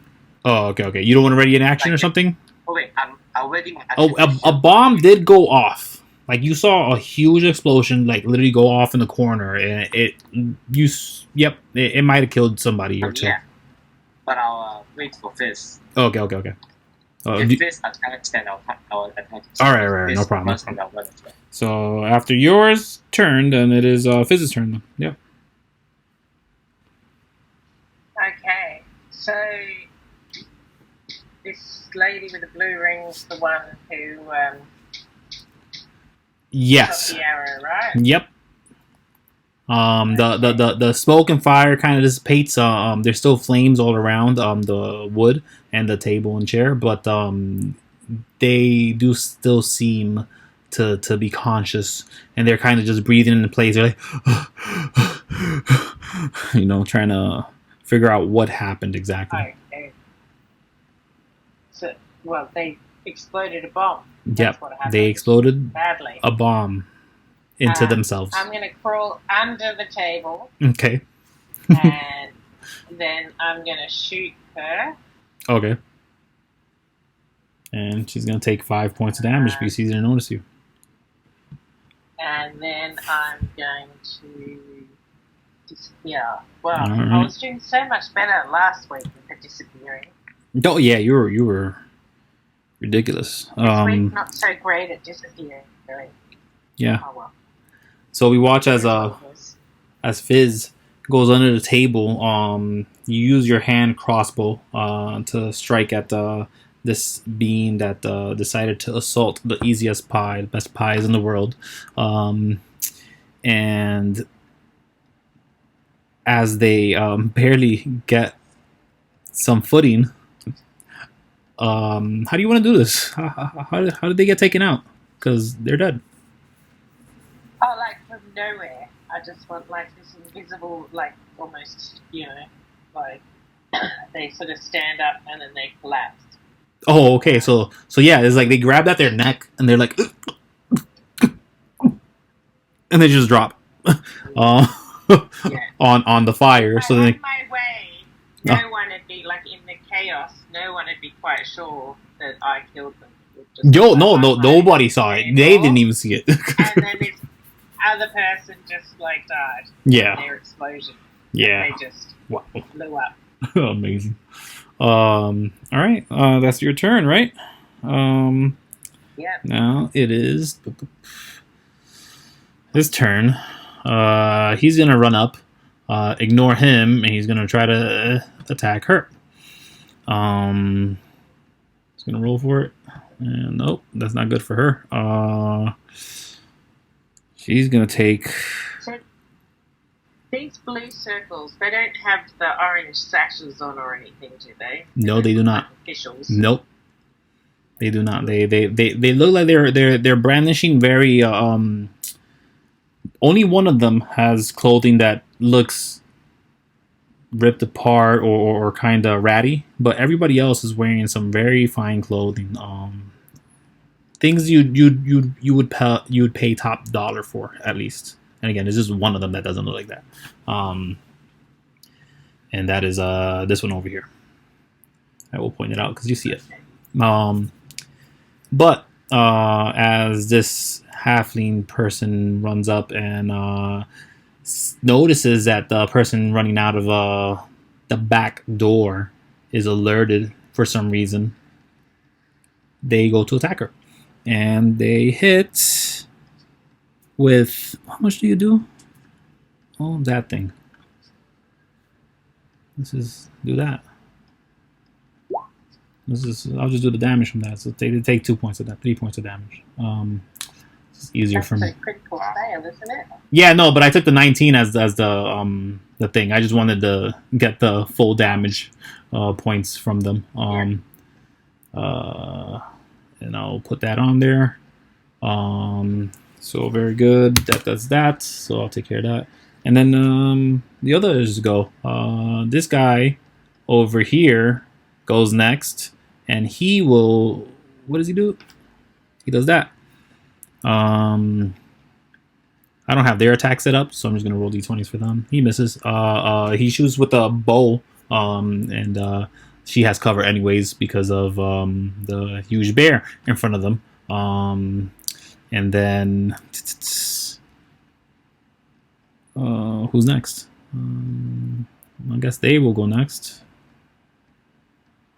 And they will also attack, but they're gonna attack twice with some energy flying out of their hands. It's like dark energy that just flies out like a ray, and it just shoots up and it hits the walls, missing entirely. And then we have one more guy. Shooting out dark energy. They were shooting out dark energy from their hands. And then Ratty-looking one. yeah, the ratty looking one. And then the other one just kind of shoves the person in front of them in the way, and then runs up here, and then he says to the bear, because he couldn't go any further. He can't even go that far. What am I talking about?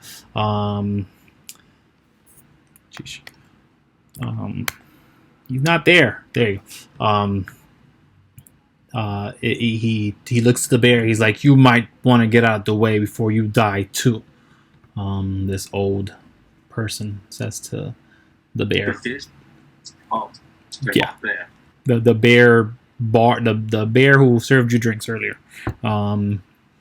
He's like a bear person. He's like kind of furry. But once that happens, Amber, she's gonna run up there. She's like, what's going on? Nope. And she sacred flames this guy who's attacking somebody. She's like, no, don't do that. He's gonna have to do a dex check. And I think, yeah, that's a failure. Yep, failure. So that's 1d8 damage for him. 8 damage. Very nice. Amber. So we'll do that.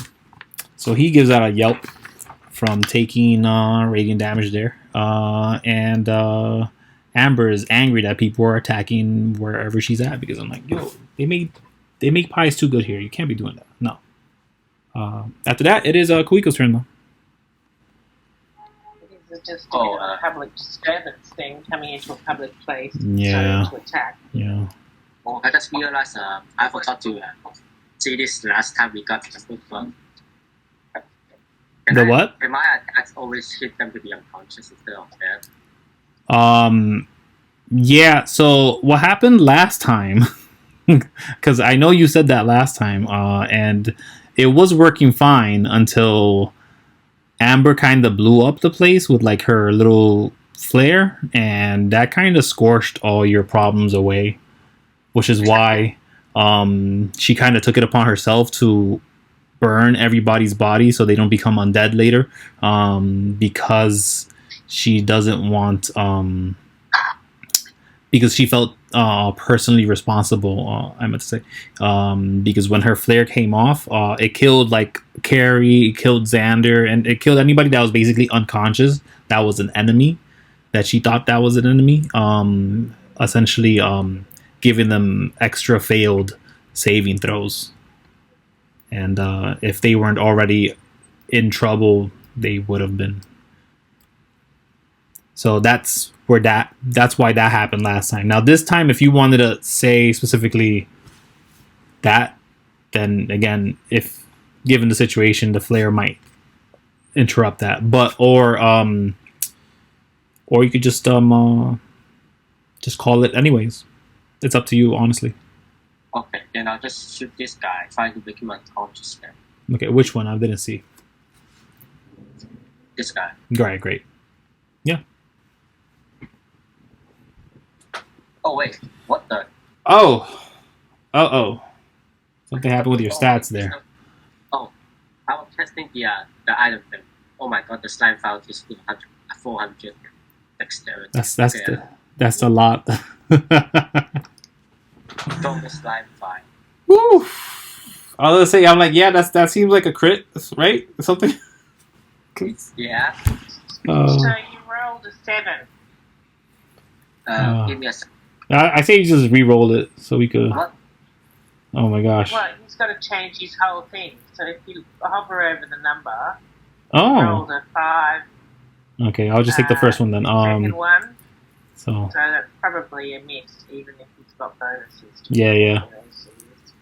What the hell? It's still broken. What happened to your character sheet? Oh no. Yes, that's it. Okay. The slime file is killing me. The what? I give the slime file to give the the thing, and now I can't refer it for some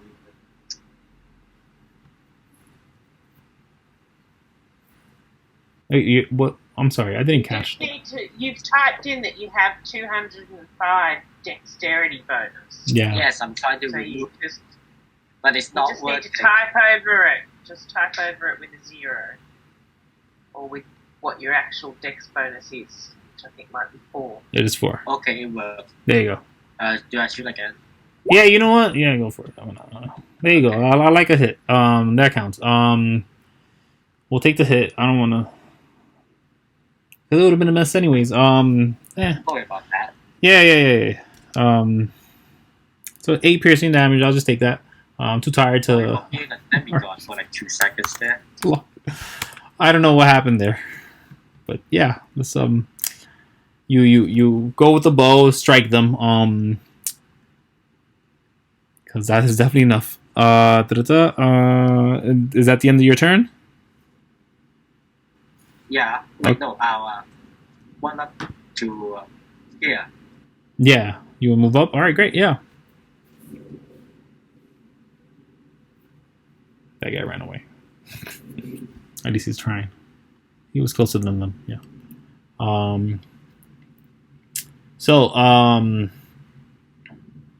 After that, it is Fizz's turn. Okay. So I'm gonna shoot this guy. Beard here. Okay. So for 9 damage. All right. He doesn't see a shot to the shin. Stealth again. All right. Are you stealthing under the table still? Yeah. Okay.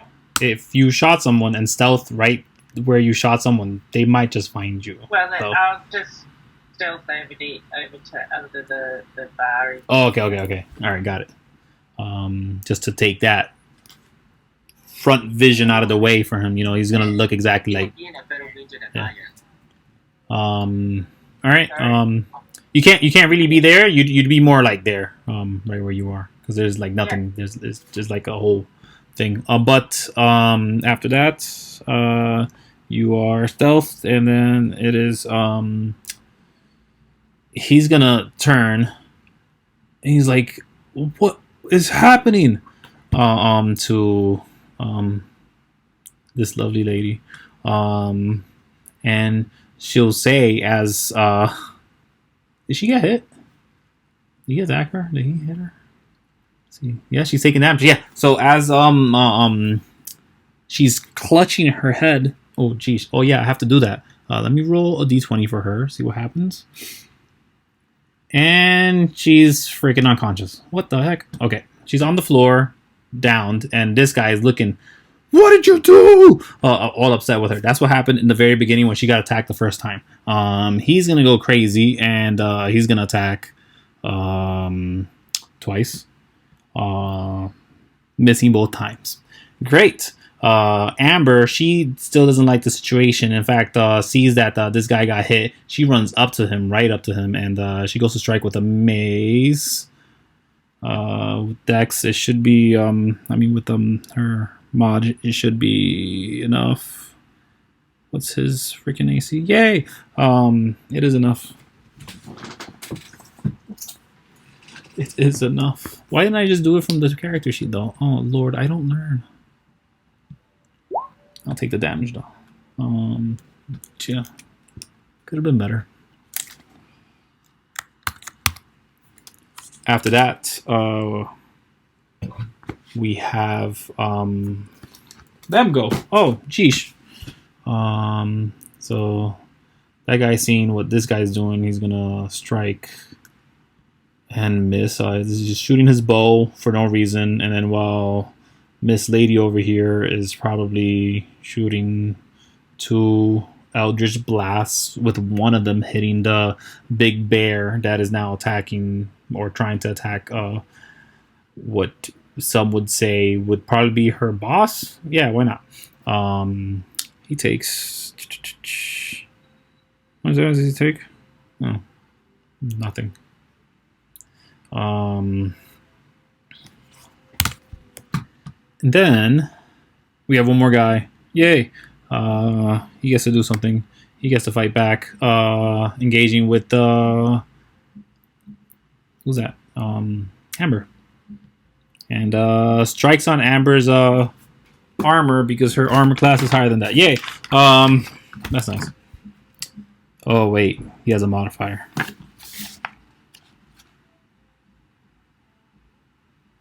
Where are you, buddy? Why did I do this to myself? He hits. Oh crap. And Amber is a bit hurt.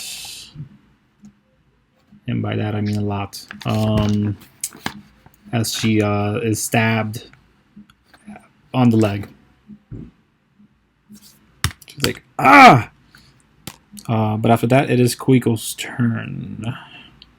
That shot literally scared me. That what? That shot scared me. Oh, I'm so sorry. I'll still attack this guy. All right. Which one? I didn't see that. The same one, right? That one. Yeah. Okay.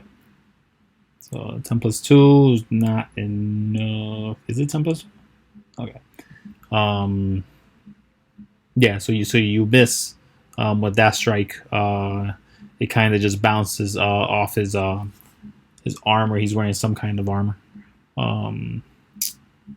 Is he? He is wearing some kind of armor. Sure. Yes. Yes. Bounced off one stud off the studded leather armor that he's wearing for some odd reason. Sure. After that is Fizz's turn. Assuming you're done. You're not gonna move.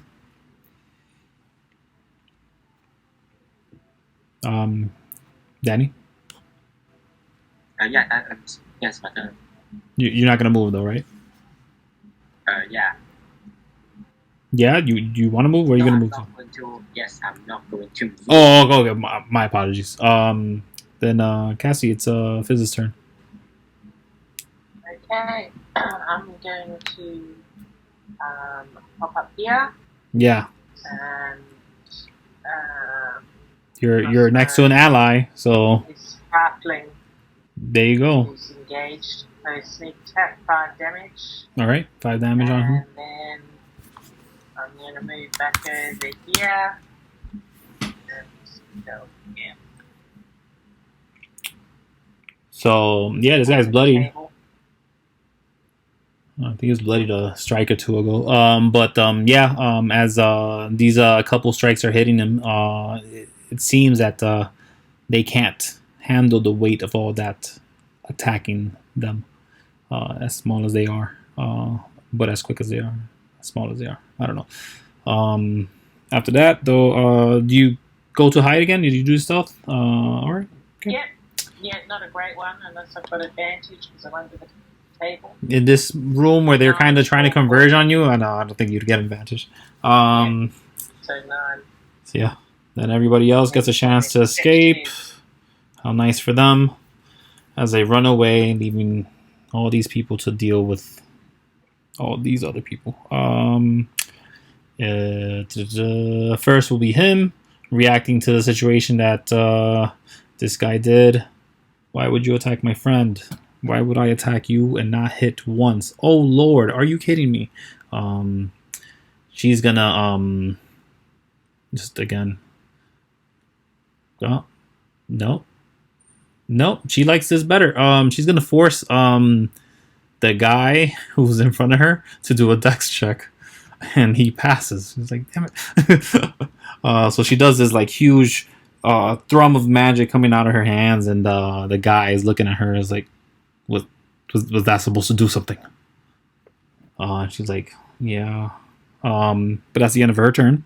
And then he goes and then tries to strike at her. Oh God, don't hit her. Yeah, I'm glad you missed. Because she couldn't handle another one. So that's that guy taken care of. I'm not gonna go in order the way I usually go. Mr. Bow's gonna go. He's gonna miss. He does not know how to hit. He's gonna move forward all the way up here. He's like, I don't know why I'm not hitting anything. I'm just trying to hit the big bear now. I should have advantage at this point, but he doesn't. And then she is just, okay. These guys suck at their job. He turned around to attack that guy now, and they all missed every single one of the strikes. What is going on here? I believe it is your turn, Kuiko. I attack the same guy with my same longbow at the same distance. Sure. Yeah. I am a very interesting player. No. You know what? Let's add some to that flavor. How about describe to us how you take out this guy? Oh, okay. I mean, I just ready my longbow again and just shoot him. Yeah, where does it hit him? Just get him in the dome. His Does shoulder. Oh, it hits his shoulder, and he like gives you like and then he just drops right then and there, like kind of giving you like a struggled groan as he falls. I should learn to narrate these kind of things. You should what? I should try and learn to narrate these kinds of storytelling things. Oh, I mean, well, it takes practice. So all you gotta do is try. Is that? Just, I think of something fun, like as his last breath, he looks under the table and sees me, and finally realizes she's, shooting him. There was another combatant the whole time. He didn't know. All he had to do was look down just a little bit because he's a halfling too. No, but it is your turn, Fizz. Okie dokie. I'm going for this magic user All right. again. I'm gonna pop here behind this guy. DM. Yes. Quick question. Yeah. Question. How tall is Amber? Amber is about Can someone 5'11". please stop playing with my character sheet? Is that you, Danny? I'm trying to use it. Oh, sorry. I didn't. Wait, that moves for you too. Sorry? Oh, I didn't know that moves for you too. What happened? Try not to. Okay. Is my. Let's have a look just a second.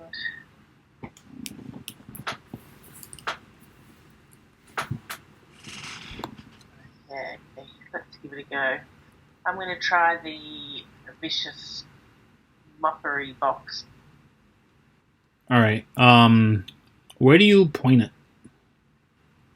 I'm pointing it at the magic use. Oh, is she dead? Yeah, that one's dead. Sorry, I won't do it.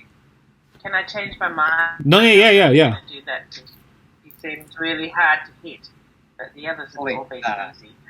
How tall was I'll just hand crossbow the guy with. Oh, okay. That's fine. How tall was one with Amber. again? 5'11". Oh, damn, that's tall. She's a bit tall. Yeah, that's not including her horns. With her horns, she'd be 6'3", I think. 6'2", 6'2", I say. She's taller than both of us. Yeah. That was. So I should have had. You would have had advantage. I think that's his advantage. Yeah, but it's a miss regardless. So does that hit? Because his AC is a little higher. Yep. An 11. Yep. Yeah, so it bounces off. Okay, then I'm gonna move around here. Mm-hmm. Can you please stop playing with my character sheet? Every time I look over, it's on a different page. Sorry, I didn't mean hand crossbow. I meant stealth. Sorry, I just wasted the critical. No. And then I'm hiding on that side. Anyway. All right. 20 is good enough. That's great. After that, we're gonna roll. We're gonna see what he does. He's not happy with anybody here, but this guy's the closest. Seems to be endangering people, and he's gonna go for him. Is he gonna hit him? Is that enough to hit him? It should be. Should be. We're looking at my friend here, whose AC is not so very good. And then, I don't know, this guy takes, what's this? Okay.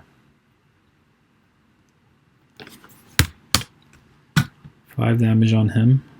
Amber is going to force a dex check again from this guy. She's like, no. And he takes 1d8 of damage. And takes full 8 damage. It's like, yeah, I know how to deal with people with high ACs. Just forget you. Force you to move. Amber says as she's engaging with almost as equally armored individual. And then that's the 2 there, and then now it's their turn. The bad guys. What do they do? What do these people do? One is down. The other one is next to a bear and saw that his boss went down, and he's like, the job is done. She is down. And he goes to finish the job then. He does a 17 on this individual, and they take a death save. That's that. This lady, she does Eldritch Blast on the bear and misses. And then this guy is going to strike at Amber and misses. And that is the end of their turns. And it is Kuiko's turn. Wait, they are leaving? They are not leaving. No. I Like, didn't are you talking about all these people? These people are gone. I thought just taking down their leader would just make them run away. No, they ran away. This is me. This is exiting the stage area. Wait, they are exiting now? They already left. They gone. Oh. Yeah. I'll just attack this guy. Wait, if I don't attack them, do they just run away? No, they're even attacking people that are already downed. Like you see that lady down there. Like her form was shift. Like when she first got struck, her form was shifting, but then she grabbed at her head and she dropped like a rock. Okay, I'll shoot this guy. All right, next to Amber. Go for it.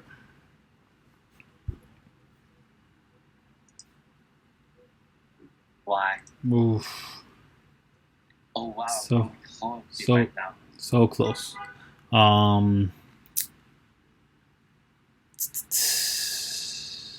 So that would have been a miss. It wouldn't be advantage for that. No. No, it's not nice. Okay. All right. Just checking. So yeah, that's just a miss. Is that the end of your turn? Yeah. Okay. So after that, it is Fizz's turn. Okay, I'll also go for this one. Okay. Yeah. 17. Enough to hit him. Yes, it is. I don't even need to check because I believe it. It is just enough. It hits his AC, so beats it. Takes the 8 damage on there. Boom. And with 8, he's looking like he's pretty close to death, but he's not down yet. He's just being attacked from all sides, well, several sides. But it looks like he's gonna go down sooner than anybody else. You on your turn? Do you sneak about? No, I'm move around here, and And you drop like 2 bottles. The bear turns around for 2 seconds. He's like, "What?" And then after this, it's actually the bear's turn. Bear's gonna go. Boom, misses on that guy. Does he miss? Actually, he might actually hit him. No, he doesn't. This bear sucks. Amber's next, forcing a dex check again. And he passes this time though. She's so upset about that. And then we have all the bad guys. I'm gonna do Bo first. Bo misses the AC of a downed opponent for some reason. Eldritch Blasts, 13 and 18 are enough to breach that AC. And I'm gonna roll damage. +4.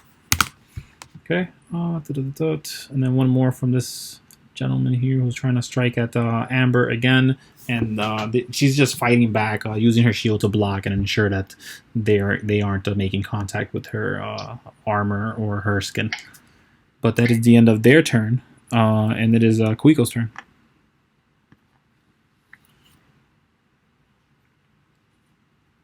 Danny? I attacked the same guy with my same bow at the same distance. Do it! Do it! Yeah, There we go. I hit him. All right. So that's a 15 plus 2, right? Yeah. That's just enough to hit. Describe the kill for us, Danny. How's it look? Oh, I already always your idea from Kuiko's perspective. I mean, you could do it in a cinematic way if you want, or however.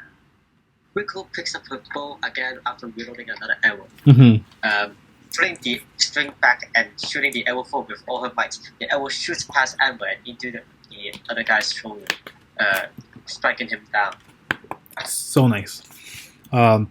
He kind of gurgles about.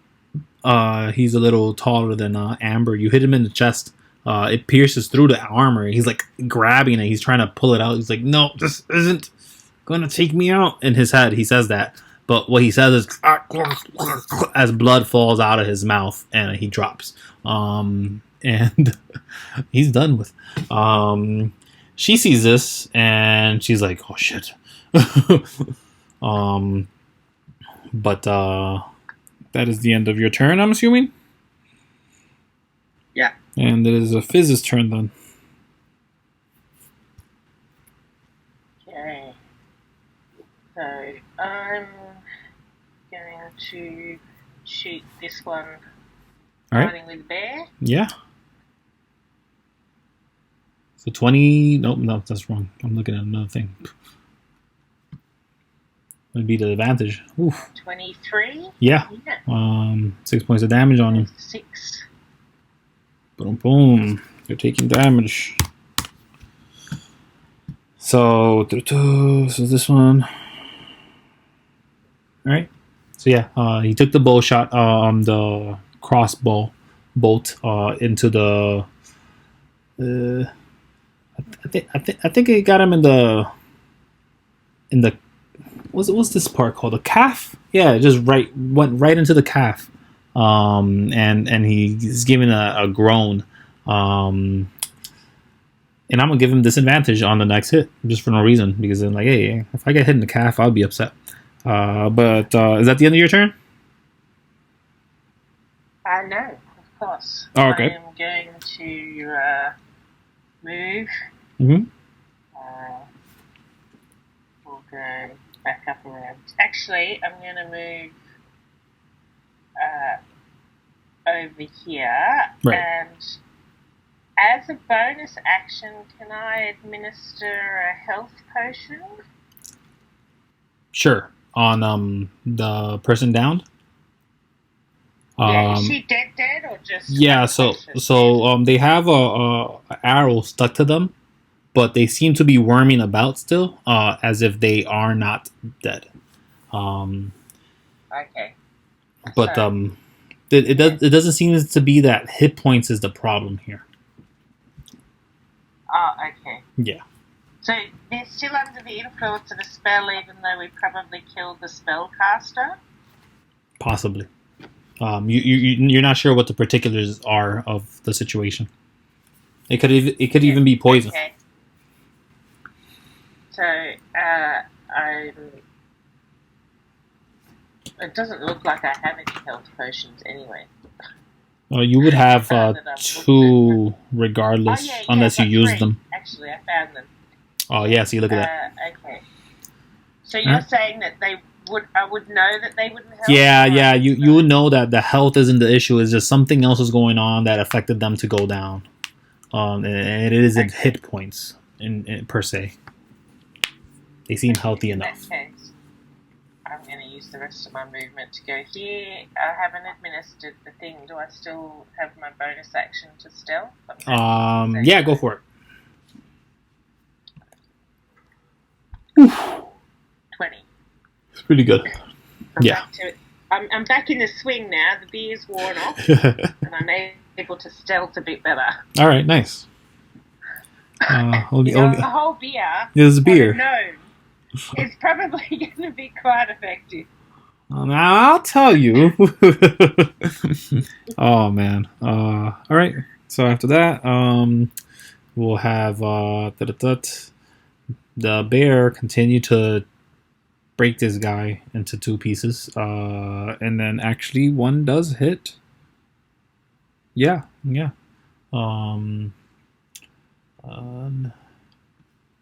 Nah, he takes nothing damage. Oh, nice. Nothing attacks and nothing damage.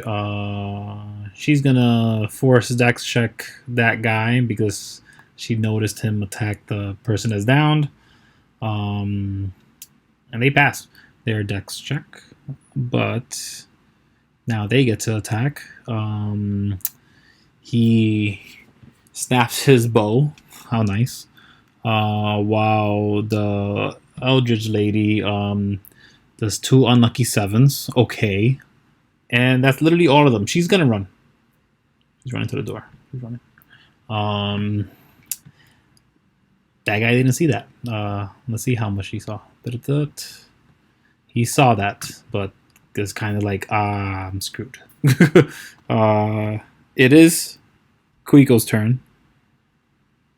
Especially since Amber now blocks the way, kind of. Yeah. After over 3 hours, I just remembered something. Yes. I have a hawk. You have a hawk?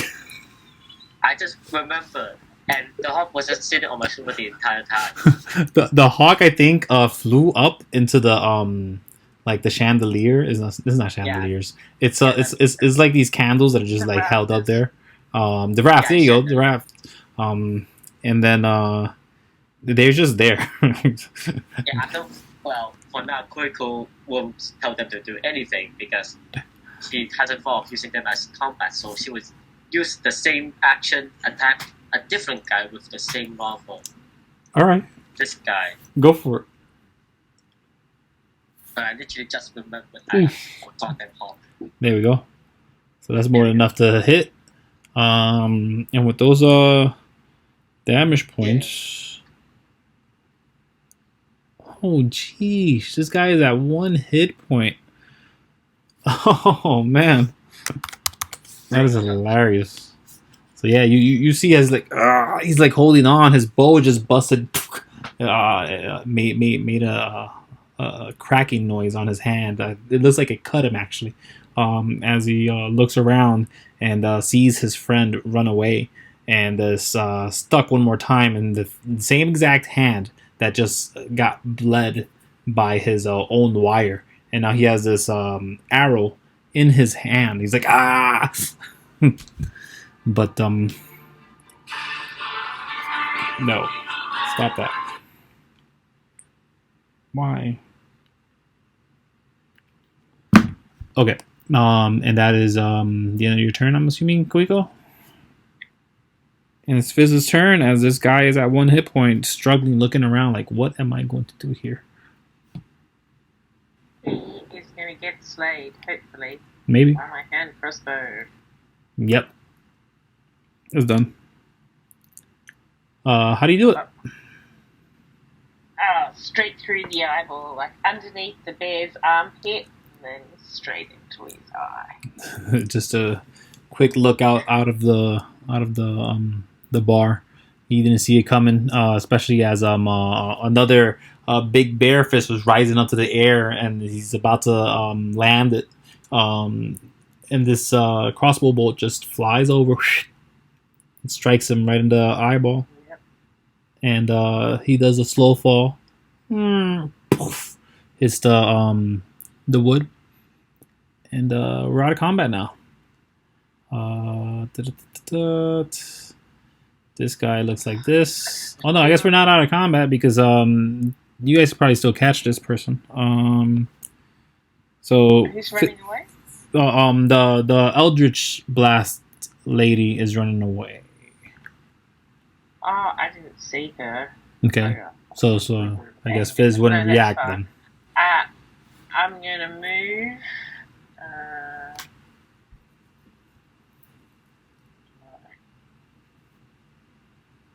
There. Okay. That's the end of my turn. All right. After that, Amber's looking at the one running away. She's gonna force a dex check, as she always does, and they're gonna fail. And take a d8 of damage. Oh, nice. And it's the first time this character has taken damage, apparently. How? What? Okay. She's not really gonna engage. And then this person's gonna move all the way there. I didn't calculate it, but I'm pretty sure. Yep. After that is Kuiko's turn. Can I chase? You may, yeah. I mean, I probably won't. I mean, she's out of here. Yeah, they're out of the You bar. can just move to the doorway. Yeah, to see what's going on. Just move to there. Could just chase them like a goddamn hunter, and she's a ranger. Yeah, you have to do is go for it. I don't think she would. So So you don't engage? That's fine. yeah, That's fine. These are people that came into a pub and basically started attacking. it's For going no back. reason at all. Adam. At least not a reason. In a room full of people, they let off an explosive. She They're will- probably not good people. Wait, is this girl just dead? Like completely? No, they're on the floor. They're still moving around.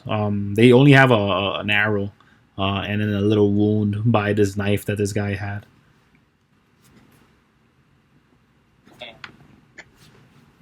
Can I go over and check on her? Sure. Give me a medicine check. Oh my god. Yeah, she's dead. Oh, okay. Kuiko's just so upset. She thinks she's dead. We could do nothing. Okay, that's fair. Amber, heal her. Save her. Yes. Yes, that makes sense. Amber goes. Yeah, let's do that now. And that's aside from Cassie. I can imagine this doing that. Amber says she's not dead, but I don't know what's going on with her. Okay, then me and Amber will just surround her.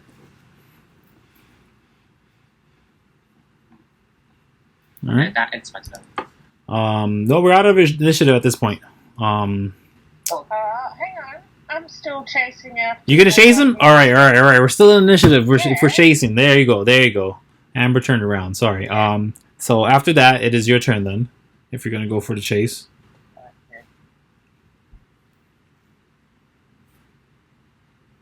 Okay, I get to the door. Yeah.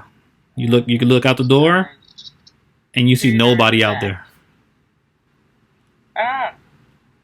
But she's there. I can see her. No, Fizz doesn't see her. I have night vision. Yeah, no, Fizz doesn't actually Perception? see her. Do my best. Let me see. Perceiving away. Nothing. You see traces of movement. Oh. Can I take a shot at the traces of movement with disadvantage? You may. Okay. So yeah, it just flies off. You don't know if it hits. If you feel like it doesn't hit because you feel like it went a little too far. Okay. Okay. Is that the end of your turn? Keep perceiving on my next turn. Okay. Moving in the direction of where I've perceived before. I believe everyone else is going to forego their turn because they're worried about the other lady. The bear is going to eventually turn around and be like, "Oh my gosh, Cyanide is down. We need to get help her." And she'll eventually stir back up, I guess. Would she? No, she's down right now for the time being. So we just come back to you. We just come back to you, Fizz. Okay, what would you like? Perception again? Sure, it's a disadvantage though.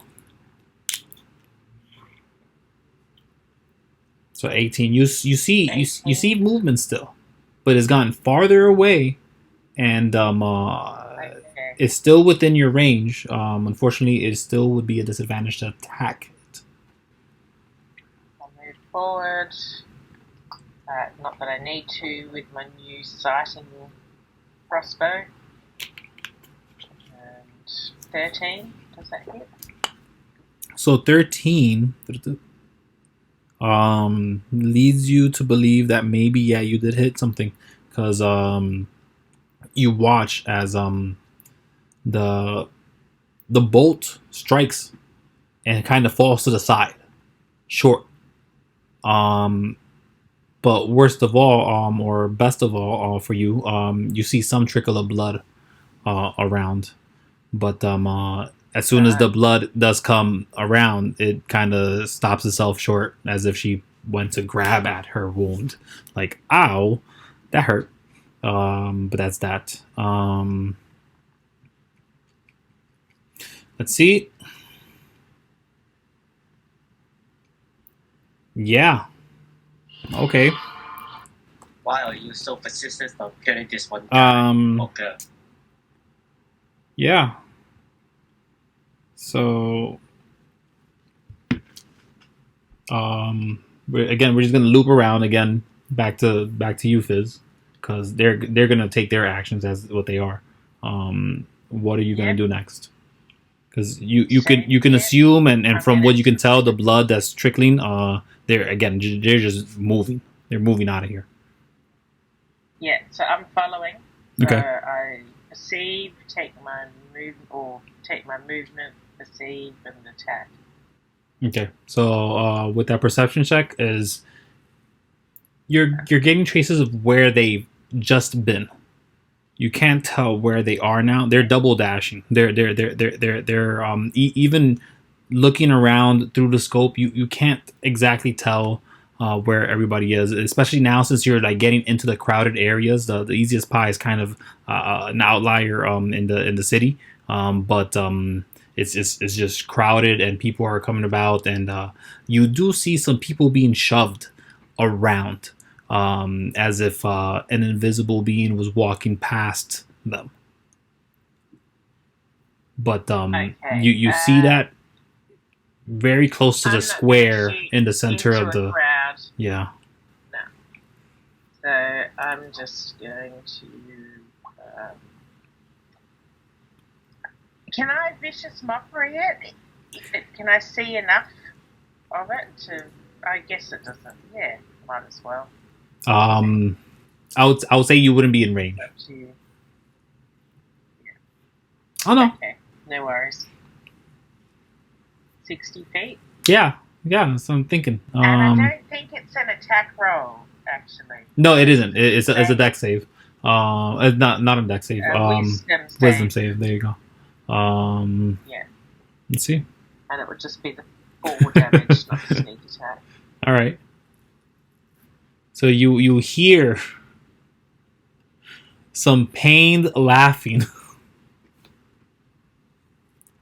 is very. It's almost muted. Is this? But you hear some laughing, very muted laughing, from far away in the crowd. It's forced a bunch of people to, like, look away, and you see like there's like dust being piled up in a corner there, but there's people getting out of the way of that right then and there. Almost like it was odd or confusing or scary that random noises coming from the air. This seems to have worked. Okay. I'm going to continue chasing then, because I've got my 20 feet, so I'll chase it for 20 feet and see if I can keep on the trail. Okay. Let me mark that 4 points of damage that are on them, and then so how does this work?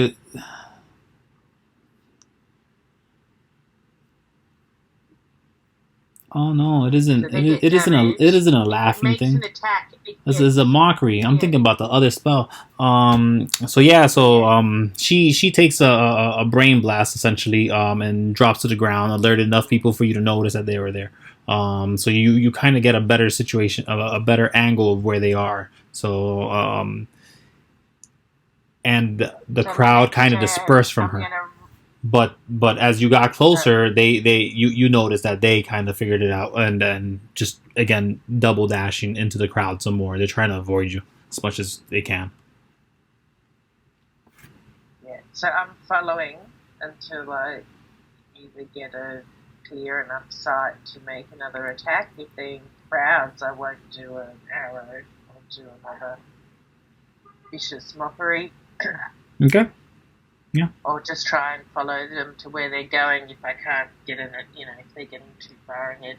Yeah, actually, after they get, because if you're at the easiest pie, yep. So just about the time you're seeing the shish kebab place, you see them go around it, because that'll be the next nearest place after their turn. After your turn, I mean. They go behind the shish kebab place, and that's the last time you see a semblance of some kind of invisible pitter-pattering about. Unless you, again, go around the shish kebab place. You just have to get to it. Yeah, I'll follow around the shish kebab place. Do you want a survival check if I want to look for, like, blood drops? Or yeah. So or anything? So what you see is on the door. That's actually what you see. You see their wound. You see a handprint right on the not the door itself. It's like the side of the little barricade or whatever, the little station that it is. And it's clearly red on the white that it is. But then there seems to be like a whole lot of footsteps running around in the same spot, and then nothing else. It doesn't go anywhere.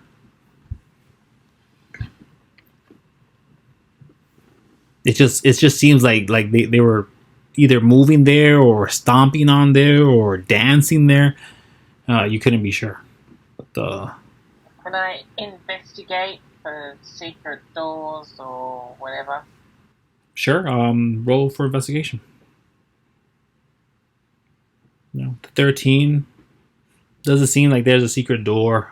You kind of start looking at the back door of the Bob's, the shish kebab place, and then eventually the guy that was in there, he opens up the door and he's like, "Hey, what are you doing with my door?"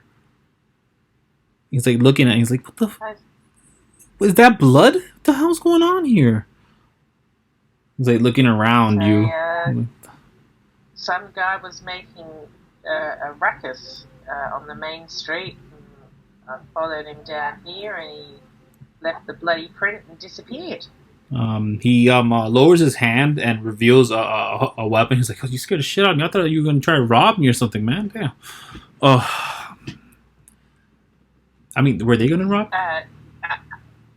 I have no idea. Did anyone come into your shop? Was there any disturbance inside? No, nobody comes in here. Okay, well, I'd keep it locked if I was you. It was, so you started messing with it. Good night. All right. I was inspecting it. I didn't try and open it. No, but I thought you were about to. But you're right. Thanks for looking out, though. No worries. He closes the door. Night. Yeah. He opens it. head back He to opens it again, and he has a shish kebab in his hand. He's like, "Here." A shish kebab? Yeah, Oh, What's a thank shish you. kebab? yeah. He has a shish kebab. It's a meat on a Or what's a stick. shish kebab? Oh, it's meat on a stick. Barbecued meat on a stick. Yeah. What? It's meat on a stick. Meat on a stick. Oh. Yeah, Oh, okay. So it's a meat on a stick. yeah. There's a bunch of little meat pieces on the stick. So Barbecue. Has some vegetable in it. it's me. He didn't put flavoring, but if you go around, you know that he had a bunch of different sauces, and anybody could just grab as much sauce and put it on their stuff. As much sauce. But he gave it to you plain, just like that. Okay. By the way, That's is fine. on. I'll take it plain if it doesn't cost me 10 gold. Well, he wasn't going to charge you, and the dressing is in the front. But Danny, you were saying something? So Kuiko and Emma still standing there. Yeah. They probably figured out that this lady eventually wakes up. She rouses from her thing, and during that the bear he would grab the body of this the lifeless body of this halfling, and he would look like he wants to just dive his mouth into it, but he stops himself, and then he lets him go on. He says, "This guy, what did he do? Why is cyanide hurt like this? Like, what's wrong with her?" And then Amber kind of looks at the weapon on the floor. It's this dagger, and she kicks it. Let's see. And she says, "That's a magical dagger there." Wait, a random magical dagger. That's a magical. No, yeah. No, she points to the dagger that the guy used, the one that fell off of his hand, and she kicks it kind of towards you. Like, she didn't kick it to you, but she kicks it a little towards you for you to notice it. And she says, "Yeah, that's a magical dagger right there." I pick it up and see what it is. You look at it; it just looks like a mundane dagger. It looks very thin, almost like a letter opener, but it looks like a regular dagger. Doesn't look magical at all. Will do Arcana. Yeah, roll Arcana. Roll Arcana. What is my role today? Yeah, no. This is definitely not magic. Whatever Amber is smoking must be real good. I'll just put it away from this. All right, no problem. How should I save it as a dagger? Yeah, just put a dagger, supposedly magical. You can put magic dagger, it's fine. Do you want to check on everybody else's loot, or do you want to keep on her, or what? Amber's gonna stay watching her, kind of dabbing at her forehead a bit. She sees sweat, but every time she wipes the sweat, like there's like almost green on the napkin, and she's just like, "Oh, what's going on here?" She says that to herself freely, but loud enough, I guess. Well, can I just get my hawk back for now? Yeah, so the hawk will probably come down after all the trouble has been has dissipated. So yeah, makes sense. Mm. And then I'll walk around and see if, well, anyone is actually dead. Yeah. Well, So I know that you said you would do non-lethal damage, right?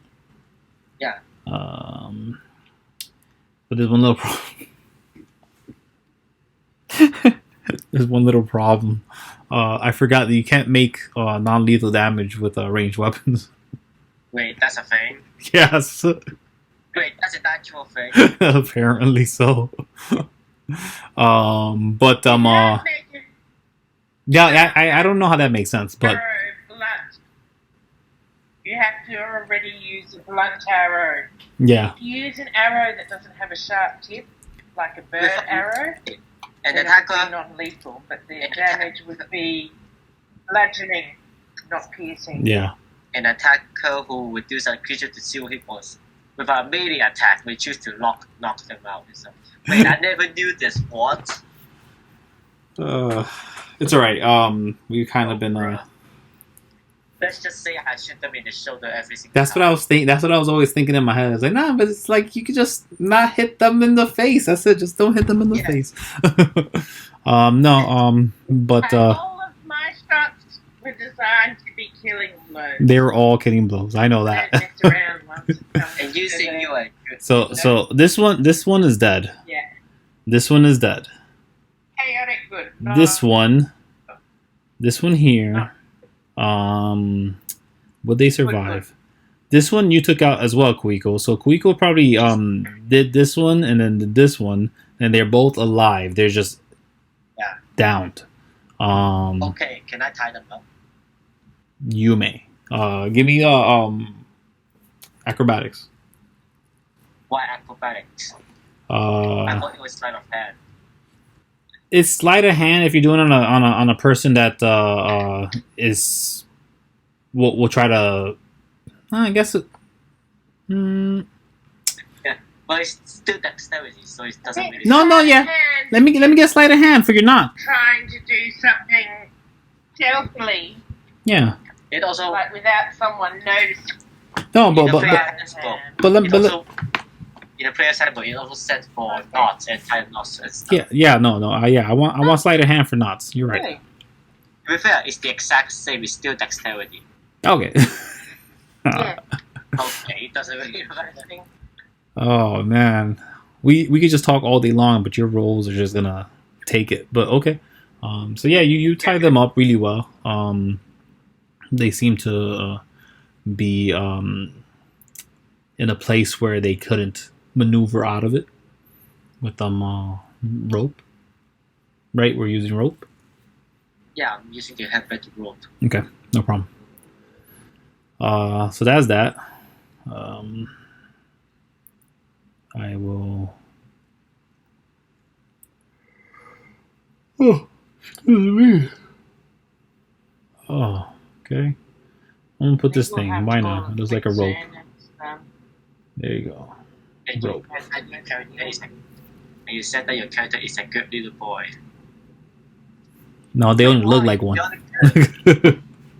I literally thought you were chaotic literally the entire game. Wait, what? No, I'm chaotic good. Yeah, I couldn't tell at all. But So chaotic good doesn't Yes. mean like you try and do good all the time. It means that you generally try and have a good effect. neutral means you don't care either you do good or bad. Good means you actively go Yeah. out of your way to do something good, and evil is going out of your way to do something evil. Neutral doesn't care, but good Yeah. cares, and But you just kill everyone. chaotic, if you think of chaotic good is the ends justifies the means, The end whereas justifies lawful the- good is the opposite of that. The end just. So as long as it matches my moral code, and I'm trying to achieve something that's not bad, then I'm doing good. All right.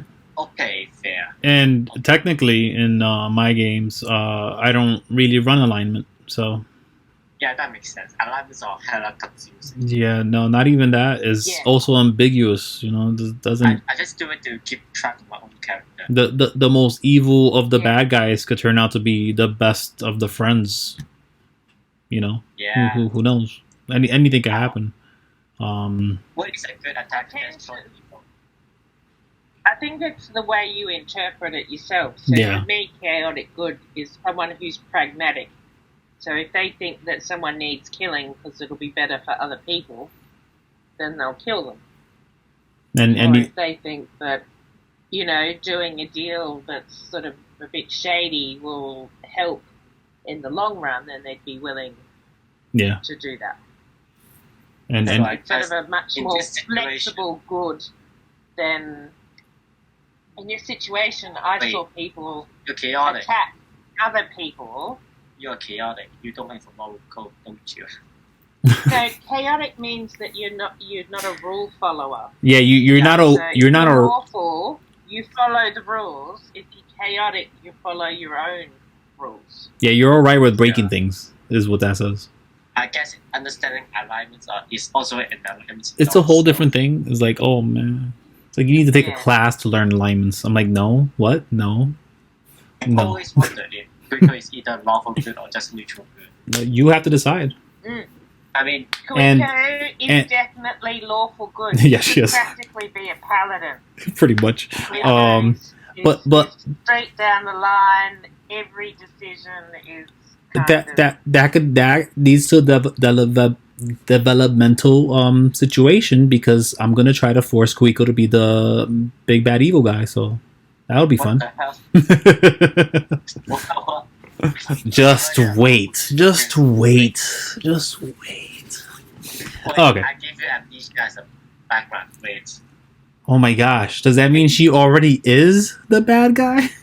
No, not yet. Until this story is established. I'm- Not yet. I mean, you don't know that yet, at least. all right. Let's continue. I We're mean- we're getting so off track here. With the woman, I know that she has a normal life to yeah. a certain extent in points. All right. plenty of normal-looking people are actually evil. You know. And how can you prove that Kuiko is evil? She looks too normal. So far, No. Kuiko is being pretty lawfully good. Yeah. It's a clean nose on that in one. my opinion. I much rather be a character who's lawful. And I don't know why, but whenever I play any game, I can't be chaotic neutral and type near that. Oh, you haven't played with me long enough. Danny, I can't be evil. Danny, you're gonna learn. You're gonna learn, Danny. It's okay. I'm gonna learn someday. Yeah. Don't worry. Let's continue though. So eventually, Fizz, you'll return, and you'll find us all. You'll find everybody kind of looking about. You have some tied up individuals, some that are no longer with us, because either they got burned to a crisp, or shot up with arrows in the face, in the corner there. And you see everybody crowding up around the lady, who was essentially, basically just about now, probably waking up. I'll say that just for like storytelling reasons. I guess she could Okay. say why, Well, what I happened, will let her- or you guys can her ask. Regain her senses, and I shall search the body for both Oh, wow. loot and clues. Okay. And clues. Okay. So you start searching all the bodies, and what everybody has is essentially their weapons and their clothing, and that's it. Wield the weapon to So, fall down. so no gold, no like kind of we're part of this group or anything like that. Like if I was to say what are the two warring factions? The butchers and the whom? They're just guilds. They're part of the city. They're not warring. They're just having apparently a dispute of some sort, and it is the butchers and the Blue Coral Guild. The Blue Coral Corps. We just call them the Corps just for easier. But they're called the Blue Coral Group. In other words, What do they do? they're essentially the cops. Okay. So Yeah. do these guys look like they were professional cops from my perception when I was there? carry themselves like cops, or do they have like calluses and the kind of muscles a butcher might have? No. So I'll give you an investigation, or you're just going to tell me no? Yeah, I just told you no because given the 20 minutes you searching about, you'd get a natural 20 regardless. Because you're not pressed for time, so you see that these people are hardy. They do have callous hands. Some of them, at least, the knight does. The guy up here, the older gentleman. But all of them seem to have decent clothing. And the smaller gentleman, the halfling, he has slightly better clothing, but not that much better. Seems to have gotten it from the same place. But it leads you to believe that these people were sent here specifically, or are trying to collect some kind of was that when they put a wanted sign on you? Dead. Dead. Yeah. Okay. Oh. I'm thinking of another word though. I'm I'm thinking of the knuckle busters. Okay. Next, after this other lady's up and about. 1 second. What have you?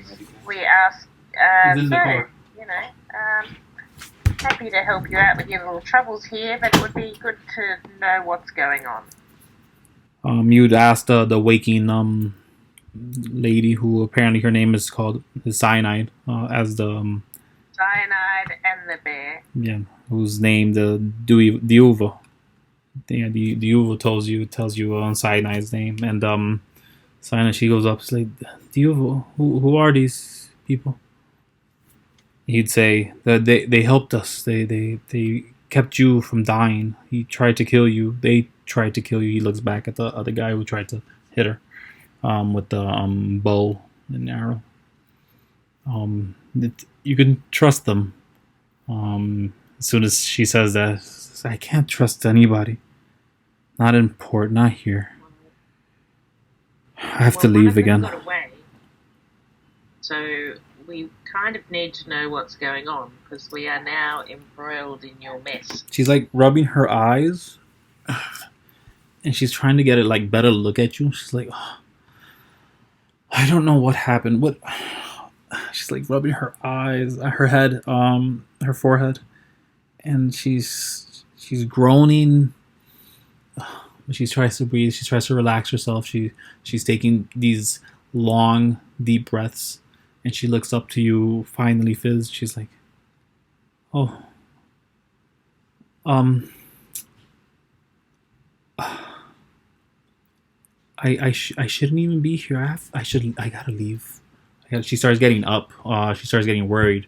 She's like, Diuva, I'm so sorry. Diuva, I didn't mean for any of this to happen. I have to leave, though. I'm gonna go. She's like, turns around. She kind of ignores you guys and goes up the stairs. I'm going to put my hand on her shoulder, like trying to be non-threatening. Sure, she stops. You can't leave us in the dark, but we don't know what's going on. But if I tell you more, one of the people that escaped thinks that we're helping you deliberately. So it's safer for us to at least know what mess we've gotten ourselves into. Damn it. She looks around, see if anybody else is in the bar. Ignore that roll. I'm sorry? Ignore that roll. It's not that roll. Not that one. Cassie, stop. Quit rolling if I don't ask for it. She was going to ask for a roll. You convinced her with your words. I was just playing with my character. Of course you were. Especially since I was going to tell you, and I didn't even see that roll until you mentioned it. I'm not going to lie. She's easily persuadable. You said exactly the right words she needed to hear for her to divulge the information that you're asking for. So she's actually going to give you some, which comes to you like she's after she looks around in the bar to see if there's anybody else. She says, "Fine. Duivo can't know. He can't know." And then she starts walking up the stairs, basically like nudging you to follow her. Yep, I'll follow. Amber is actually gonna turn to Duivo, and she's gonna say, "Stay down here with me." But Kuiko, do you go too, or do you stay? I'll stay with Amber. Okay. So Fizz goes upstairs, and you eventually following Cyanide, you see that she goes into a room that looks to be her room. It's almost plain, but there is a dress that is splayed out, but there's also a set of trousers by the side that she picks up and she puts on real quick under her dress. And once that's on, she takes off her dress and then she goes to her closet and she puts on a whole different set of clothing, and she looks like a traveling merchant after a good minute or two of redressing. But once she has that, she turns to Fizz and she shows you her hand, and her hand goes from she was sort of pale skinned, but I would say she had like birthmarks across her body, but all that disappears almost immediately as she shows you her hand, and it becomes green and kind of like a fog, if not a mist, that is permanently in place in the place of a hand.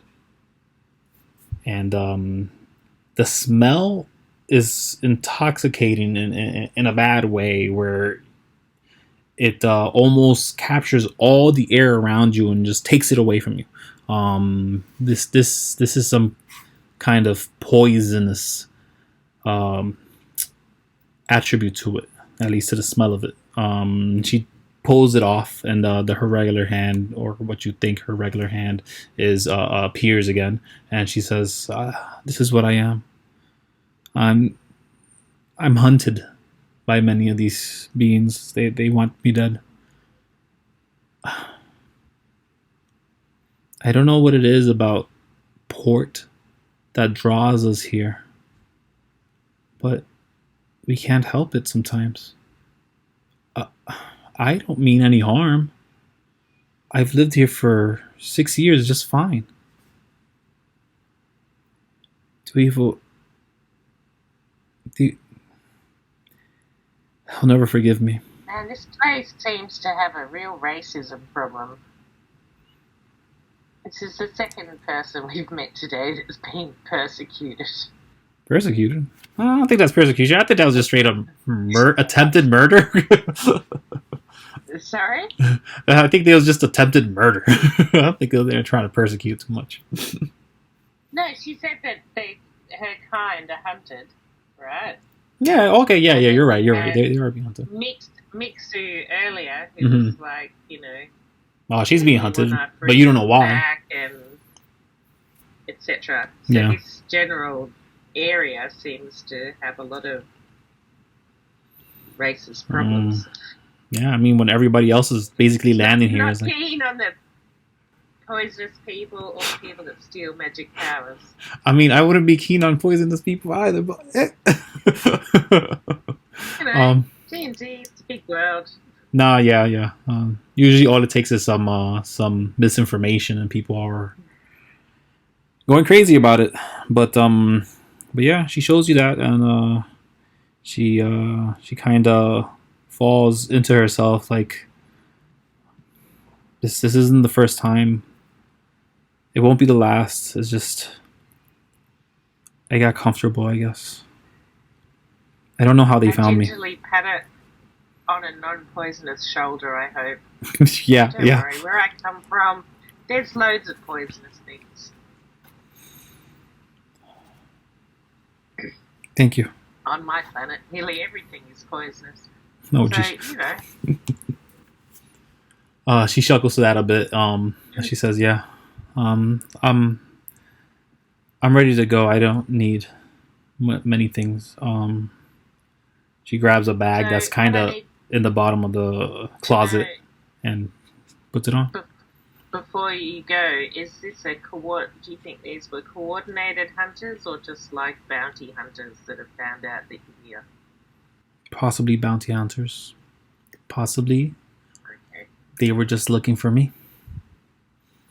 Don't know. no worries. Hopefully, we don't cop too much flack. Anyway, good luck. Good luck to you as Ciao. well. She kind of goes to the window and then jumps off.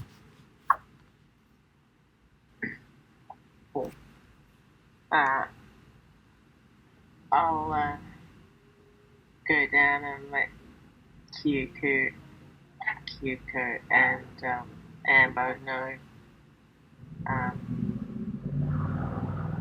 quietly without letting the Okay. Yeah, he would have already moved on Yeah. to sit down somewhere else. He would have just been sitting there. and then I Amber would have asked been them like here.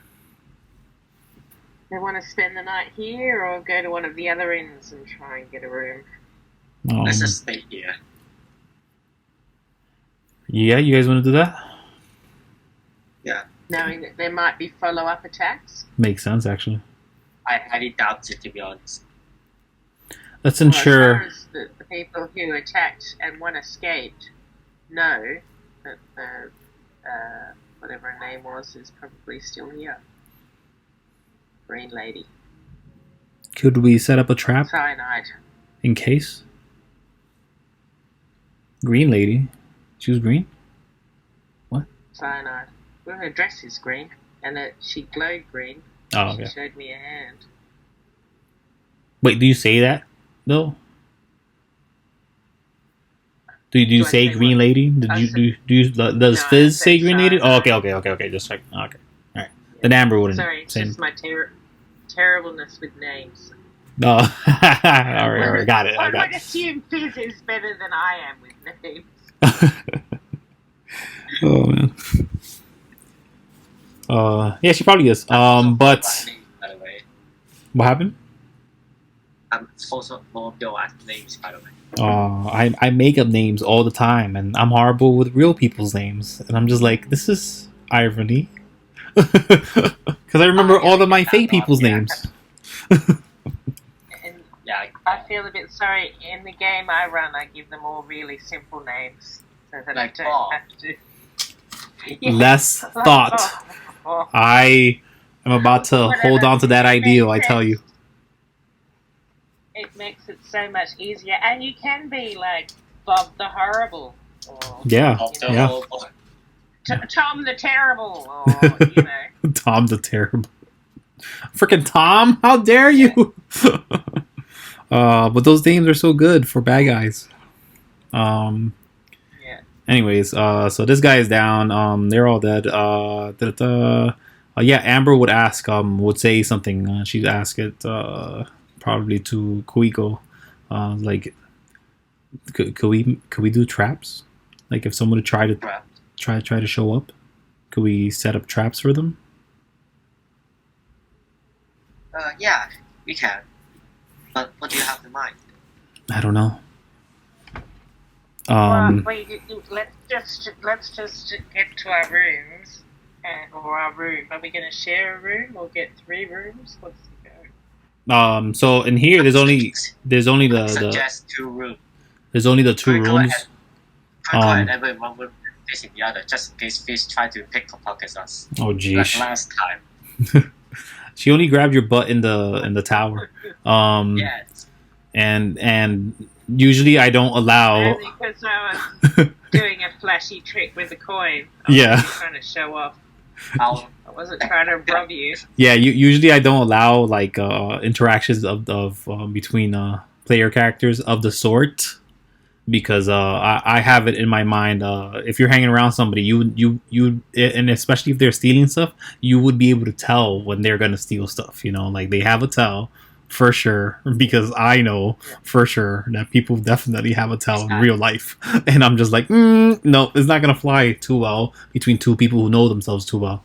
But in this case, that case, that was fine because you were gonna use it right then and there, like that storytelling, love it. When people are trying to rob each other's inventory stuff, no. So that's that. So yeah, the Uvo, he'd say to you guys, like, if you guys want, get some rest upstairs, take my room, and cyanides. There's no need for it. I'll wait up out here. I usually wait till 3 a.m. anyways. If one of you guys could come and relieve me by then, that'd be fine. But I'll keep an eye out in the front for now. He pulls out a crossbow. It looks dingy. It looks kind of worn. It looks like it's seen better days, and he just has it up there. He's like, this is meant more to scare. If I need to, I'll use this. And he shows you his mean claws. Why did you not take that out during the battle? Okay, no, I've seen his character. I see he's off character. But why? Why didn't you take it out during the battle? It's a crappy bow, though. So it looks worn. It looks so bad. You look at it. Kuiko will look at it, and she'll be like, "Oh, that's gonna break the first time you press that trigger." Yeah, that bad level. But yeah, no. He gives you guys the opportunity for two people to take a long rest, and then someone could wake up and relieve him so that he could take his long rest. Or no, everybody could take a long rest, and then relieve him, and then you could let him take the long rest, and then done and done. Or you guys could split it and then let him. It's really up to you, like how you guys want to do it. He's okay with staying here till 3 a.m. I'll take the second watch, easy peasy. Good. But Kuiko, you and Amber take Cyanide's room, and I'll take the other room. Yeah, sure. Well, you guys, there's two of you, and the bigger ACs. I think right now Kuiko has more AC than Amber. What? Yeah. Yeah. What? You are the two tanks. I'm a little easy to kill. Tanks like crazy. It's still really easy to kill. But I've got 18 hit points and an AC of 16. You have an AC of 19. Oh. And Amber has a high AC. You two are the two tanks.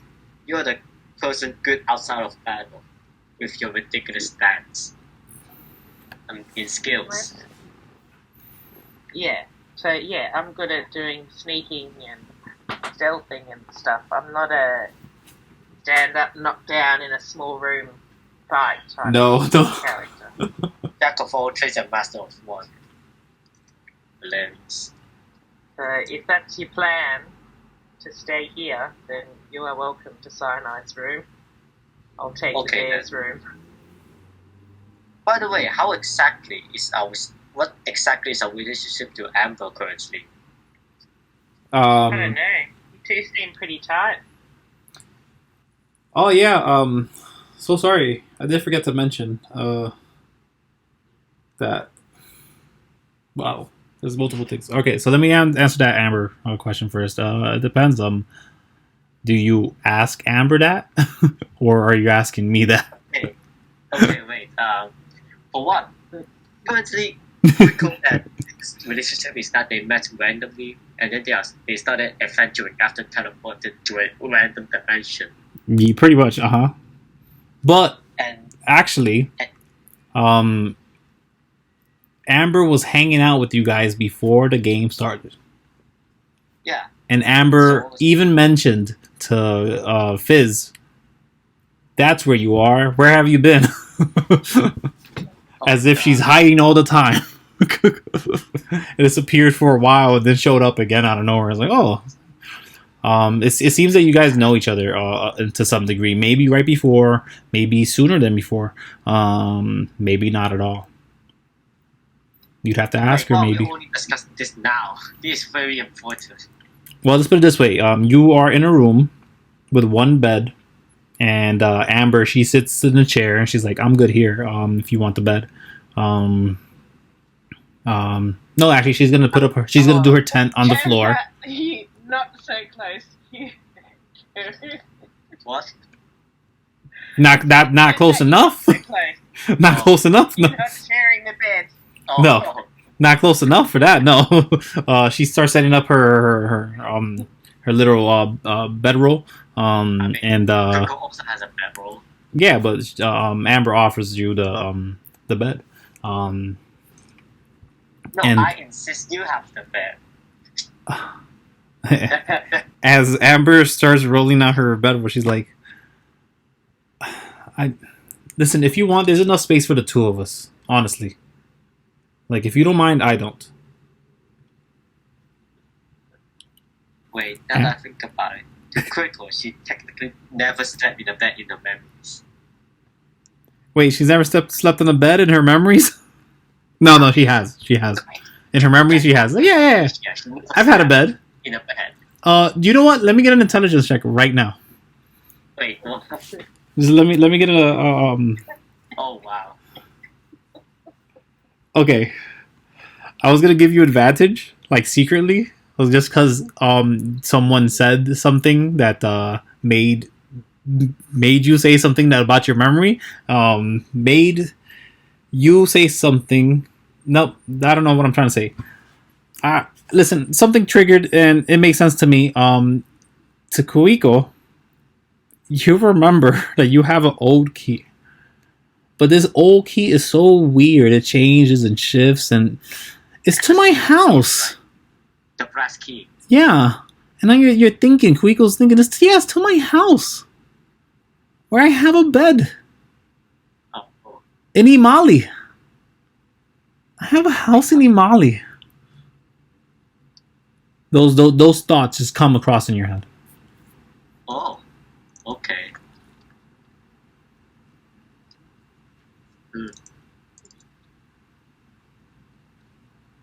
Yeah. Okay, now. So, This situation as you look at the bed, that comes into your head. All these kind of memories of this nice little abode that you have. It is not too small, but it isn't too lavish, of course. But in this situation, both me and Kuiko is both awkward right now. Like simultaneously, yeah. and I genuinely have no idea what to do.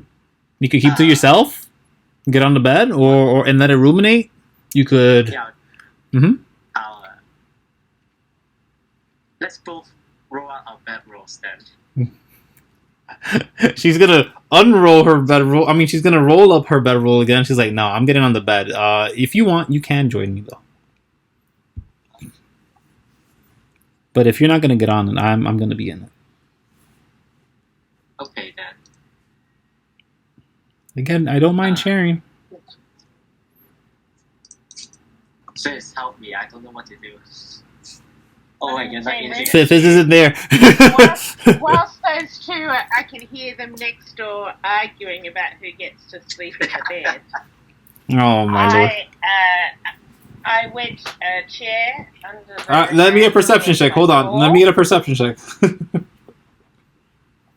Sure. Yeah, I'm gonna say no. You're a little distracted. Okay. Probably getting your night routine ready. You have a bed. You have a nice big bed, but to yourself. It's double the size. No, yeah, you were upstairs. It's double the size of the one that Sinai had. Nice. Yep. Okay, so I'm gonna wedge a chair under the door handle. Okay. Then I'm gonna put some ball bearings down Oh my! underneath the window. So All if right. anyone comes in the window, they're gonna slip on the ball bearings. Yeah. And then I'm gonna snuggle in for my long rest. All right, there you go. You're long rested. You need to hear them complain to each other about the bed. That makes sense. Yeah. So no fizz. Oblivious to their No fizz, long-term Kuiko. arguments. Bad No, argument. you. No, you. No, you. Oh gosh. Somehow I can imagine that perfectly. I love it. Completely, your face just overhearing this. Oh. It's perfect. Oh my gosh. Oh, the blue tiefling and the human. What are you guys doing? Anyways, so after Amber has possibly convinced you to join her in the bed, maybe. Did it happen? Yeah. Yeah. Okay. So yeah. So you guys are there. You fall asleep.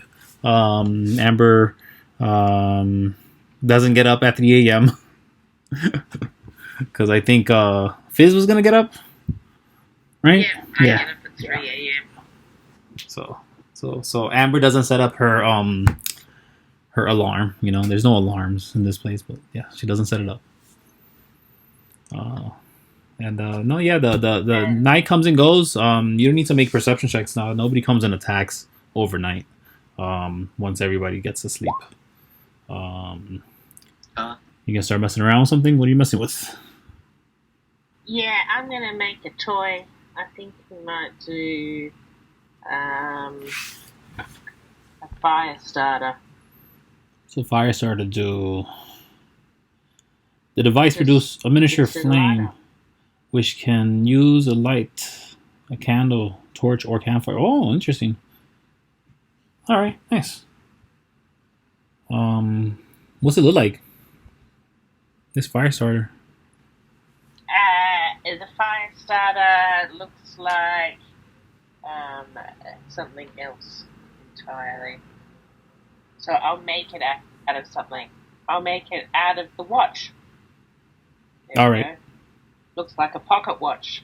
Oh, When you okay. wind the thingy, it makes a flame. What makes the flame? When you wind like you wind a clock with your watch up. Yeah, You know, the little cog on the side. yeah. But instead, that's like the cog that makes your lighter work. Nice. So you do it a couple times and it gives you the flame. Nice, very cool. Yeah. So my little pocket watch is now a lighter. Oh, do you want me to make a thingy? I'm not sure. No, you'd have enough time. You're not. 1 hour. You're not. Yeah, it takes an hour. Yeah, so that's how long as it takes you. So there's no more than anything.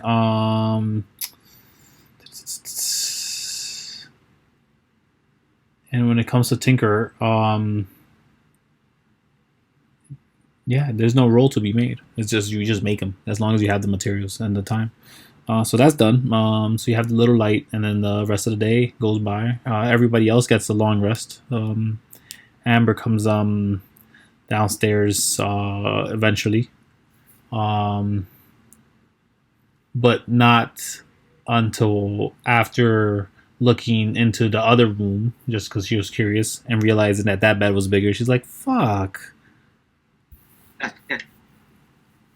And then she just like goes downstairs. It's like, makes no sense, but okay.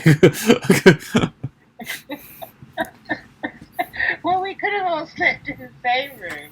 But Kyoko didn't want to share a room with me. Oh, okay. So, and I wasn't going to sleep in the room where the assassins were headed. I gather up my ball bearings as well. All right. How there's a bear sleeping in that room. How quiet are you? Before I came down. Sorry? You do I before? would've done it. All right. I got you. Yeah. Great. That sounds good to All me. of this could have been avoided if you just let me to say, what? Sorry. Oh man, it could have all been This could have avoided. been avoided if you just let me to say. Yeah. But why? Just let me the same room if you didn't try to steal from Kuiko.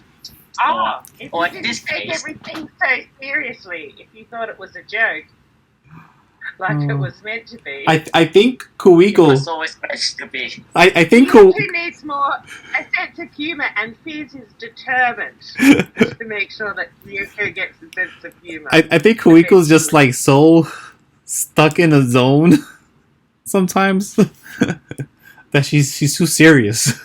I mean, to Kuiko, you literally just grow out of nowhere. Oh, but this is too good. I think. Oh man. Yeah. All right. Yeah. So you guys get up. Eventually, he gets up as well. Uncomfortable as she wants to. Fizz doesn't mind. Well, what happened? I said Kyoko can be as uncomfortable as she wants. Fizz doesn't mind. Oh no. Fizz thinks it's funny. When Oh. Kyoko gets upset. Chaotic good. All right. Yeah. So the morning's there for you guys. What do you guys do? Wait, where did the hawk sleep? Now that I think about it. Who? Sorry? The hawk, not a now. The hawk? Probably went back up onto the the top parts chandelier. stuff. Yeah. It probably shared the bed with you and Amber. No, they weren't in that room. They're like, there's a whole lot of weird stuff going on here. I'm good. No, the hawk. Wait, what is the hawk? The Can I have a character sheet for the hawk? Let's put it this way: this hawk was trained How do I add a to go to the hand glove, or to the person who has the hand glove only. So if you try to, I will let you know if stats will be required. If they're necessary, I will control them for sure. Okay. But I can confidently say is Kuiko would know that it'd probably take a little time, a little bit of teaching with the animal to get it to properly attack an opponent if that's what you're looking towards. Now, there's two different ways we can go about that, and I'm glad we're bringing up this conversation right now as we've had this nice long rest now that we're nice and fresh. After you guys spoke with Lito Urdum, you are now level 3. So Yeah. Yay. That didn't talk long at all. then, what is like 7 sessions? I think. I think this is the 6th. Yeah. Oh yeah, no. Yeah, it's the 6th. Oh, yeah. Well, technically, you would have been Level 3. you are level 3 now. Yeah, Yes, yes. But HP. tech. I wonder if I can roll a 1. Oh, geez, don't roll a 1. A 2. We roll under the average. Can we take the average? Yeah, go for it. Oh, bro. I like that There's idea, really actually. Nothing to lose for rolling. Oh, like that. Yeah. Oh. Okay. What's the what die did you roll, Danny? It depends. I'm doing it in the character mancer. No, yeah, but what size die though? It just does it automatically. Oh, it doesn't tell you. Does it tell you the average at least? It would have if you roll over it. It should tell you. Oh, it says 1d8. No, I'm looking at the wrong thing. Wait, what Yeah, is... if you hover over it, it says if you hover over the number, except for my last one because it was an average. But if you roll over the ones that were rolls, I'm a D8 and Q goes. Oh, I see now. Oh, it says the average right there too. How did I not see that? Okay, I'm gonna listen. You guys know more about the character sheets than I do, and that's okay. So I'm not worried about that. Although I need to learn. I was on YouTube for like 3 days straight trying to figure this stuff out. But okay. So yeah. You guys have some decisions to make. Wait, what is Hunter's Prey? Hunter's Prey. Yeah. Let's see. What the hell is Maybe a ranger ability. As you level up, you get extra abilities. Yeah, but there's only 3 for a primitive, apply full awareness. For what? You click on them, you should see a description next to them. Yeah, but never mind. When I launch the creature within 5 feet. Oh, so it's like okay, never mind then. No way. Oh, you got it though. You got the information. Yeah. Okay.